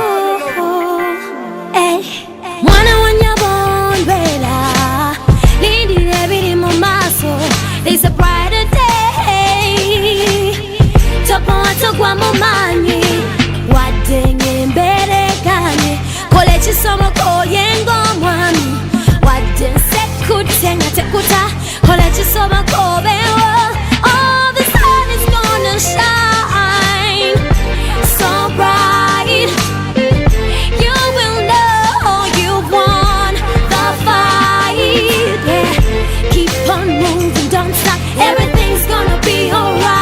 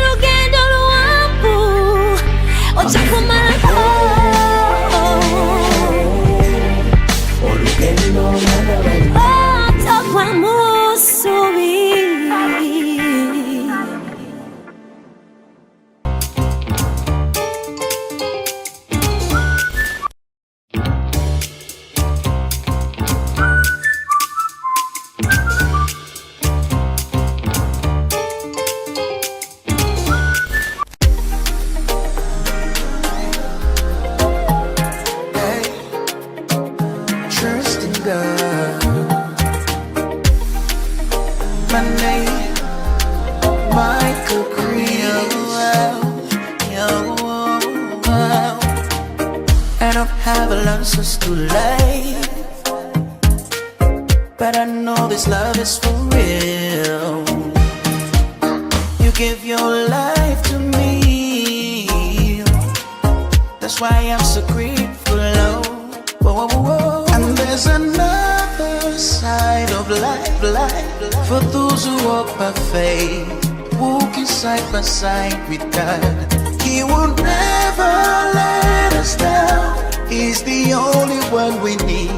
Jehovah is his name. With nowhere to go, get down on your knees. God will set you free.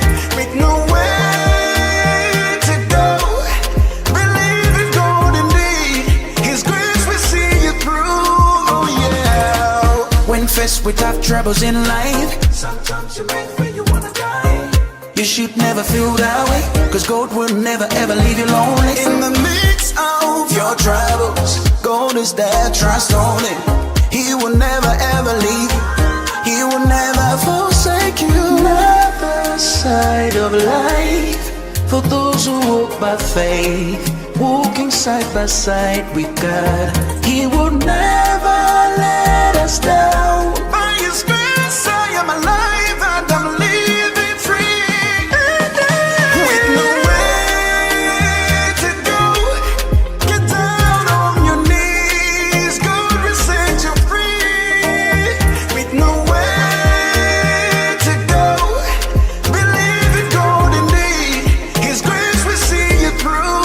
Oh yeah. With His love, God coming from me, gave His Son and died for me. From your mercies, and with His grace I'm living free.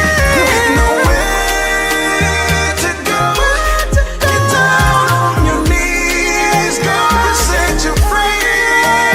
With nowhere to go, believe in God indeed. His grace will see you through. Oh yeah. Nowhere to go, get down on your knees. God will set you free. With nowhere to go, believe in God indeed. His grace will see you through. Oh yeah. With His love, God coming from me, gave His Son and died for me.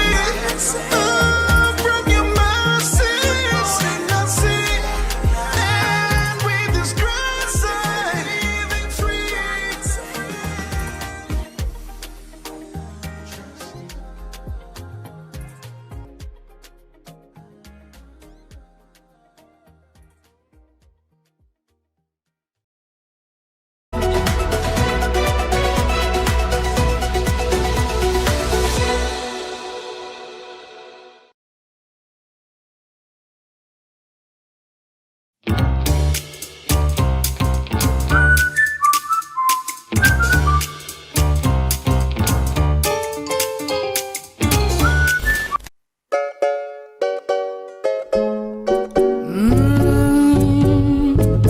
I hear the calling, I understand.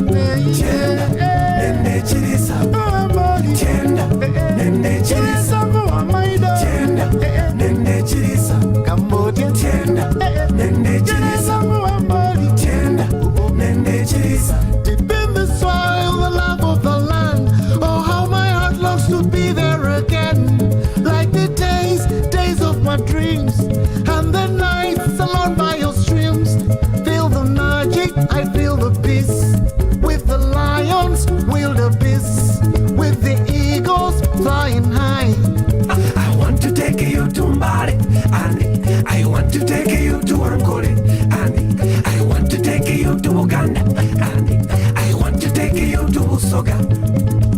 There goes my soul, there goes my mind. All the beauty you could ever find. My motherland, oh my motherland, my motherland. Deep in the forest, across the land, I hear the calling, I understand. Like this song of my soul, how my story will unfold. I love, I love, I love, I love, I love, I love, I love, I love, I love, I love, Uganda. I love, I love, I love, I love, I love, Angola. I love, I love, I love, I love, I love, Madi. I love, I love, I love, I love, I love, Lugora. I love, I love, I love, I love, I love, my motherland. Oh, my motherland. I feel the magic, I feel the peace on the savannas, the mountain peaks, like the great days of old, when the Nile overflowed, abundance across the land, and the people down hand in hand. Tienda, nene chilisa, tienda, nene chilisa, tienda, nene chilisa, window, tienda, nene chilisa, tienda, nene chilisa. Deep in the forest, across the land, I hear the calling, I understand, like the song of my soul, how my story will unfold.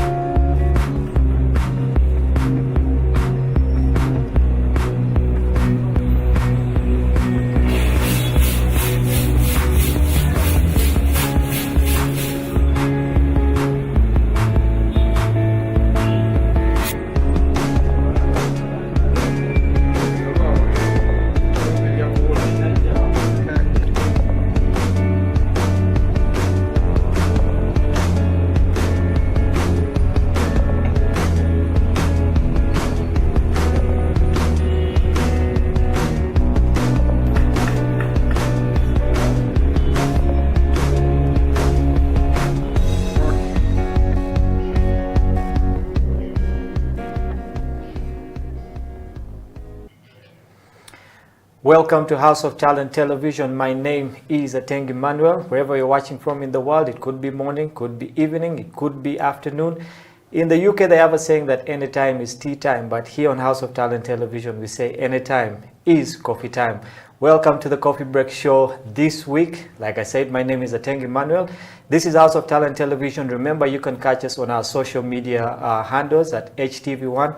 On Twitter, House of Talent, Uganda live stream on our YouTube channel, or you can head up to our Facebook on House of Talent TV Uganda and make sure you catch this show. This is the show that brings you everything about coffee, from the farmers to the baristas, to the coffee drinkers, to the enthusiasts, anything and everything about coffee. Today in the studio with me is a man who has a wide span of knowledge when it comes to coffee, and not only coffee, when it comes to agriculture, and he's here to share with us his knowledge about the coffee industry. Owen, you're very welcome to the show. It's good to have you here. I know you have a wealth of experience working for Naro. I know that you also went to Israel to do your masters, and the knowledge I believe that you're going to give us here today about coffee is going to help everyone out there. Before we get deep into this show, we're just discussing about there's a thing that we have on the show about coffee myths. Some people think that when you take coffee, ABC happens. But before the show, we're discussing about a myth that I actually hadn't heard about. Okay, in Uganda, they say that coffee was used to make bullets. I don't know how true this is. From where I come from, in Rwenzori sub-region, it's a childhood myth, and actually some elders still carry it on that coffee is used to make bullets, because basically the farmers didn't know what happens beyond their coffee, beyond after drying, what happens. They say, part of it is in making bullets.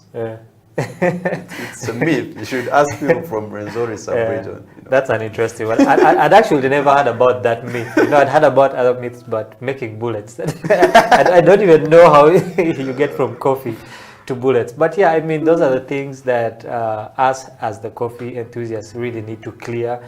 And I liked how you said that, it came from the farmers and they don't know what happens beyond the farm, and I believe that is a good place for us to start at. We have had people on the show and we have basically talked about where coffee begins, from getting the seed, putting it into the ground, from the nursery bed to the farm, then all the way down to the coffee drinker, from tree to cup, as they usually say it. But one of the things that is actually not discussed, is the issues that are faced during that period when the coffee is growing. For example, the different coffee diseases that are there. I know that there are certain baristas, even if you ask them today what coffee diseases exist, they know nothing about them. All they know is their part as a barista. And I believe that this knowledge has to be known by them. So coming from your experience, you've worked in Naro, you've worked in Zadi, and what are some of these diseases that affect coffee, and are there some that are particular to Uganda, or it's a wide spectrum that is just affects coffee around the world? Well, there are quite many diseases, but some are specific to species. As you know, we have two major economic species. It's Coffea arabica and then Coffea robusta. Diseases like coffee wilt disease are specific to robusta. It will never affect arabica. In Uganda, it doesn't affect arabica. But then there are diseases that are common or prevalent in arabica, like the coffee leaf rust. Not a big problem in robusta. Then there are other like coffee berry disease, coffee red blister. There are many diseases, and this is something that we would like farmers and baristas to understand. Some diseases like the berry disease, red blister, affect the quality. When these diseases affect the cherries, they dry off. But what if someone carries the same diseased cherries and sells them as chiboko? If you don't understand that this is a diseased cherry, you will think it has been dried, yet they stripped it off, mixed it with the normal cherries. And it's good to know the disease, it's good to know the pests. It's the basis of the farmer, of farm management. Just like parenting, you need to know when your kid is sick of what, to tell that the kid is sick, then you seek further treatment. Yeah. Yeah. If you don't know the signs of flu, then you can't treat it. You think maybe the kid is just sneezing. Yeah. So knowing that they are sick, knowing their plant is sick, is one step of seeking further help. Yeah. So how do we get to know what is the process of? Because if I go to the hospital and say, let me say, in my mind, I think I have malaria. Okay. But the doctor basically has to go through a diagnosis. They'll take some blood here, they'll take a urine test there, and at the end of the day, they will verify whether I actually have malaria or not. Okay, so what is that process in coffee where you get to know which kind of disease is affecting a certain kind of coffee?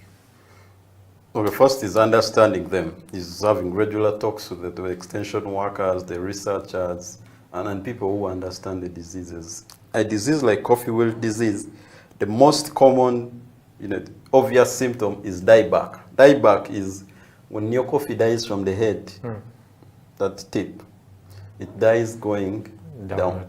Because coffee wilt disease is caused by fungi. Now the fungi will block nutrients and water from going up the tree. Yeah. That means the farthest is the one that is going to die. Yeah. The farthest will die and dies like that. All the way down. Dieback. Yeah. It's the commonest disease. But coffee wilt disease that does not have obvious symptoms on the cherries. Yeah. Yeah. The other diseases like red blister and then berry disease, they have obvious symptoms because they are specific to cherries. Yeah. Yeah, with a few symptoms on the leaves. Coffee leaf rust, your coffee will rust, and this is important for Arabica farmers. The coffee will have some rust under the leaf. When you turn your leaf like this, you'll see a rust. Yeah. Just like rust. Yeah.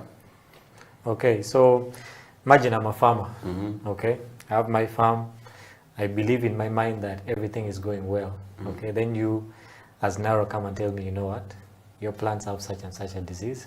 These are the symptoms. Okay, so what is the process that we would go through, okay, to help me in such a case? Because I know that there are very many farmers who actually have no idea. Okay, sometimes they say, oh, I'm cursed. Yeah, that's another myth. That's another myth. Okay, so sometimes I think it's a curse. So a neighbor of theirs was jealous, went to the witch doctor, and cursed their plants. But in the event that my plants, let's say, are sick, okay, what is the next step in treatment? Okay, first, now you've seen unusual, mishap in your field. Yeah. Narrow does not do extension. Okay. But it usually reaches out to the farmers because narrows, I'm not speaking for narrow, but the narrow mandate stops at dissemination. Tech development and dissemination. Yeah. The NADS and OWC pick it up from there because their mandate is to do extension. Yeah. Now, but doesn't stop me from telling you that your coffee is sick or another expert, we have NGOs that also do extension to tell you that, yeah, your coffee is sick. So after that, but you've also seen the symptom. Then you seek expert help. Yeah. The expert will tell you whether you need to spray, or you need to cut, or you need to use culture methods, or inorganic sprays or organic sprays. Yeah.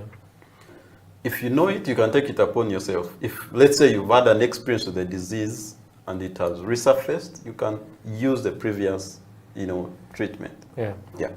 But the most important thing I'll emphasize on is seek expert help. Before you buy a chemical, you need to know, is this the right one? Am I going to use it right? So that you don't waste your money or you don't pre-expose yourself to, something that could be dangerous to you. Or you're trying to spray coffee wilt disease with a fungicide, and yet this disease is inside. Yeah. The fungi is inside. We call it the xylem and phloem. That is where the fungi is. But you're spraying the leaves and all that.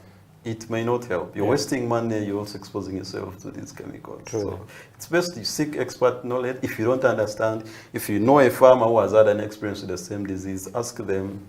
Consult widely. Yeah. Have second and third opinions. Okay. Yeah. So if I'm to seek expert help, okay, I believe that there are certain avenues that I have to follow. There are certain organizations where I can seek this help. So what are some of those organizations that as a farmer I can go to? First is Narrow. Yeah. I'm not being biased because I've been working with Narrow, but first is Narrow because it's Narrow that generates the technologies, generates the control measures, the varieties, and disseminates them. Yeah. Then there's NADS. NADS has a League of Extension Workers. There's UCDA now. UCDA controls the coffee industry, regulates the coffee industry, and they are the best people to reach out to. UCDA has extension workers actually in almost every coffee growing region. Yeah. Then there are other NGOs that are specific to coffee or specific to agriculture extension. Other NGOs like TechnoServe. Then there are private companies that are into coffee but also do extension because you know it's a win-win. Yeah. You don't want farmers to lose. You are cutting off your supply. So some private companies have taken it upon themselves to offer extension services. Yeah. So ask widely, Yeah. but don't ask. Don't rely so much on Twitter or Google because you may end up getting a recommendation for Vietnam, thinking it will work in Uganda. So Google, but also ask. Yeah. You know, reach out to the experts. Yeah. You know. Okay. You talked about the UCDA there, and I've heard from a couple of people that every time they have tried to approach UCDA, they did not get help. Okay. And they're of the view that, you know what, since UCDA can't help us, we're going to do this by ourselves.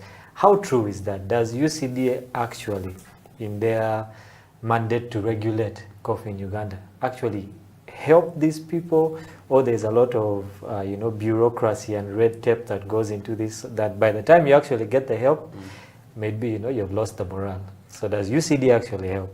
UCDA is supposed to help, and I know some farmers that have been helped. Yeah. First, they are the first years in case there is an outbreak of a strange disease. You have to reach out to UCDA or to NADS. They help, but usually they help organized farmers. And it's like, I'm a UCDA extension worker. I'm not speaking for them. I'm a UCDA extension worker. You found me in Kampala. You're telling me about a disease that is in Masaka. I cannot understand it, and I don't have even means of facilitation to go there. Yeah. So I'll direct you to the nearest extension workers. Yeah. So when farmers don't understand, don't get to access, help within their location, yeah, they'll say, I wasn't helped. I'm just trying to imagine.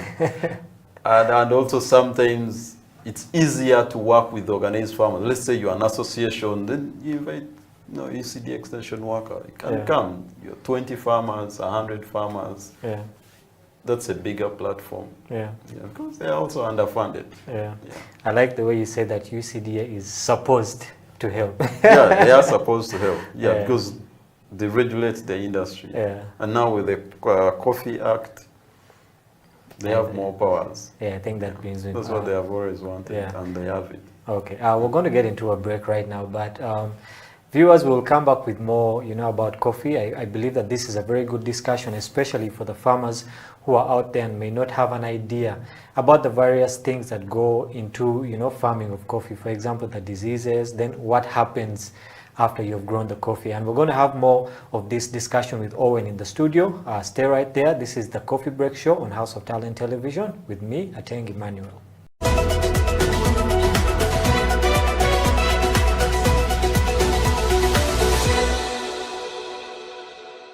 So I used to love the way our barista used to present his cups. Yeah. For example, one day he presented some nice coffee. It was a cappuccino, very nice, presented. And I asked him, how do you make this? He said, you go to a school and study. Yeah. So I used to love the passion he had. So I said one day I should learn this. So I kept on serving his orders. But I found out that most of the orders were according to the way he was feeling. Baristas present their cups according to the way they are feeling, according to the mood. In case he left home when he's sad, he's not happy, you will see the results in the cup. But when you see something beautiful, just know he's so happy. Yeah. So the passion he had and the love he used to put in the cup really encouraged me to join the school. Not until I got to learn about Isaac at the Pro Plus. Yeah. Then I came with some of my friends, so we are now doing that course.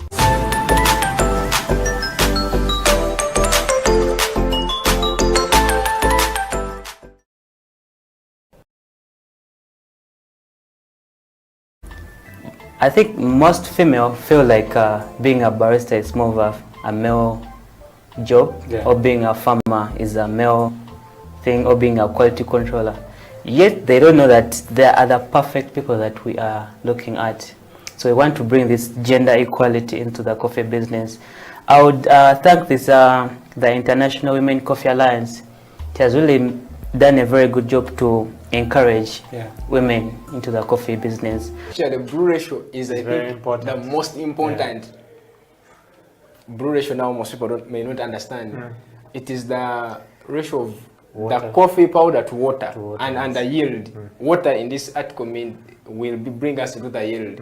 If I put 10 grams of coffee into my portafilter, how much of it am I exactly? So if you don't master the brew ratio, then being eager to learn, for everyone who is out there, with the young men, every young man out there, you need to be eager to learn, because there are many opportunities there. I don't know, I've met Emma today, I don't know where we shall meet any other time. I will meet this person. So always be humble and be eager to learn. And then about coffee, I've learned, like I think I've learned that always take everything in the steps. Because if I had started with the basics, I wouldn't be back here now. Because I knew maybe probably big hotels serve coffee. So to my dismay is that I introduced myself as a barista, and everybody was like, "What's a barista?" So I said, a barista is a specialist that makes coffee, a person who makes coffee for people to, coffee like, cappuccino, different kinds of, coffees, and people were like very green. I said, this is a big hotel. I expected to find here a coffee machine, and nobody knows about it. So it's, I think, incumbent of us to really transform this entire community, the entire country, to coffee, to learn about coffee, and also to give them the advantages of coffee, teach them about coffee, and then later on they maybe consume it, rather than just selling it.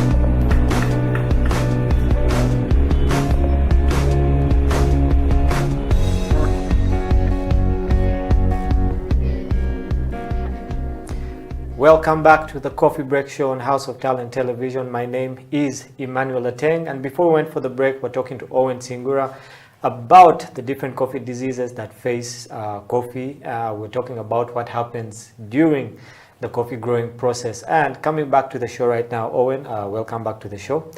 I know we started the show on a coffee myth that, coffee apparently was used to make bullets. That's right. Yeah, that's right. And I think now as a farmer or as someone who's out there, it is a myth. We have debunked that one for now, yeah. And we're talking about basically the different kind of diseases that affect, coffee, and also how to diagnose them, and also what to do, for the farm. And also on Facebook at House of Talent Uganda, make sure to watch the show, spread it far and wide to the farmers out there, to the baristas, to the roasters, whoever is involved in the coffee chain and the coffee process, because we need this knowledge if we are to make Ugandan coffee be at par with Ethiopian coffee. As I read in the Coffee Act, we are trying to get to where Ethiopia is, and I believe that it's a very good thing. We're talking earlier, and you told me that you went to Israel, to do your masters. Okay. First question is, do they have a coffee culture in Israel like we do in Uganda? Yeah, they do. They are big time coffee drinkers, and different ways. There's the Turkish coffee. There's Arab coffee, that in the pot, and then you swirl it in the sun. It gets ready. You pour, and they have actually a better taste of coffee than us. Yet they don't grow. I've met 50-year-olds who have never seen a coffee tree. But they take a lot of coffee. They take coffee in the morning, coffee in the afternoon. I know a guy who takes coffee and cigarette as breakfast. But the irony is, we who grow don't take. Yeah, I think that's a big irony. So what are some of those differences you saw between the coffee culture in Israel and that in Uganda? I know you've already talked about one. We grow it, we don't take it. They don't grow it, yet they take it more than us. Okay, so what are some more of those differences that you experienced when it comes to that coffee culture in these two places? Different areas of the world, actually. Their taste is growing towards specialty. There are specialty cafes coming up. Then the people, when they go to buy, they don't go for instant coffee. And for us, when we go in the supermarket, even the richer ones, we buy instant coffee. But actually, just let me take you a little off. Instant coffee is like a sausage. The best meat is not used in making sausage. The best meat is reserved for steak. The mediocre meat and of the red meat is what they use in rolling for sausage, because you'll not see the quality unless you've made custom-made sausage. The same thing with instant coffee. The good thing with coffee, they don't throw anything apart from the extraneous matter, stones and plastics, if they are there. The undergrades, the broken beans, the rotten beans are the ones they reserve for instant coffee, because when you get a tin of the instant coffee, you will not know that this was from screen 18. So the screen 18 and 15 reserve it for cafes and specialty coffee and fine coffee, because someone is seeing what they are buying. The aroma is there. The rest, the irony is, when it comes here, instant coffee is more expensive than specialty and fine coffee. Even the educated people, the exposed ones, they don't. It's the reverse. In Israel, people are aiming for, top quality. And they actually imported some coffee from Africa and South America. They repackage it, create private labels, and they earn a lot of money from it. Why not us do it? It's interesting that there's this westernization effect. Okay, the way they have marketed instant coffee, it feels like when it comes down to Africa, me, the person who's taking instant coffee, is perceived as the one who has money or class, for that matter. Yet, if you went into a deeper understanding, the person who's actually taking the real coffee could be considered as the person with more class in this matter. But I won't say that people are not exposed, guys have traveled, but it's still gross ignorance. Yeah. But still, We can do the instant coffee from our good coffee. I remember it's Kausheng, I would say, why not use good coffee to make instant coffee, because it will be cheaper here. We can still explore that avenue as we are graduating people from instant to brewed coffee. Yeah. Back in the day when I was volunteering with UCDA in increasing local coffee consumption campaign, we used to hit the market and brew the coffee, but someone will tell you, why is this coffee rough? Why is this coarse? We want the smooth one. Yeah. I tell you, no, the smooth one is not good. This coffee is rough for a reason. Otherwise, we could have made it finer. Yeah. But the reason is, the rougher the coffee, the better the brew. Not very rough, but of course you have to, hit the standard. Yeah. Again, this is scientific that rough coffee has a lower surface area to volume ratio. Yeah. That means it will retain the aroma very fast. I want people to do an experiment. Open a tin of instant coffee. I don't want to mention the major brand. Open it, and also open the tin of your brewing grade coffee, the rough one, what Ugandans call the rough one. Leave it open for 1 week. After 1 week, the best thing the instant coffee will be able to do is turn water to brown. But with this brewing grade coffee, there will still be the aroma. Because the surface area is low, that means it still keeps the fineness in it. Yeah. The instant coffee, everything will go. There's no kawo. So that's something we want to, our Ugandans learn. But we understand. Another challenge is people don't know how to brew coffee. Yeah. If they knew, maybe they would have tried it. So I genuinely don't blame them. Yeah. Brewing coffee, Ugandans, they want to brew coffee like tea. But actually, we also don't know how to brew good tea. Tea, true. Get coffee, get water, boiled water, add coffee, then stir immediately. Then the coffee will float. Then they'll say, oh, I love Ugandan products. Tivalina class, see, all the coffee is floating. It's not how it should be. The rule of brewing, if you're brewing from a cup, it's coffee first, water. Yeah. Back in the day, in high school, when you used to do chemistry, they will tell you, do not add water to acid because it's going to burst and kill you. Yeah. So it has to be the other way around. Yeah. Add acid to water, especially if it's concentrated. Yeah. It's the standard rule in the lab and in my profession. Yeah. So the same thing, if you want to brew home brewing of our Ugandan coffee, the rough one as you call it, boil water, make sure it boils. Put coffee first in the cup, then add the water. Then wait for at least 2 to 3 minutes. Yeah. The coffee itself will go down. You won't need to, do this drinking when you're spitting. Yeah. I think the first experience people have with coffee, like we're talking earlier, there is this, I also don't want to mention the brand, but we have coffee for 100 shillings. So it's the same process. Get the coffee for 100 shillings, like you get tea leaves, pour it in a cup, and we have a show on our TV station called the Creative Industry Talk. Basically talks about creativity in Uganda, and one of the shows will talk about Bubu, by Uganda. Okay, and Ugandan products are seen, however good a Ugandan product is, in the eyes of the people, it's always going to be mediocre. Okay, we always say, man, these things are made in Uganda. Okay, so I think the same could be applied to the coffee in Uganda. How can we change people's perspective? Because I believe that if I say put a coffee from Uganda, very good coffee, and I brought another, let's say from the States, someone will obviously run towards the one of the States without even analyzing which one could be better. Just that the fact that this is made in Uganda.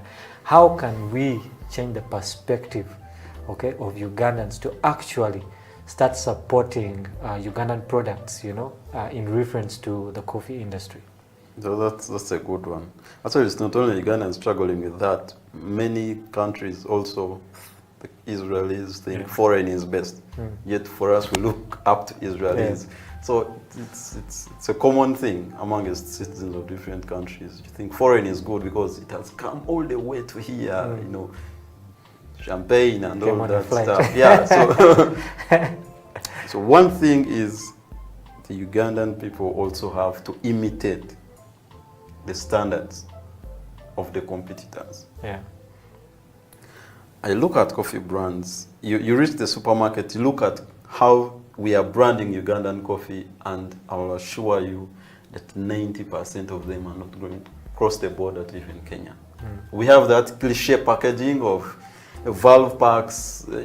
It's standard, yes, we understand. It's standard for coffee, but you all having the same thing. Yeah. When I was at university, at the Chamberlain University Coffee Association, I and Michael and Herman and the members, we created a brand, but also used the same valve packaging. It's something we did at undergraduate, but you find someone has invested 1 billion, but still packaging in 1 million, 1 million kind of packaging. Yeah. We need to imitate excellence if we can't make excellent products, if we can't make excellent packaging. Get our coffee, package it like they do. I usually give an example of, you've seen how the Vietnamese pack their coffee, or the Thailand pack black ivory coffee. Yeah. This is not expensive packaging, but you just have to have the patience of understanding packaging and branding.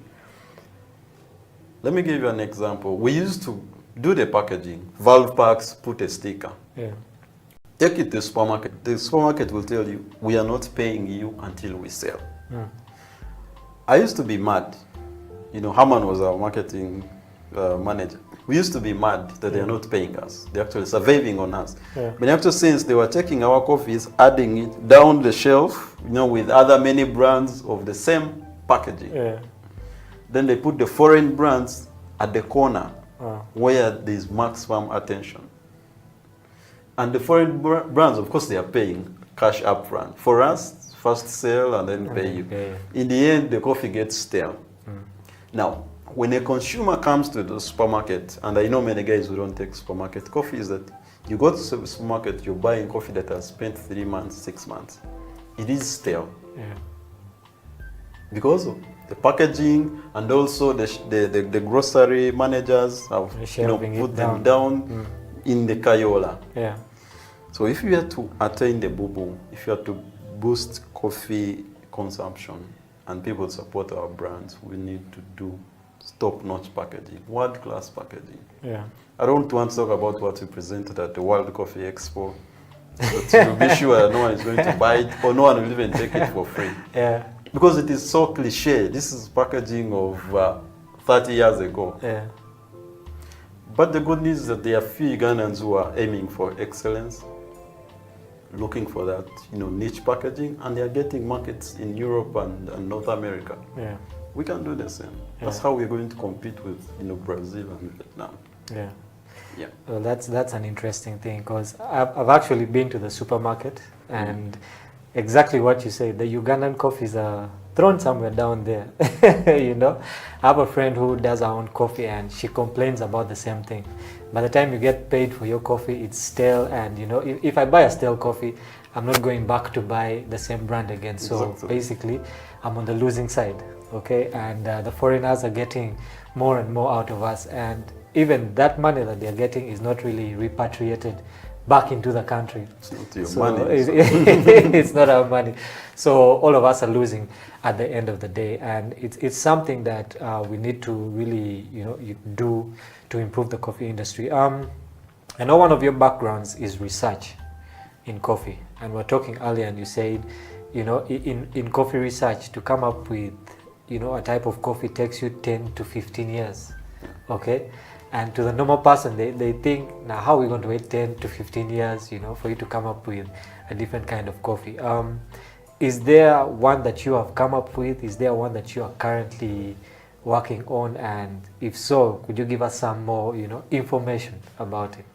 Oh, that's a nice one. To an ordinary person, they cannot imagine that the coffee they are growing, someone sat a decade and more to work on it. Yeah.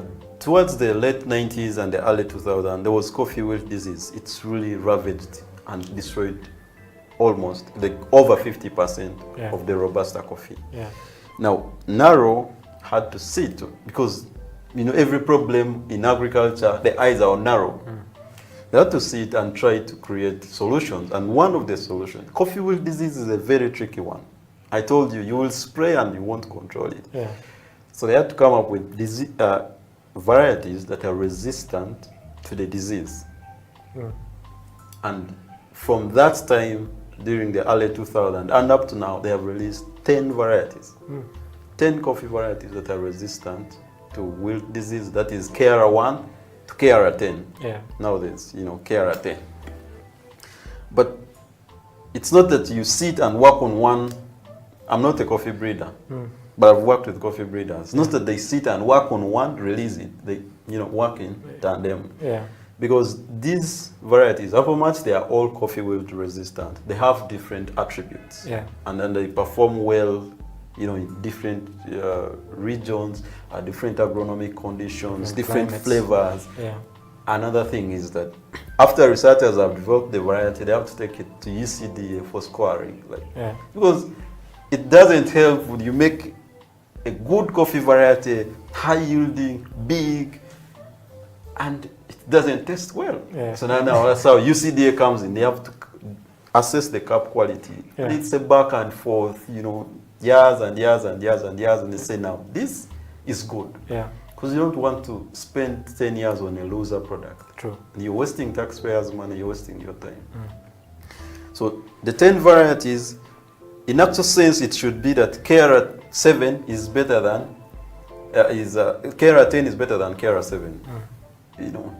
Theoretically, that's how it should be. But sometimes you find that KR10 has, KR7 has better attributes than KR10. The whole point is give farmers a wide range of choices to work with. Yeah. Always assess. And I actually recommend farmers, every farmer should be a researcher on their field. Use your own understanding, do your own assessment. Narrow may not reach anywhere, nuts may not reach everywhere, UCDA may not reach everywhere, like you said. Yeah. But farmers have to be their own researchers.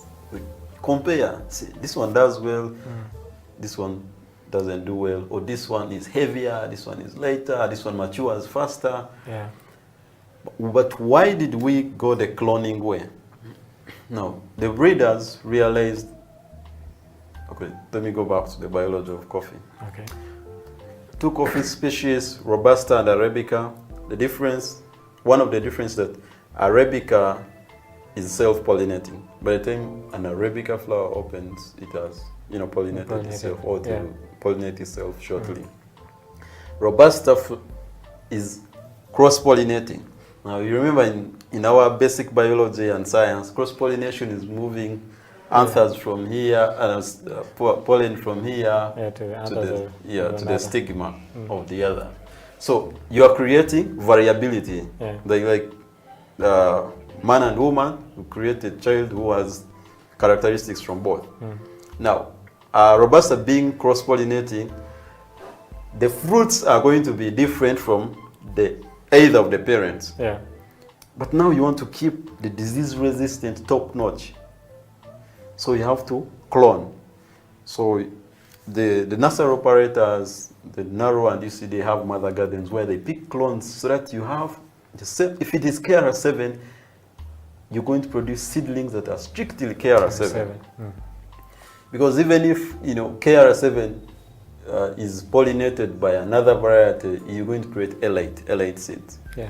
L8 seeds also work, but the resistance of L8 seeds to coffee wilt disease is not as high as a clone, because with clones you have true to type. Yeah. Imagine they cloned you, Emma. You're going to have a kid who is going to be like you, 100%. True. Maybe you're resistant to COVID. Just think. So we shall clone you and make many Emmas. Yeah. That's by the way. But if you married someone, you're going to have a kid who is looking like mom or like you, or having combined traits. Yeah. So the L8 seeds work, but their resistance is not as strong as if they were clones. Now, most farmers go for L8s. Yeah. Because L8s are cheaper. Just get this seeds, coffee seeds, plant them, they germinate, you sell. Clones, you have to have a mother garden, you have to be certified by ECD to operate a commercial nursery. You have to clone. Yeah. But the upside of it is that the cloned varieties are going to mature faster, and they have the resistance to the wilt disease, and they are true to type. Yeah. If you like KR7, you're going to have KR7. If it's 10, you're going to have KR10. Maybe you've gotten an importer or a client who likes KR7 or likes KR8. Yeah. So it means you're going to give them, you're controlling your quality. That's quality assurance. Done. But your coffee is going to taste the same today, next year, and the other year for 10 years. Yeah. Interesting. I like how you say that, you know, most farmers actually go and buy the Elite because they are cheap. Yeah, which is a Ugandan problem. So Uganda, we want to take shortcuts. Yeah. But in farming, it doesn't work. Yeah, it doesn't work in farming. We're coming towards the end of the show, and we have discussed a lot of things. But as we draw towards the end, okay, we were discussing earlier about how we have different players in this coffee chain, okay? And right now the focus is mainly on the baristas, okay? And on this show we have had a lot of baristas, and I believe that most of them actually, because a barista course is 1 month, 2 months, you know, if you want to 3 months at the most, and most of them don't have the kind of knowledge like you are talking about right now. Most of them don't know what happens in the farm apart from the theory they're given in class. Okay, so as we come to the end of the show, what word do you have for baristas out there? Because like we said earlier, you won't be a barista at 70. Okay, what can these baristas do to make themselves more relevant in the coffee chain and the coffee process, and also more relevant for their lives going ahead? Okay. I usually meet baristas and I'll tell them you're going to be active for 10 years maximum. Yeah. You know, if you stretch it, 20 years. But you can, you know, graduate yourself. First, you've learned barista, basic barista, you know, add more skills, but also advance to maybe quality control. Because if you do R or Q grading, then you can get a job in a private farm or a coffee exporting or a coffee processing farm. That's 1+. Another thing, if you're a barista who has a background in agriculture, you can work backwards, you know, switching back to your profession. It's going to be good if you applied for a job, let's say quality control, and you're a barista, you have studied R or Q, and you also know some coffee agronomy. Definitely they will take you.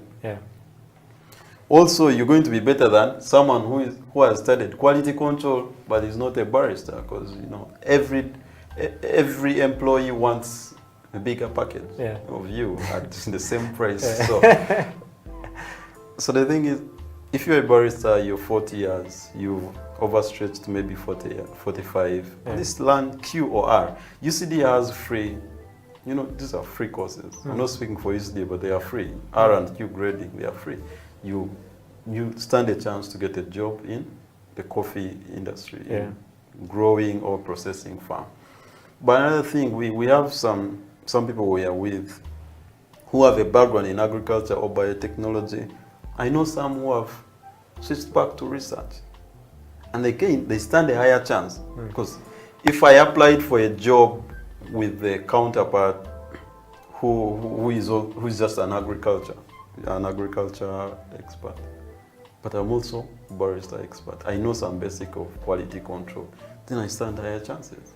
And I'm going to get a job. I know guys who have done that. Done barista, then switched back to research. And they're doing amazing things. Because also the researchers don't know how good coffee is. They are preparing it, but then they don't know that you can make a mocha, latte, and you can make all these variations. It's also helping the research industry.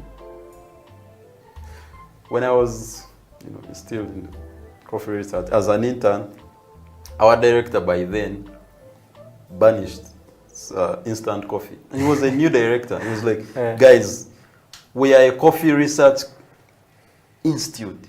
Why are we taking instant coffee? Like, come on, guys. And not just instant coffee, imported instant coffee. dude, you people should be taking the best coffee because you make it. Yeah. You've earned it. Now they have an espresso machine, they brew, they're enjoying. Yeah. You see? But to bring that vibe, it takes someone who understands coffee beyond the bean to, bring that vibe. Now they're happy people. They were like, man, I didn't know that my variety tastes this good. Yeah. Because most probably the guy has made the variety and has not been drinking it. Yeah. So that's the vibe. And guys who are changing, the research world also. Yeah. They are baristas. Yeah. They have gone back to research. Yeah. The baristas, but they have gone into, because even private companies want researchers. They want agronomists. Yeah. The whole thing is, if you have gone into the coffee industry, you may not understand everything, but try to understand the basics of coffee from the seedling beyond the bean. Yeah. Even the market metrics. Yeah.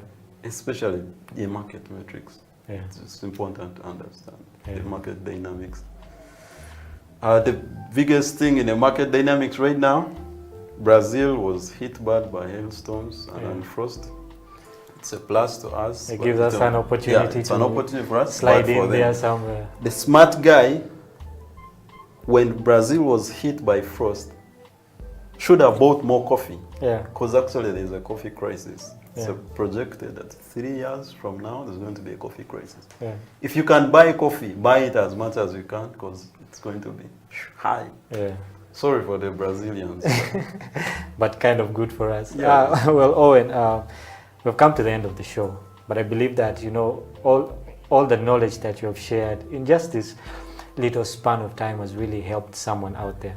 Someone, the barista, the farmer, whoever is involved, and you brought to light a lot of things that a lot of people actually ignore. Okay. And I believe that this show should actually have a part 2 because we can take it to the farm. Actually, I like it more in the farm. Yeah, we can actually take it to the farm, which would be better. But thank you for giving us your time. I hope that next time we'll be at the farm and we'll get to know more about coffee. Get to understand the different things that actually go into getting coffee from the tree all the way to the cup. For our viewers out there, if you're a barista, if you're a farmer, if you're a CEO, and you own your own coffee shop, there's a lot of information about coffee that you need to know, and this show basically gives you all that information. We want to thank you for staying with us this whole time, and we'll have another guest next weekend, or Owen will be back, or we'll be at the farm. You never know. Yeah, but thank you for being with us. This has been the Coffee Break Show on House of Talent Television. Till next time, get a good cup of coffee, and remember, Ugandan coffee is actually the best coffee out there. Have a blessed day.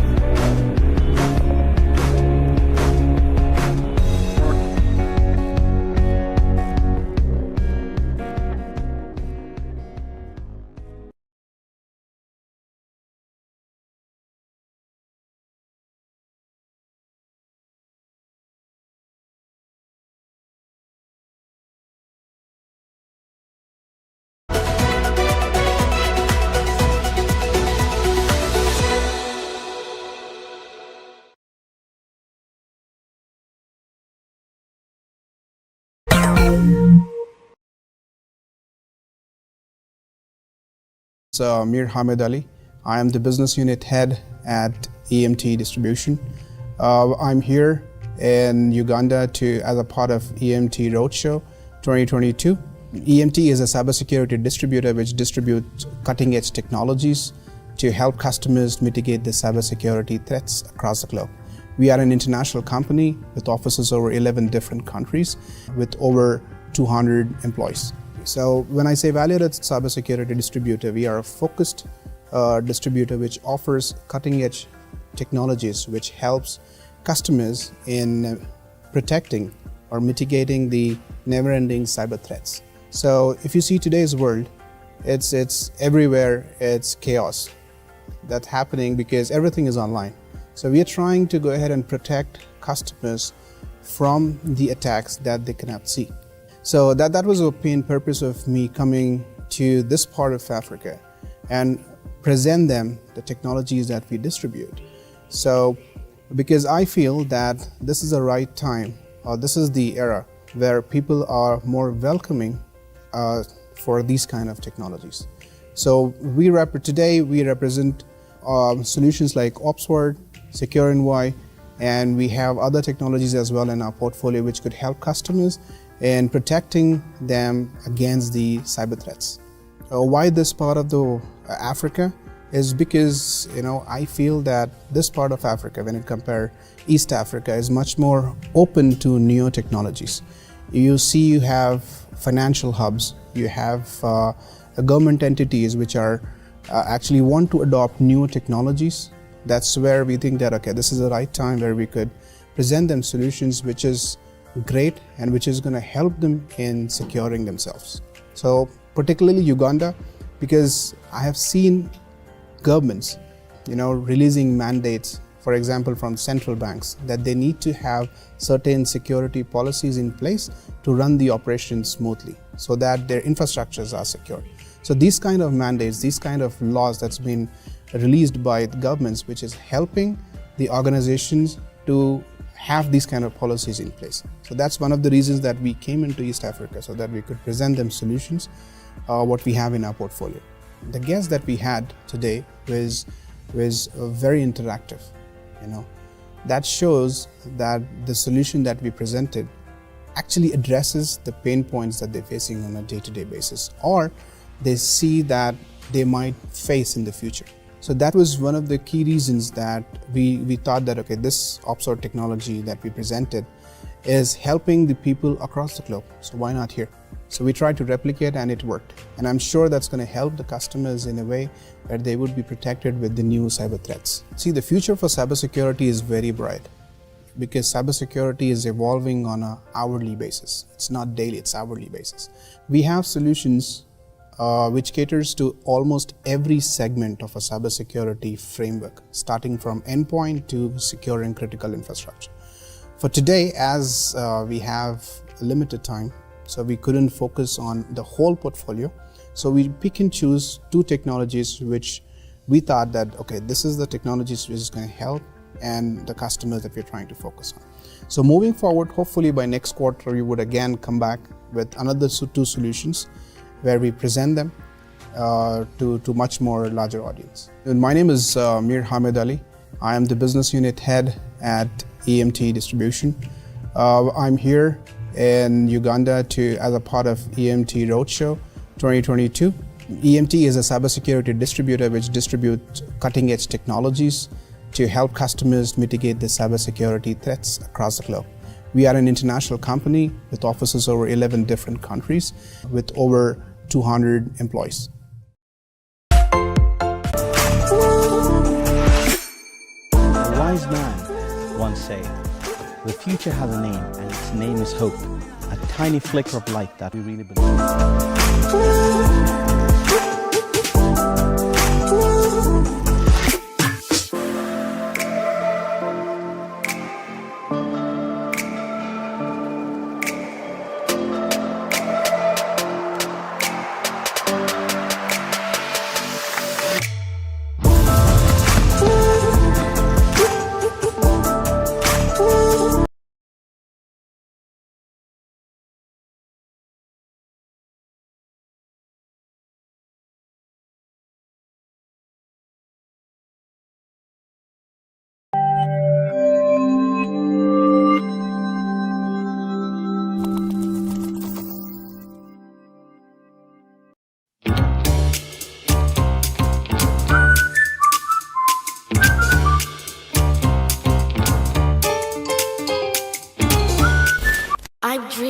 world, full of happiness, where no one kills, no one argues, or no violence, and where we all live in harmony.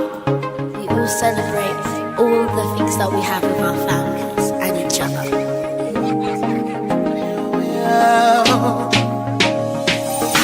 I know we could live in a much better world indeed, where there be no killing of one another, loving and living free and free. Can you imagine a world full of peace, love and joy, where every boy, girl, woman and man live in harmony? That's what we need in this world.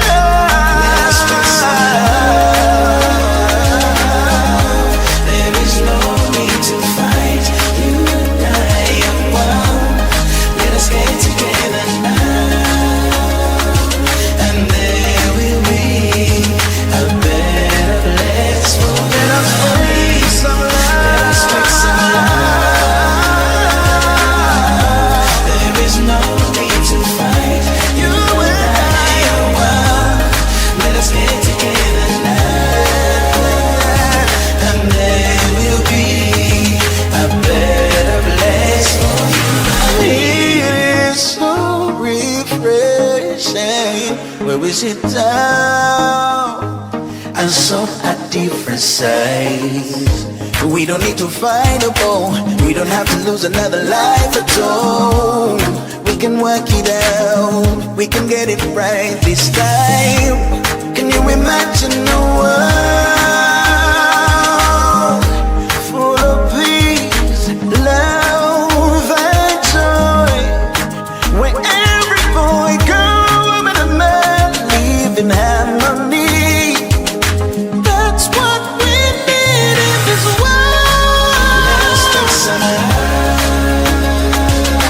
There is no need to fight. You and I are one. Let us get together now,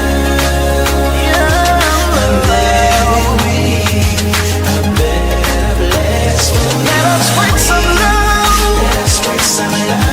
Let us spread some love. There is no need to fight. You and I are one. Let us get together now, and there will be a better place for you. Loving one another, that's how it should be. That is how it should be. Let us spread love. Let us spread love, fly like a dove, be free for a time. Remember this rhyme, we're here for all. Be on the cool. Do we need to scream? Let our death beam. Let us stand and shout, cause that's what we're all about.